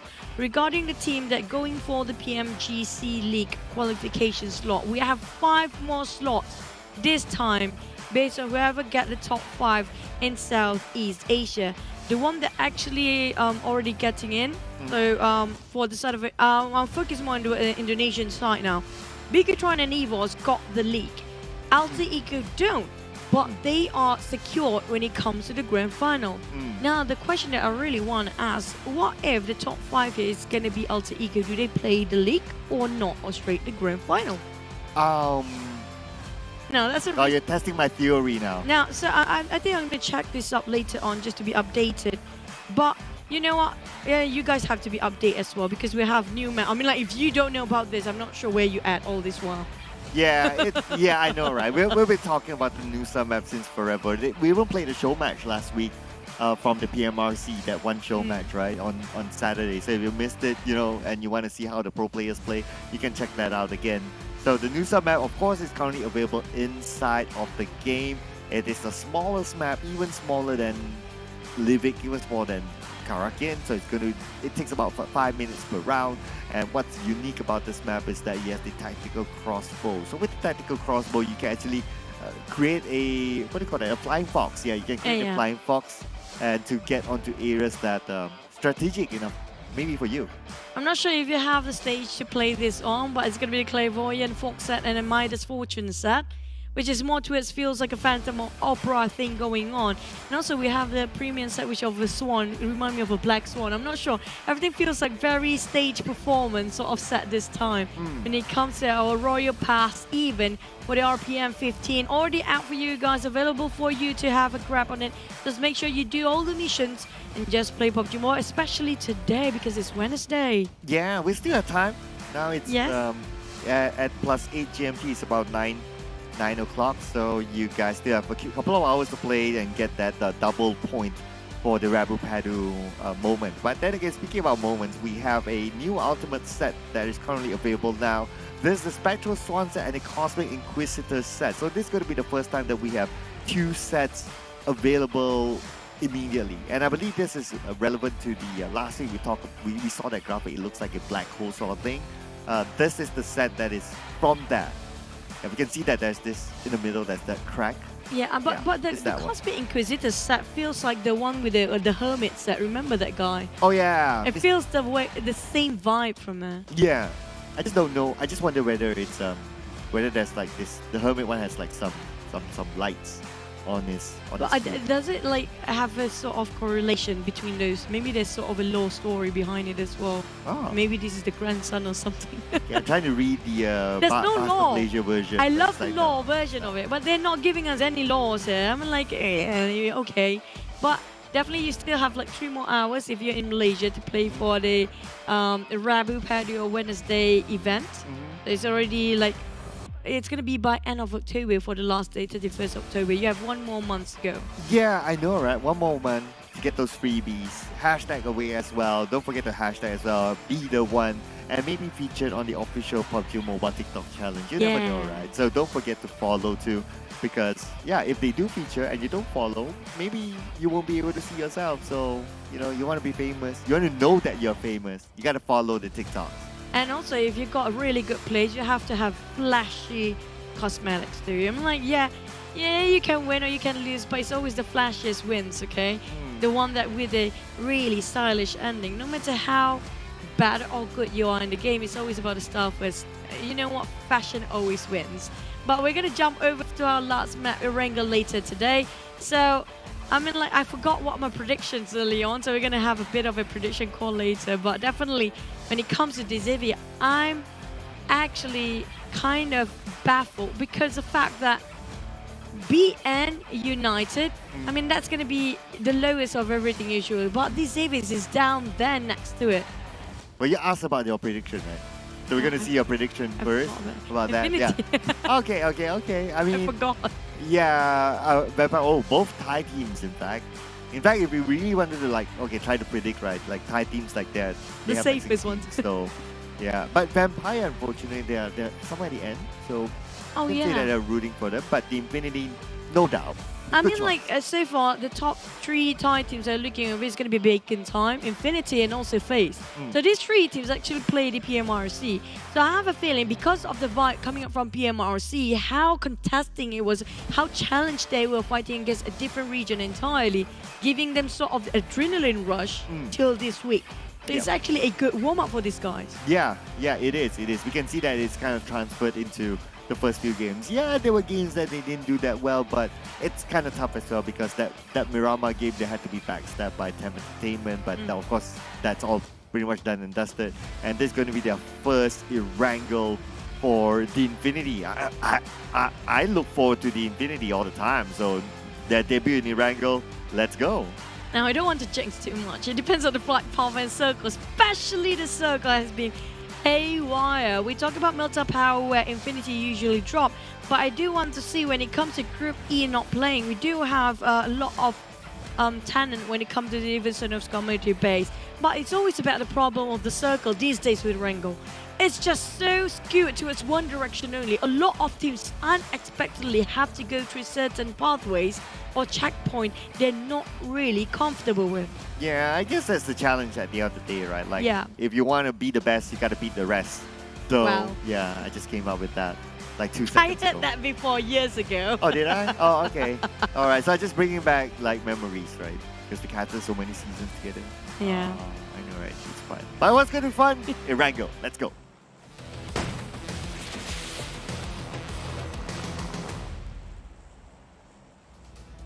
Let's go, our last Erangel for week 1, day 1, match number 5. Whoever close this game with a bang, tomorrow they will have a good start as well, because it's going to be a lot of moral boost. And speaking of the group A, B, C, and D will be playing, it's going to be up from a shooting range down towards the sort of Primos. I have a feeling we might ended up a circle, maybe on the Medusa intersection, Shelter, Farm, Milta, because it's a very skewed flight path on the left side. So maybe contradiction of the circle maybe possibly happen here. Yeah, maybe. I wouldn't mind a different circle. I mean, okay, we have a lot of games to play, so come on, give us like something, something unique, right? Don't give us a typical. We haven't got circle, Sonoska at all. right? Let's see. Did we get one in PMI? No. Right? Yeah, we got no. Bridge, and that's very Pier. And also like Yeah, Milta. yeah, that's right. Nowhere near Sonov's community base, especially the junkyard of the flight.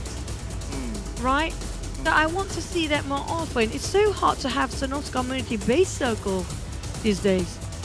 It's like we're begging for it to happen. We're begging for it. That's Yeah, we love that kind of circle so much. But okay, let's see if our prayers are heard. What I do see that's currently unique that's happening is that Yoodo Alliance steal a vehicle. Okay, this kind of circle. Oh. Yeah, okay, there is a high possibility that it's going to be around Gaka again. Yeah, that's pretty common. But because there's still like some sort of like that on top area, right? Like the shooting range area. So if it just scams all the players and just go up there, that'll be perfect. Oh wait, Buriram versus M9. The circle just now, I have a feeling it might end up on Gakam Mountain, possibly. Also, GIDS drop around where Bacon dropped because Bacon's not playing anymore, so they're dropping on the north side. But Buriram, M9 with a micro Uzi, you know what? They know that this is unnecessary fight. It's not worth it. If they are not inside of the compound, they don't want to waste too much. Buriram, this is a very ingenious move. Actually, sort of 50-50 risking. But is it really worth it for you to actually jeopardize the entire team survivability just to secure the points too early into the game? Of course, because Buriram, they're not looted yet. So they, as compared to Sem9, they're in the compound, so they might have an okay loot, so they don't want to take that risk. Anyway, what was significant in that move was that Sem9 now doesn't have vehicles. Those vehicles were stolen from them, basically. That's true. But I'm waiting to see who's actually on top of Gakam Mountain, because that's going to be the most prime spot there is. The premium spot that we know everybody wants to chase on. FaZe definitely one of it. GIDS if they want to leave Jogopol, because they used to drop Ramos since Bacon Time not playing. So they're taking Bacon Time's vacancy to a set. And surprising enough, Empire is taking where Primos is right now. So they don't have to go through that far to get into the circle. Still one direction toward the northern side. Zaki? Is it Zaki? Yeah, it is Zaki. Wow, there's still one team on Zaki. I'm surprised. Yeah, I guess because the flight path is like towards the left, right? So Yeah. if you generally drop on the right, like, oh, it's just too far away. Let's just, drop somewhere closer, loot a little bit faster. Zaki is actually not too bad if you ask me. But the circle never there. Well, okay, the circle is kind of there because you just need to go down south a little and you're in the circle. So not too bad of a choice. I just want to see Zaki for once. They're the only place. And we got Stalber. It comprises of Kamishki, but never Zaki. Yeah, like Zaki doesn't exist in the circle RNG for some reason. Yeah. Like the circle god doesn't acknowledge Zaki as an area. It feels like it's like Alcantara when it comes to the Miramar map, right? Miramar map is, where is it? Alcantara is far left where Zaki is actually at. Oh yeah, that's right. The same spot. Yeah, I know, Exact right? spot. I know, right? It's super duper rare. I mean, the moment you get that kind of circle, right, you gotta screenshot it. Like, I remember like out of the 1,000,001 scrims that I host, there's this one circle that's like really on the left on Miramar. Like it's in the unplayable area, and the final circle like had to go like to the really edge of it, and that's where you need to climb a little bit of elevation, and that's where I learned that okay, it is totally unplayable even if you have a vehicle because of the kind of circle. But that was really fun. That's why you need the gliders. That's the reason for the gliders exist, maybe. Well, there's no glider inside of Miramar in the first place, to be fair. That's true. Yeah, that's why. Maybe that's why. Oh, so man. people don't exploit it. That's funny though. I mean, like it happens, and it happened not too often, but the moment it happens, we live down a memory lane forever. But back to it, on top of therapy, we do have box gaming around here somewhere. I'm not sure. Well, yeah, Geek Fam didn't play for group this time. They are in Group E, so therapy is everybody's to take. And around the Motown, we have a couple of teams on top of Ruins as well. Yoodo Alliance dropping himself there. So there's a lot of drop spot changes based on the teams and the groups they'll be playing. Definitely will be a swapping of certain drop spot for some teams here, because Group E, all of them are not playing. And there's going to be, I want to see if there's anybody drop himself on the Gatka Mountain, especially in this case, it's going to be FaZe. They are the closest to get it. Yeah, FaZe Clan likes to go up to the Gatka Mountain, and like what you said, right? Considering that Geek Fam isn't playing, they do sort of like the Gatka Mountain as well. But that was during the days where they like to drop in Southern Jogopul. Yeah, but not anymore this day. Yeah, because they changed to Fairpier, so the distance is quite far away for them. So FaZe Clan still has a better chance. I think FaZe Clan might be interested to go there. I mean, definitely they already booked themselves. I have a feeling as long as they got themselves the loot they're working on. Because Bacon's not playing. Bacon will be one of the one contesting there as well. But GIDS taking on the North Jogopul side. But I have a feeling they might come in a bit later than FaZe to take over the Gatka Mountains, because it's not one of their most wanted drop spot for GIDS as long that we actually know them. Maybe they used to drop there once upon a time when it comes to the country finals. But back to the teams that have been quiet. We're talking about, okay, the team that I'm really looking forward on today, none other than the Xaviers, you know, to see if they can actually come back and sort of with a single digit. Vampires, the Xaviers. These two teams used to be one of the most fearsome teams once upon a time. Yeah, the Xavier currently at number 19, and even in PMRC as well, they weren't that hard. But of course, PMRC, you have like teams that you're not familiar with, so you can kind of like, okay, yeah, maybe that's why. Or maybe the motivation for PMRC is just not there for whatever reason it is. But speaking of Xavier, you asked for it. So it looks like Ape is going to go 1v2 against this Vietnamese team. I'm not sure he knows. He definitely knows. Here comes Lamborghini cooking up the nade. Appy will be joining with the rest of Cavalry. Has a rifle, 4 rivals. Dirk with the MM416. Dirk and Lamborghini. It's going to be 2v4 here. It was 1v2 at first. Voki taking out on Lamborghini. This is a distress moment for the side of the Xaviers. They have to save whatever manpower they can, but it's a bit too late now. Down to 3. We just mentioned they need to level up their performance, but it's just not working yet for the Xaviers. Yeah, but speaking about level up performance, like 4 rivals, they've been leveling up, especially since PMRC. And they look on the other side on the Rabbits. Rabbits, 50%, 40% of health left. Gonna be tough now for the Xavier. They're sandwiched between 2 Malaysian teams. Oh man, I have a feeling the moment the vehicle for Rabbits exploded, he got nowhere to run. Lucky enough, Yoodo Alliance not doing that just yet, but Rabies managed to flee away with a vehicle, hoping to actually snatch Duke along the process, take a taxi right. But 4 rivals, oh no, where Rabies can go. Pamura and the rest of 4 rivals not happy about it. There goes the sprint, but he got shot down from Duke. That was the nice counter fire. But Duke still got knocked down by the side of Abby, and Frankie tried to do a bit of damage control, not great at all. Like we mentioned, FaZe got himself the high mountain of Gatka, and Box is going in, but look at Ruin, so crowded right now, Cloud. And look at the circle, the Mata that FaZe Clan is currently in.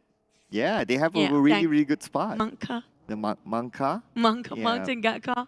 Oh yeah, Gatka. you just shorten it, and that makes sense. But what's happening on top is that we can see the Eagles going up against GIDS, but the Eagles, they know that they want the circle advantage. They moved in first, especially before the circle moves down south or on the main peninsula. They immediately cross the bridge. Oh, Yoodo Alliance now taking a fight against 4 rivals.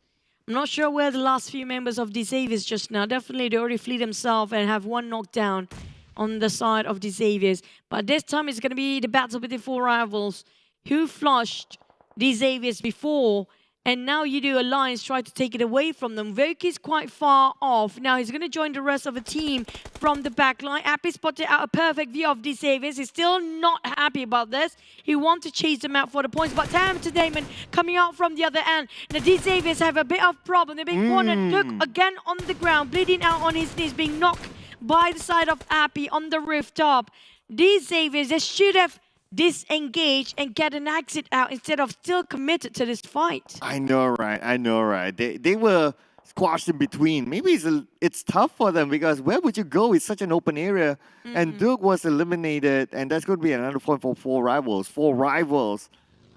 They are ruthless, and I'm actually liking this 4 rivals. It's very different from PMRC, and you can see their motivation is very different coming into the SEA Championship. That's true, with April coming in with a few MVPs by today. Now 4 rivals, Appy taking a bit of a fire against the side of the Xavier. Still, they have to be extra careful. We have more eyes than we had before. TEM Entertainment joining in, but Infinity around the Got field. We have Sam9 cutting across, but Infinity is literally chasing them to their death here. I'm not sure if that's a good idea because there's so many teams around the corner. Don't forget, Gatka Mountains, we have a lot of tenants there. Yeah, they would have guessed by now. I mean, if we kind of can guess, okay, FaZe Clan is going to be on top of Gatka Mountains, I'm sure teams would have that same information. They've done their study. So Sam9, they're the ones getting away from the Infinity. They saw Alter Ego, they immediately turned left. And I believe this is the area of a quarry that they're playing with. A little bit by the end of the circle, but I guess they need to be prepared to get into it. Oh, interesting. Feels like they want to get into the blue zone for a bit. Sam9, they want to loot up as much as they can. Infinity here, spotted out Buriram right across the hills. There goes the spray. Yoodo Alliance against 4 rivals, the longest rivalry. 4 rivals, too overcommitted to this sort of fight. They should have reset themselves and build this one out because TEM Entertainment might join in here. I have a feeling they might park themselves on the other way and just take it and hand down 4 rivals where they don't have an exit out anymore. Yeah, we've seen TEM Entertainment before doing the backstab thingy from afar against the Infinity, so won't be a surprise if they try to do that against 4 rivals. Yoodo Alliance moved into the compound. Now 4 rivals, Yoodo Alliance sharing the same compound. TEM Entertainment looking over at them. They could butt in any time. Ripple Boy tossing a nade onto the other side. Appy is waiting for the right moment, down to 50% of health. Are they looking with the DBS? Oh, definitely Appy is not going to get away from that.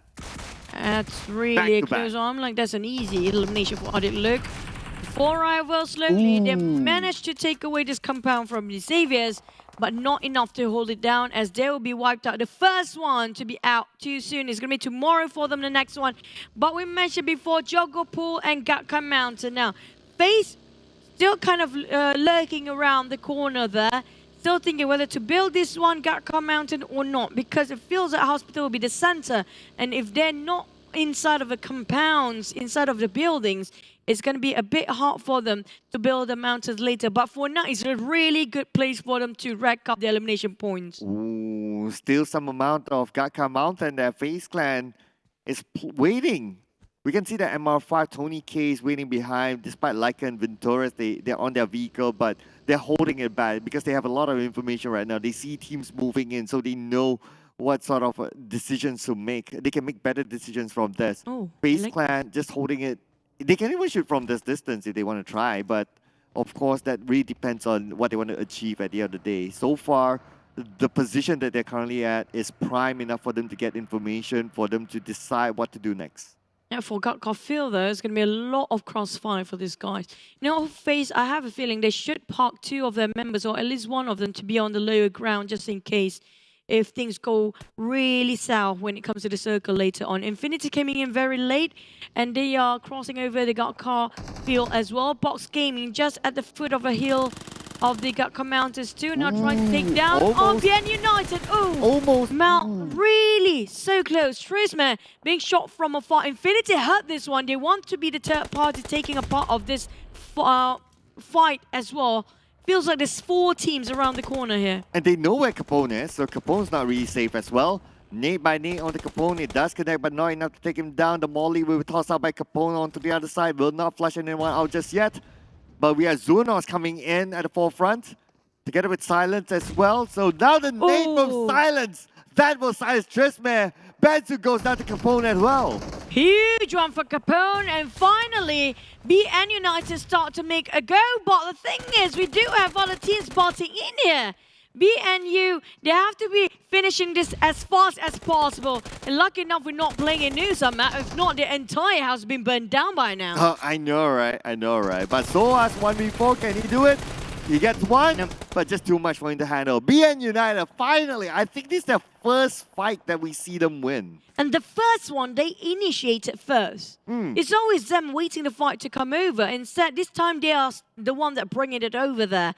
FaZe now have to share this compound with Yoodo Alliance, having a bit of a neighborhood there. The Xaviers, I have a feeling that he's just going to swim a bit more time because they don't have that much man anymore, with only last member surviving. TEM Entertainment, on the other hand, after the business, they're butting in last minute, lost baby along the process.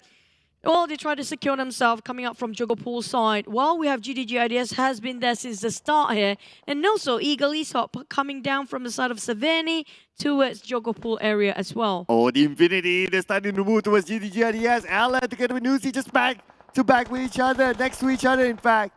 Alan tries to get onto the other side. Nuzi on the right side. His teammates starting to come in to give him back up. GIDS now has information, but they have FaZe Clan to deal with. Oh, FaZe, the moment they knock on this warehouse's door, they just came down from the mountain to go into the center. Infinity take the advantage, wiping down one by one of them. GIDS, FaZe got a hand between two. Infinity and GIDS just making it too hot for them. Tony K trying to reset by the nade. The nade will explode. I'm not sure how much. Is that the smoke? It's actually the Molotov and the nade. Hit a bit on Tony K. Now how Tony K plays around the corner. Daybot. Oh, so close. Oh, man. Oh, Tony K coming in. He gets one for himself onto Alan. But then again, he's not done yet. Tony K needs to win the fight. Tony K is the last man standing. Tony K, 2 knockdowns back to back.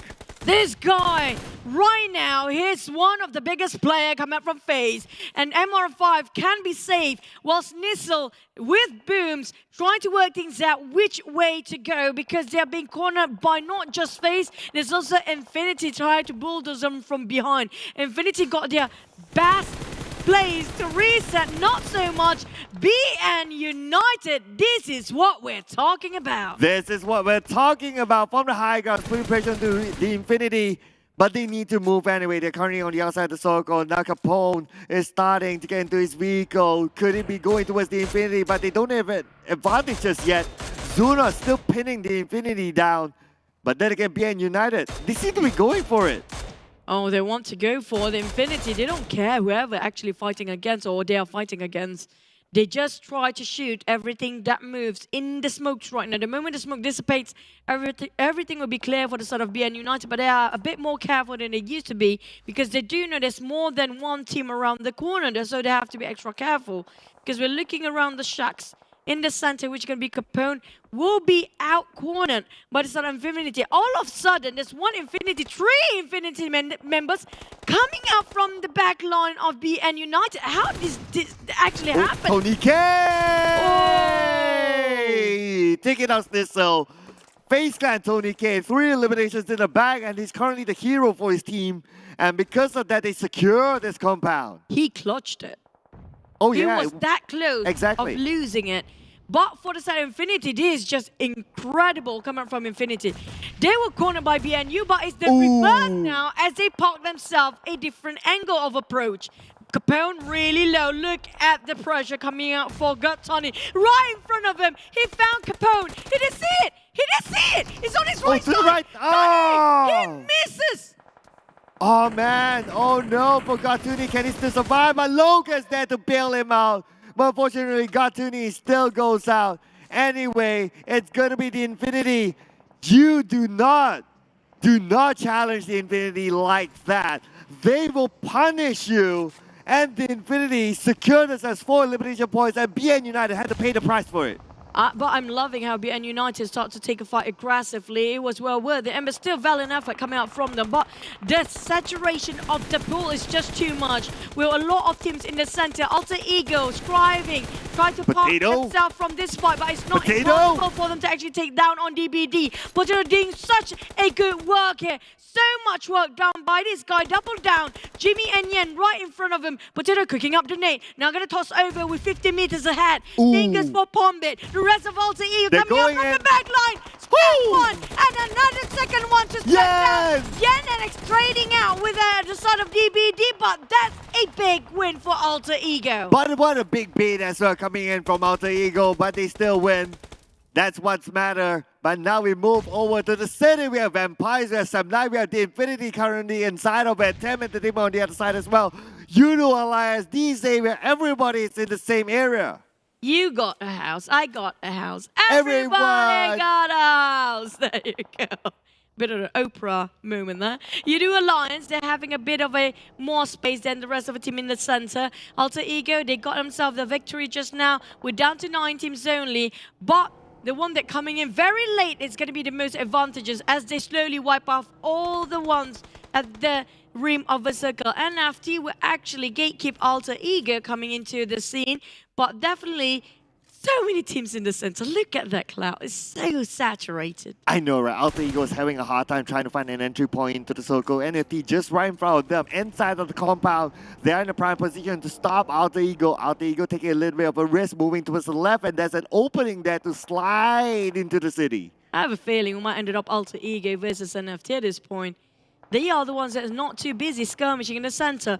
And Ego Esport also fighting against the other team. NFT taking advantage towards the one in the center, which is going to be Vampires.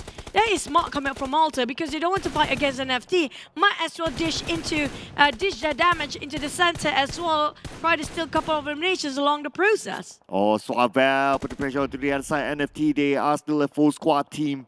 Together with Yoodo Alliance, only 2 teams. Vampire needs to reset and they'll be the 3rd team with a full squad. Batman put the pressure onto the other side. That was so close.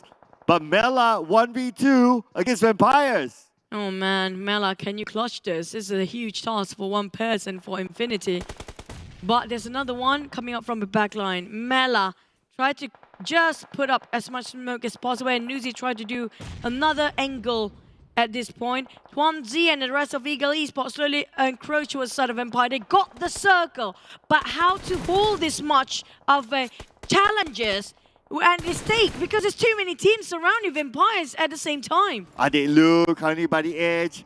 There's one player, I think it's D-Xavier. D-Xavier's on the north. Somehow managed to swim into the city and he's still alive. The last player of D-Xavier managed to survive up to the top 9 at least. Yoodo Alliance is just going to go straight into the middle of the circle. Frankie still survive. TEM Entertainment, SO and the rest of them try to figure out how to get into the circle untouched. But we do hear a couple of preemptive shots towards the Yoodo Alliance. Ego Esports spotted them out. Infinity Newsy sharing the corner with Mela, making sure nobody breach in. This is going to be a bit of urban warfare as we have so many buildings on top of Jogopol. Moment taking it out on GIDS Booms. We're down to only 8 teams there. And center of it is going to be Vampires holding the ground. But NFT with a micro Uzi sprays one and 1 to go. And it's going to be NFT having a bit of a problem here. Oh, they're just going in for it. Alter Ego now shooting on the NFT. They're playing in the circle at this moment. Now they have Vampires to deal with as well. Vampires are starting to move in. And Vampires looks like what? Wait, what? Okay, D-Xavier got eliminated unfortunately on the northern side. Couldn't survive any longer.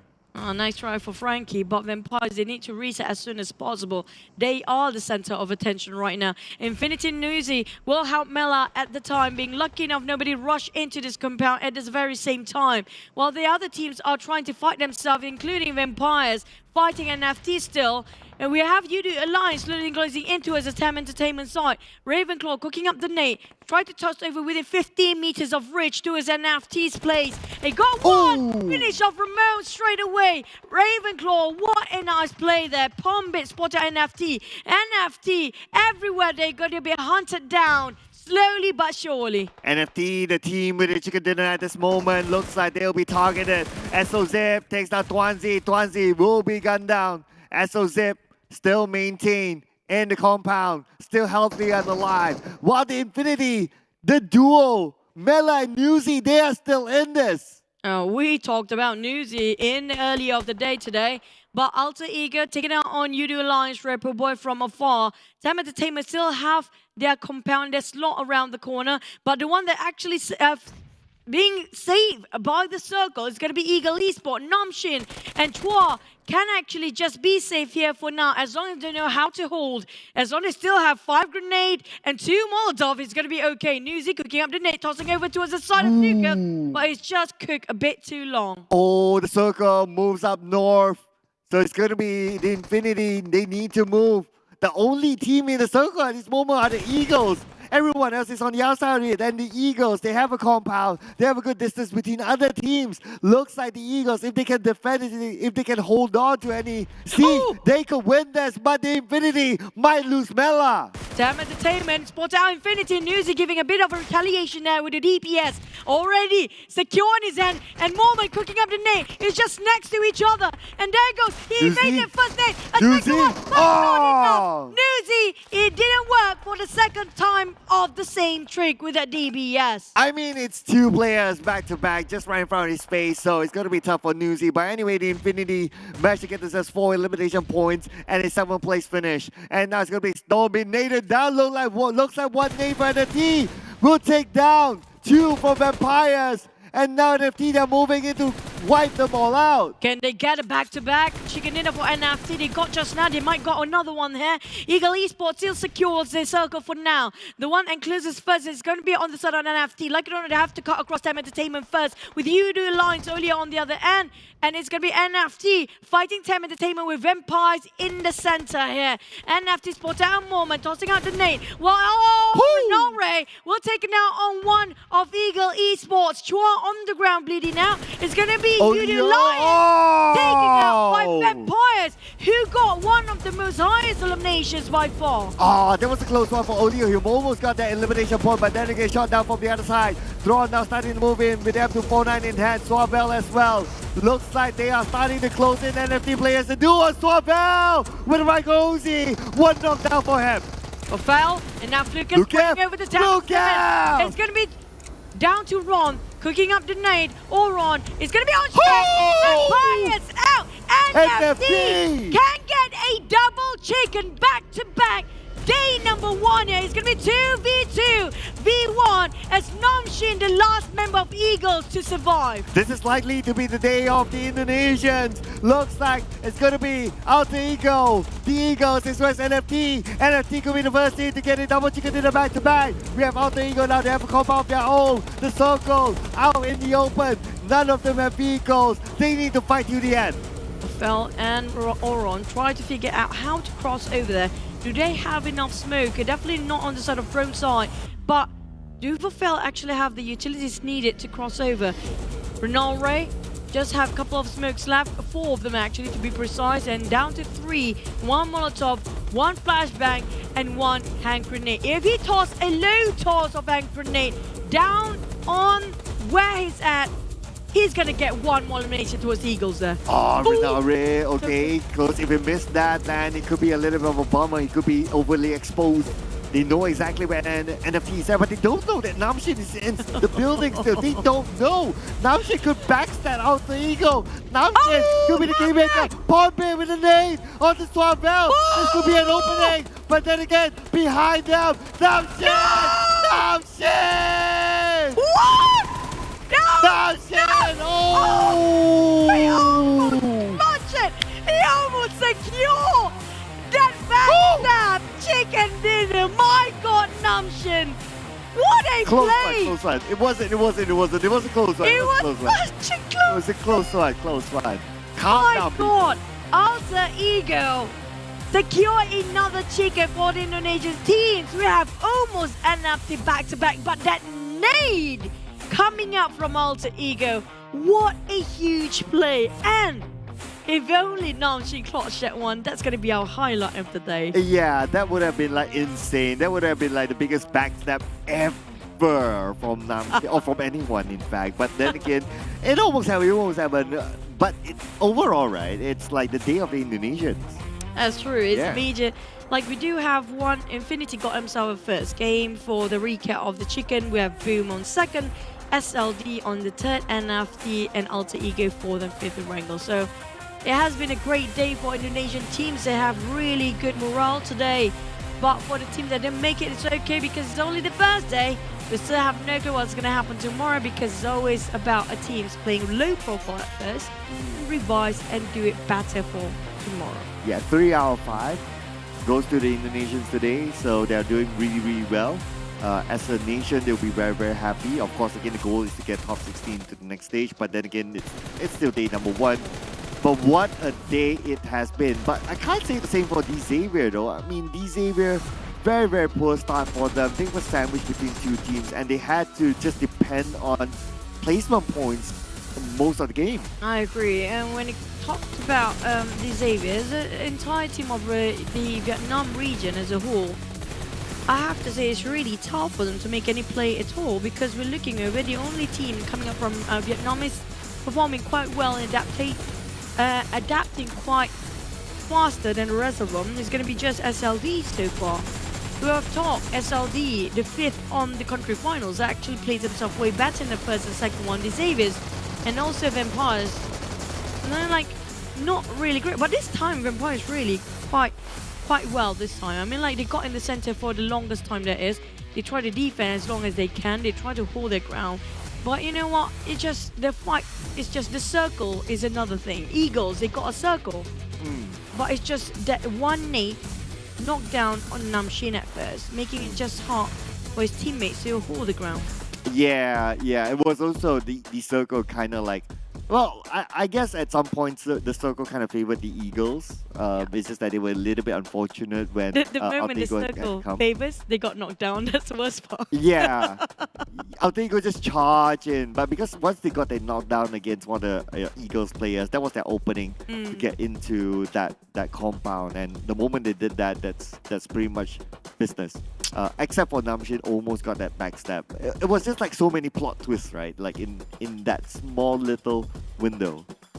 I mean, like, that's close enough, but still secure with 11 eliminations. Alter Ego really shows us by end of day number 1 what they made of.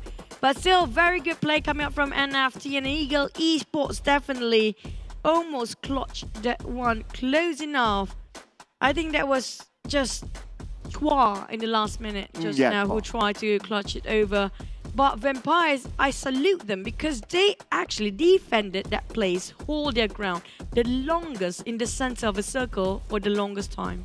Yeah, I know, right? Like, they really like teams coming in left and right onto them, and it was tough. NFT, despite not getting a chicken dinner, they get an MVP again. Yeah, they almost got it. They got an MVP in this round, drawn. 4 eliminations, so now they have at least 2 players with an MVP. This is 4 elimination, but this is the highest damage output dished out by this player by today. I mean, like, they're so close of getting a double chicken back to back. We're talking about they got themselves in the first Wrangle down, they got themselves a second. It just shows us they're really supreme when it comes to Wrangle by itself for NFT. Yeah, they seem to be really comfortable. And I realized that Tony K has a new hairstyle. I noticed that his picture was a little bit different when from the PMRC. PMRC, and it was a different hairstyle. Like, his small picture was like Tony K actually clutched against one team just now. It was DBD, was it? Or it's a Indonesian team as well? Yeah, testing my memory now. Yeah, I think it's between those two teams, but he actually clutched for the entire team. It was definitely one of the Indonesian teams because DBD played on the outside. Yeah, but he won a 1v3 fight in the warehouse. In the warehouse, so that worked out for him. But Mela, the Infinity, I mean, despite their last round was an okay round, Mela still number 1, no doubt about that. Drawn. Renaure without a MVP award, and Shirley as well, and Apu without MVP award today, but they're still in the running because maybe averagely their MVP points are up there. But Mela has a 2-point gap at least with Drawn, and everyone else is just 1 point. Yeah, but this is what we want to know. Like, these are the players that the teams should look out for when it comes to the battlefield, because they will want to maintain their consistency performance to get the MVP race going on.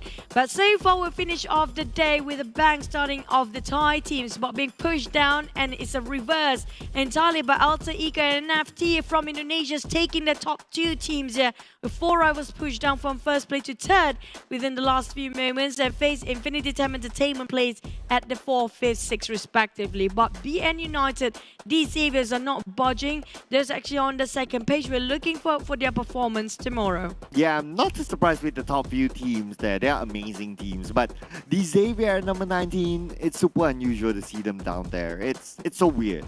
Like, come on. Like, we kept talking about it's either the Infinity or the Xavier, like one of the top teams. There, so Infinity is up there, so that's fine. But the Xavier down there is, I'm living in a multiverse. Yeah, it feels like they lost something. I'm not sure what, but they really need to figure things out as soon as possible. If not, they might be left behind, because we're talking about there's only 2 teams that secure double digit by end of today, and those 2 both are coming up from Vietnam region, the Xaviers and BN United. I mean, like BN United, we see them improving by end of today. It's just that things didn't work out when it comes to certain aspects of a fight. But for the side of the Xaviers, it's always them running away from somebody. They feels like BN United is a better version of the Xaviers for now. Yeah, I know, right? Despite only 1 point difference, and the Xaviers like on top by 1 point, but I do agree with you that I feel that BN United is the one doing better. Yeah. Like the Xavier is just there, right? They're not growing. I feel like they're very lost right now. Yeah. I don't know what they lost before, but definitely, like, we missed the performance of Lamborghini. Like, how they played. They used to be playing like Infinity back in the day. It's just how good they are. I'm not sure what really happened for the entire lineup. Feels like they're so lost, they have no clue about what to do next, because always they're running away from somebody else in this certain compound. They're so confident back in the days. They can take Pachinki whenever they like. Not anymore. Yeah, it's not that straightforward. Even when they come out of Pachinki, it feels like they're lost. It feels like they don't know how to position themselves. Then they're not aware about their surroundings, like the backstab from Yoodo Alliance onto them when they were so focused on the 4 rivals. And even the 4 rivals moment was like 4 rivals just enter their compound. Like they had no defense at all. So it was kind of surprised for me that, I was expecting a little bit more from the Xavier, but it is what it is. They really need to go back to the drawing board for tomorrow. And definitely true, but congratulations for the team that performed really incredible today. And definitely the one that never let us down, still Infinity, still consistently getting themselves in the top chart. But even though they're not number 1, we're definitely loving the fact that Indonesia is really having a strong performance on day number 1. Speaking of Boom, NFT and Alter Ego, and SLD, the only Vietnam team that have a better performance than the others. I know, right? Yeah. Yeah, good point. Same goes for the Malaysian teams. Only 4 rivals doing better than Geek Fam. And it's just like the other one, it feels like the SEM9 nowhere to be found at all. And speaking of 4 rivals, they're usually the late bloomers, but this time they are quite early to pick up the pace. Yeah, which is great to see, right? And I think maybe that's the refresh that they need, is to let Apu play instead of Jumper. Maybe there's a little bit of a fatigue there from last week's PMRC. I don't know. It's very hard to There's tell. a very long fatigue. Yeah, well, maybe. They need a fresh view. I mean, okay, we just move away from 4 rivals before we talk things that are maybe too internal. But yeah. you know But what? anyway, But we do have an interview later on, so we get to ask about the performance when it comes to the players, especially coming out from our local scene of Malaysia. We get to actually interview the teams that are playing this season for PMPL South Asia. I wish we can actually extend more when it comes to the interview later on for the other teams, but unfortunately, there are a bit of a technicality issues. It's kind of hard for us to reach them. But at the same time, you know what? I really want to know like what they have in the future. If you were to ask, if there's the interview going on, you know what? We're going to jump straight into it right now. Let's get into the interview.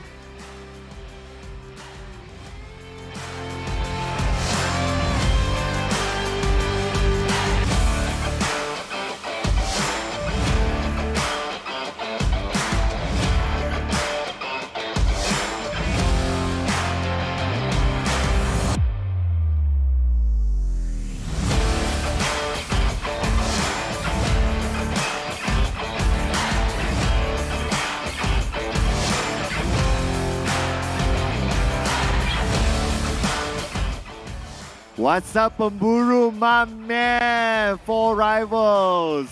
Okay, Pemburu, boleh dengar? Ya saya. Okay. Boleh. Alright. So Pemburu, last week's PMRC result and today's result is very different. Cakap bahasa Melayu Yeah. Nanti saya translate lah. Jangan risau. Kita kena bagi tahu English dulu, nanti saya translate. Okay. Last week PMRC result and this week's PMRC result. Today's result is so different. What has changed? Jadi minggu lepas PMRC kita pun tahu result dia macam mana. Tapi hari ini 4 rivals macam mantap sikit. Lain daripada minggu lepas. Apa beza minggu lepas dengan hari ini? Kita orang main sama je. Tak ada apa beza pun. Kita orang punya gameplay sama je dari dulu sampai sekarang. Tak ada ubah pun. Cuma hari ni rezeki kita orang lah. Okay, so he says that nothing changes from last week to this week. It's just that today is more. How do you translate rezeki? It's more to a blessing for him today. Today he gets more blessing. Okay. Right, there you go. Pemburu, walaupun aku cakap English, kau angguk je macam kau faham. Angguk je. Itu penting. Okay, for Pemburu, I want to ask today's performance, right? It's a bit of a problem for the other Malaysian teams that's not performing as good as you are, at least today. Do you think there's any words that can actually reach out to them for them to actually have a bit of better view? Pemburu saya cerita kan, korang punya team je lah Malaysia nampak macam mantap sikit sekarang padu Hak lain tu cerita pasal Sam 9 ke Geek Fam. Kenapa dia macam gitu? Kenapa begitu? Apa yang terjadi? Ada apa-apa kata daripada Pemburu untuk dia orang bagi semangat sikit? Okey, kata-kata saya, korang tetap bila usaha dan semangat, jangan down. Sebab mungkin hari ni bukan rezeki korang, mungkin besok rezeki korang. Dan saya nak cakap sikit pasal Yan. Kita orang tadi restart sikit boleh? Boleh. Tadi kita orang cuba lari pada tim diorang, tapi diorang tetap kejar kita orang. Okay, so jaga-jaga Yan. Kita orang memang takkan bagi muka lepas ni. So that's going to be for DVD. So basically what he mentioned about the other Malaysian teams out there, don't give up yet, because today is their day, maybe tomorrow is your day. We have no clue about what's going to happen in the future, but definitely you want to mention something about against DVD, Yan. I think you know what Yan Yoodo Alliance. Yoodo Alliance. So yeah, they were chasing neck to neck. So basically, you know what, Yoodo Alliance, watch out, because we'll be looking out for you as well. Yeah. Okay. So today, April played more than last time. Like, what difference? What did he bring to the team that improve? Okay, hari ni April main lebih sikit daripada sebelum-sebelum ni lah. Kita nampak dia lah kan. Apa kelainan yang April bawa dekat team? So, April memang hari ni dia perform gila lah. Dia ambil fight semua menang lah. Sebab dia lama rehat. Kita orang lama rehat dia bagi dia kumpulan skill dia. Kumpul power. Kumpul power. So power dia dah limit, kita orang bawa dia keluar. Secret weapon ni. Secret weapon. So he says that, you know, they've been resting April for a reason, so that he charges, and now that he's in here, he's like he just let it go. Okay, I have one more question which coming out for Pemburu. Outside, like in the PMPL South Asia, we do know how strong Infinity is, but we put Infinity aside now. Who are the others in your mind that you feel like really hard to fight against? Okay, mana kita tahu daripada PMRC pun kan, Pemburu. Memang Infinity kuat gila lah kan. Tapi kalau kita letak Infinity kat tepi, siapa lagi yang Pemburu dengan Forever rasa macam ini orang yang susah juga nak lawan juga? Bagi saya adalah semua tim lah susah. Bagi saya semua tim lah. Aduh, Pemburu jangan jawab macam tu. Tak payah. Okay. Boring lah. Okay, tim yang paling susah saya nak lawan adalah tim ni lah, tim apa nama dia? TEM. Sebab apa? TEM dengan DX. Sebab tahu lah diorang ni makan buaya, memang keras gila lah. Dia suka ambil risiko yang macam mana nak cakap macam tu lah. Tapi DX kat bawah. DX dia nge-prank. Dia selalu nge-prank. mesti hari kedua mesti dia nombor 1. Saya cakap saya. Tambah sikit Pemburu tak cakap Yoodo Alliance sebab Yoodo Alliance senang kan? Easy. Yoodo Alliance saya tak nak cakap lebih-lebih lah. Kena kejap. Tu nak punya jujur boleh tak? Jujur. Pancing jujur. Okay, tak apalah. Sebelum kita translate, nak Pemburu kata-kata akhir lah untuk peminat ke luar sana. Okay, pada peminat-peminat semua tim yang Malaysia punya, korang doakan kita orang buat yang terbaik dan tetap support kita orang walaupun kita orang jatuh ataupun naik lah. Kita bukan selalunya di atas. Okay, thank you so much. Alhamdulillah, inshallah tomorrow will be your day again. Alhamdulillah. Thank you so much, Pemburu, and the rest of Forever's. Good luck, all the best, and we wish you all the best for day number 2. See you guys tomorrow. Bye, thank you. Okay, so we're gonna translate that Okay, at that first. last one. Which one? No, there's 2 questions we haven't translate. I did ask him at first, aside from Infinity, who he think is one of the hardest, toughest challenges for them. He said when it comes- TEM. He said TEM Entertainment and the Saviors. So what I asked why, he said that TEM Entertainment is just so hard to fight against because they're really good when it comes to taking the fight long or short range. But I mentioned about the Saviors at the bottom why you still fear about fighting against them because they said the Saviors love to Prank. outplay them or prank them, like playing it low profile at first and just suddenly in the second day really good. But the last one, what was it again? Since you didn't mention about Yoodo Alliance, right? So Yeah. I just had to ask, like, so you didn't mention that Yoodo Alliance is difficult. Are they easy? And then he just laughed. I don't want to talk about it. Okay. But he really wish all the best for all the teams out there, especially the Malaysian team, since they are in the same local scene. Anyways, but let's recap what really happened on last ring on map. Wow, this is really fast, by the way. But we mentioned about the circle today has been really tough, right? This Gatka Mount is always like the fast. Usually this kind of circle, people would think about maybe it's Gatka Field. But who would have thought we ended up right on top of South Jogopur? It's not a common area. I'm not gonna lie there. It's not a common area, but the Gatka Mountain definitely a hot spot. Who was there again? FaZe Clan was there, and that's their natural hotspot in this kind of circle. So they kind of like put a little bit of a challenge to these teams trying to get into the circle, but somehow they managed to deal with it. I think it was also because that they were challenged by Yoodo Alliance. Yoodo Alliance at some point wanted to get up to the high ground as well of the Gatka Mountain, so that's why they were kind of like stuck there. That's kind of true. I mean, like, at first I was thinking this might be a FaZe's game because one of the reasons the Gatka Mountains, right? But the moment they climb down, because of the circle just happens to be around the South Jogopur, making it so hard for the players. Now, I really want to mention about Vampires. They've been defending it the best way possible, but this is a real close call for Chua and Namshin. Now, Namshin managed to survive. It's actually Namshin the last one to actually survive. Chua actually being knocked out first. The moment they save it, being saved by the circle, it's just not enough time for them to comprehend about what's happening. But this is the moment where we have one more Ego Esports player. Nobody actually noticed this one. That is a big nade from Pombe and Renore that caused the entire team to lose that one.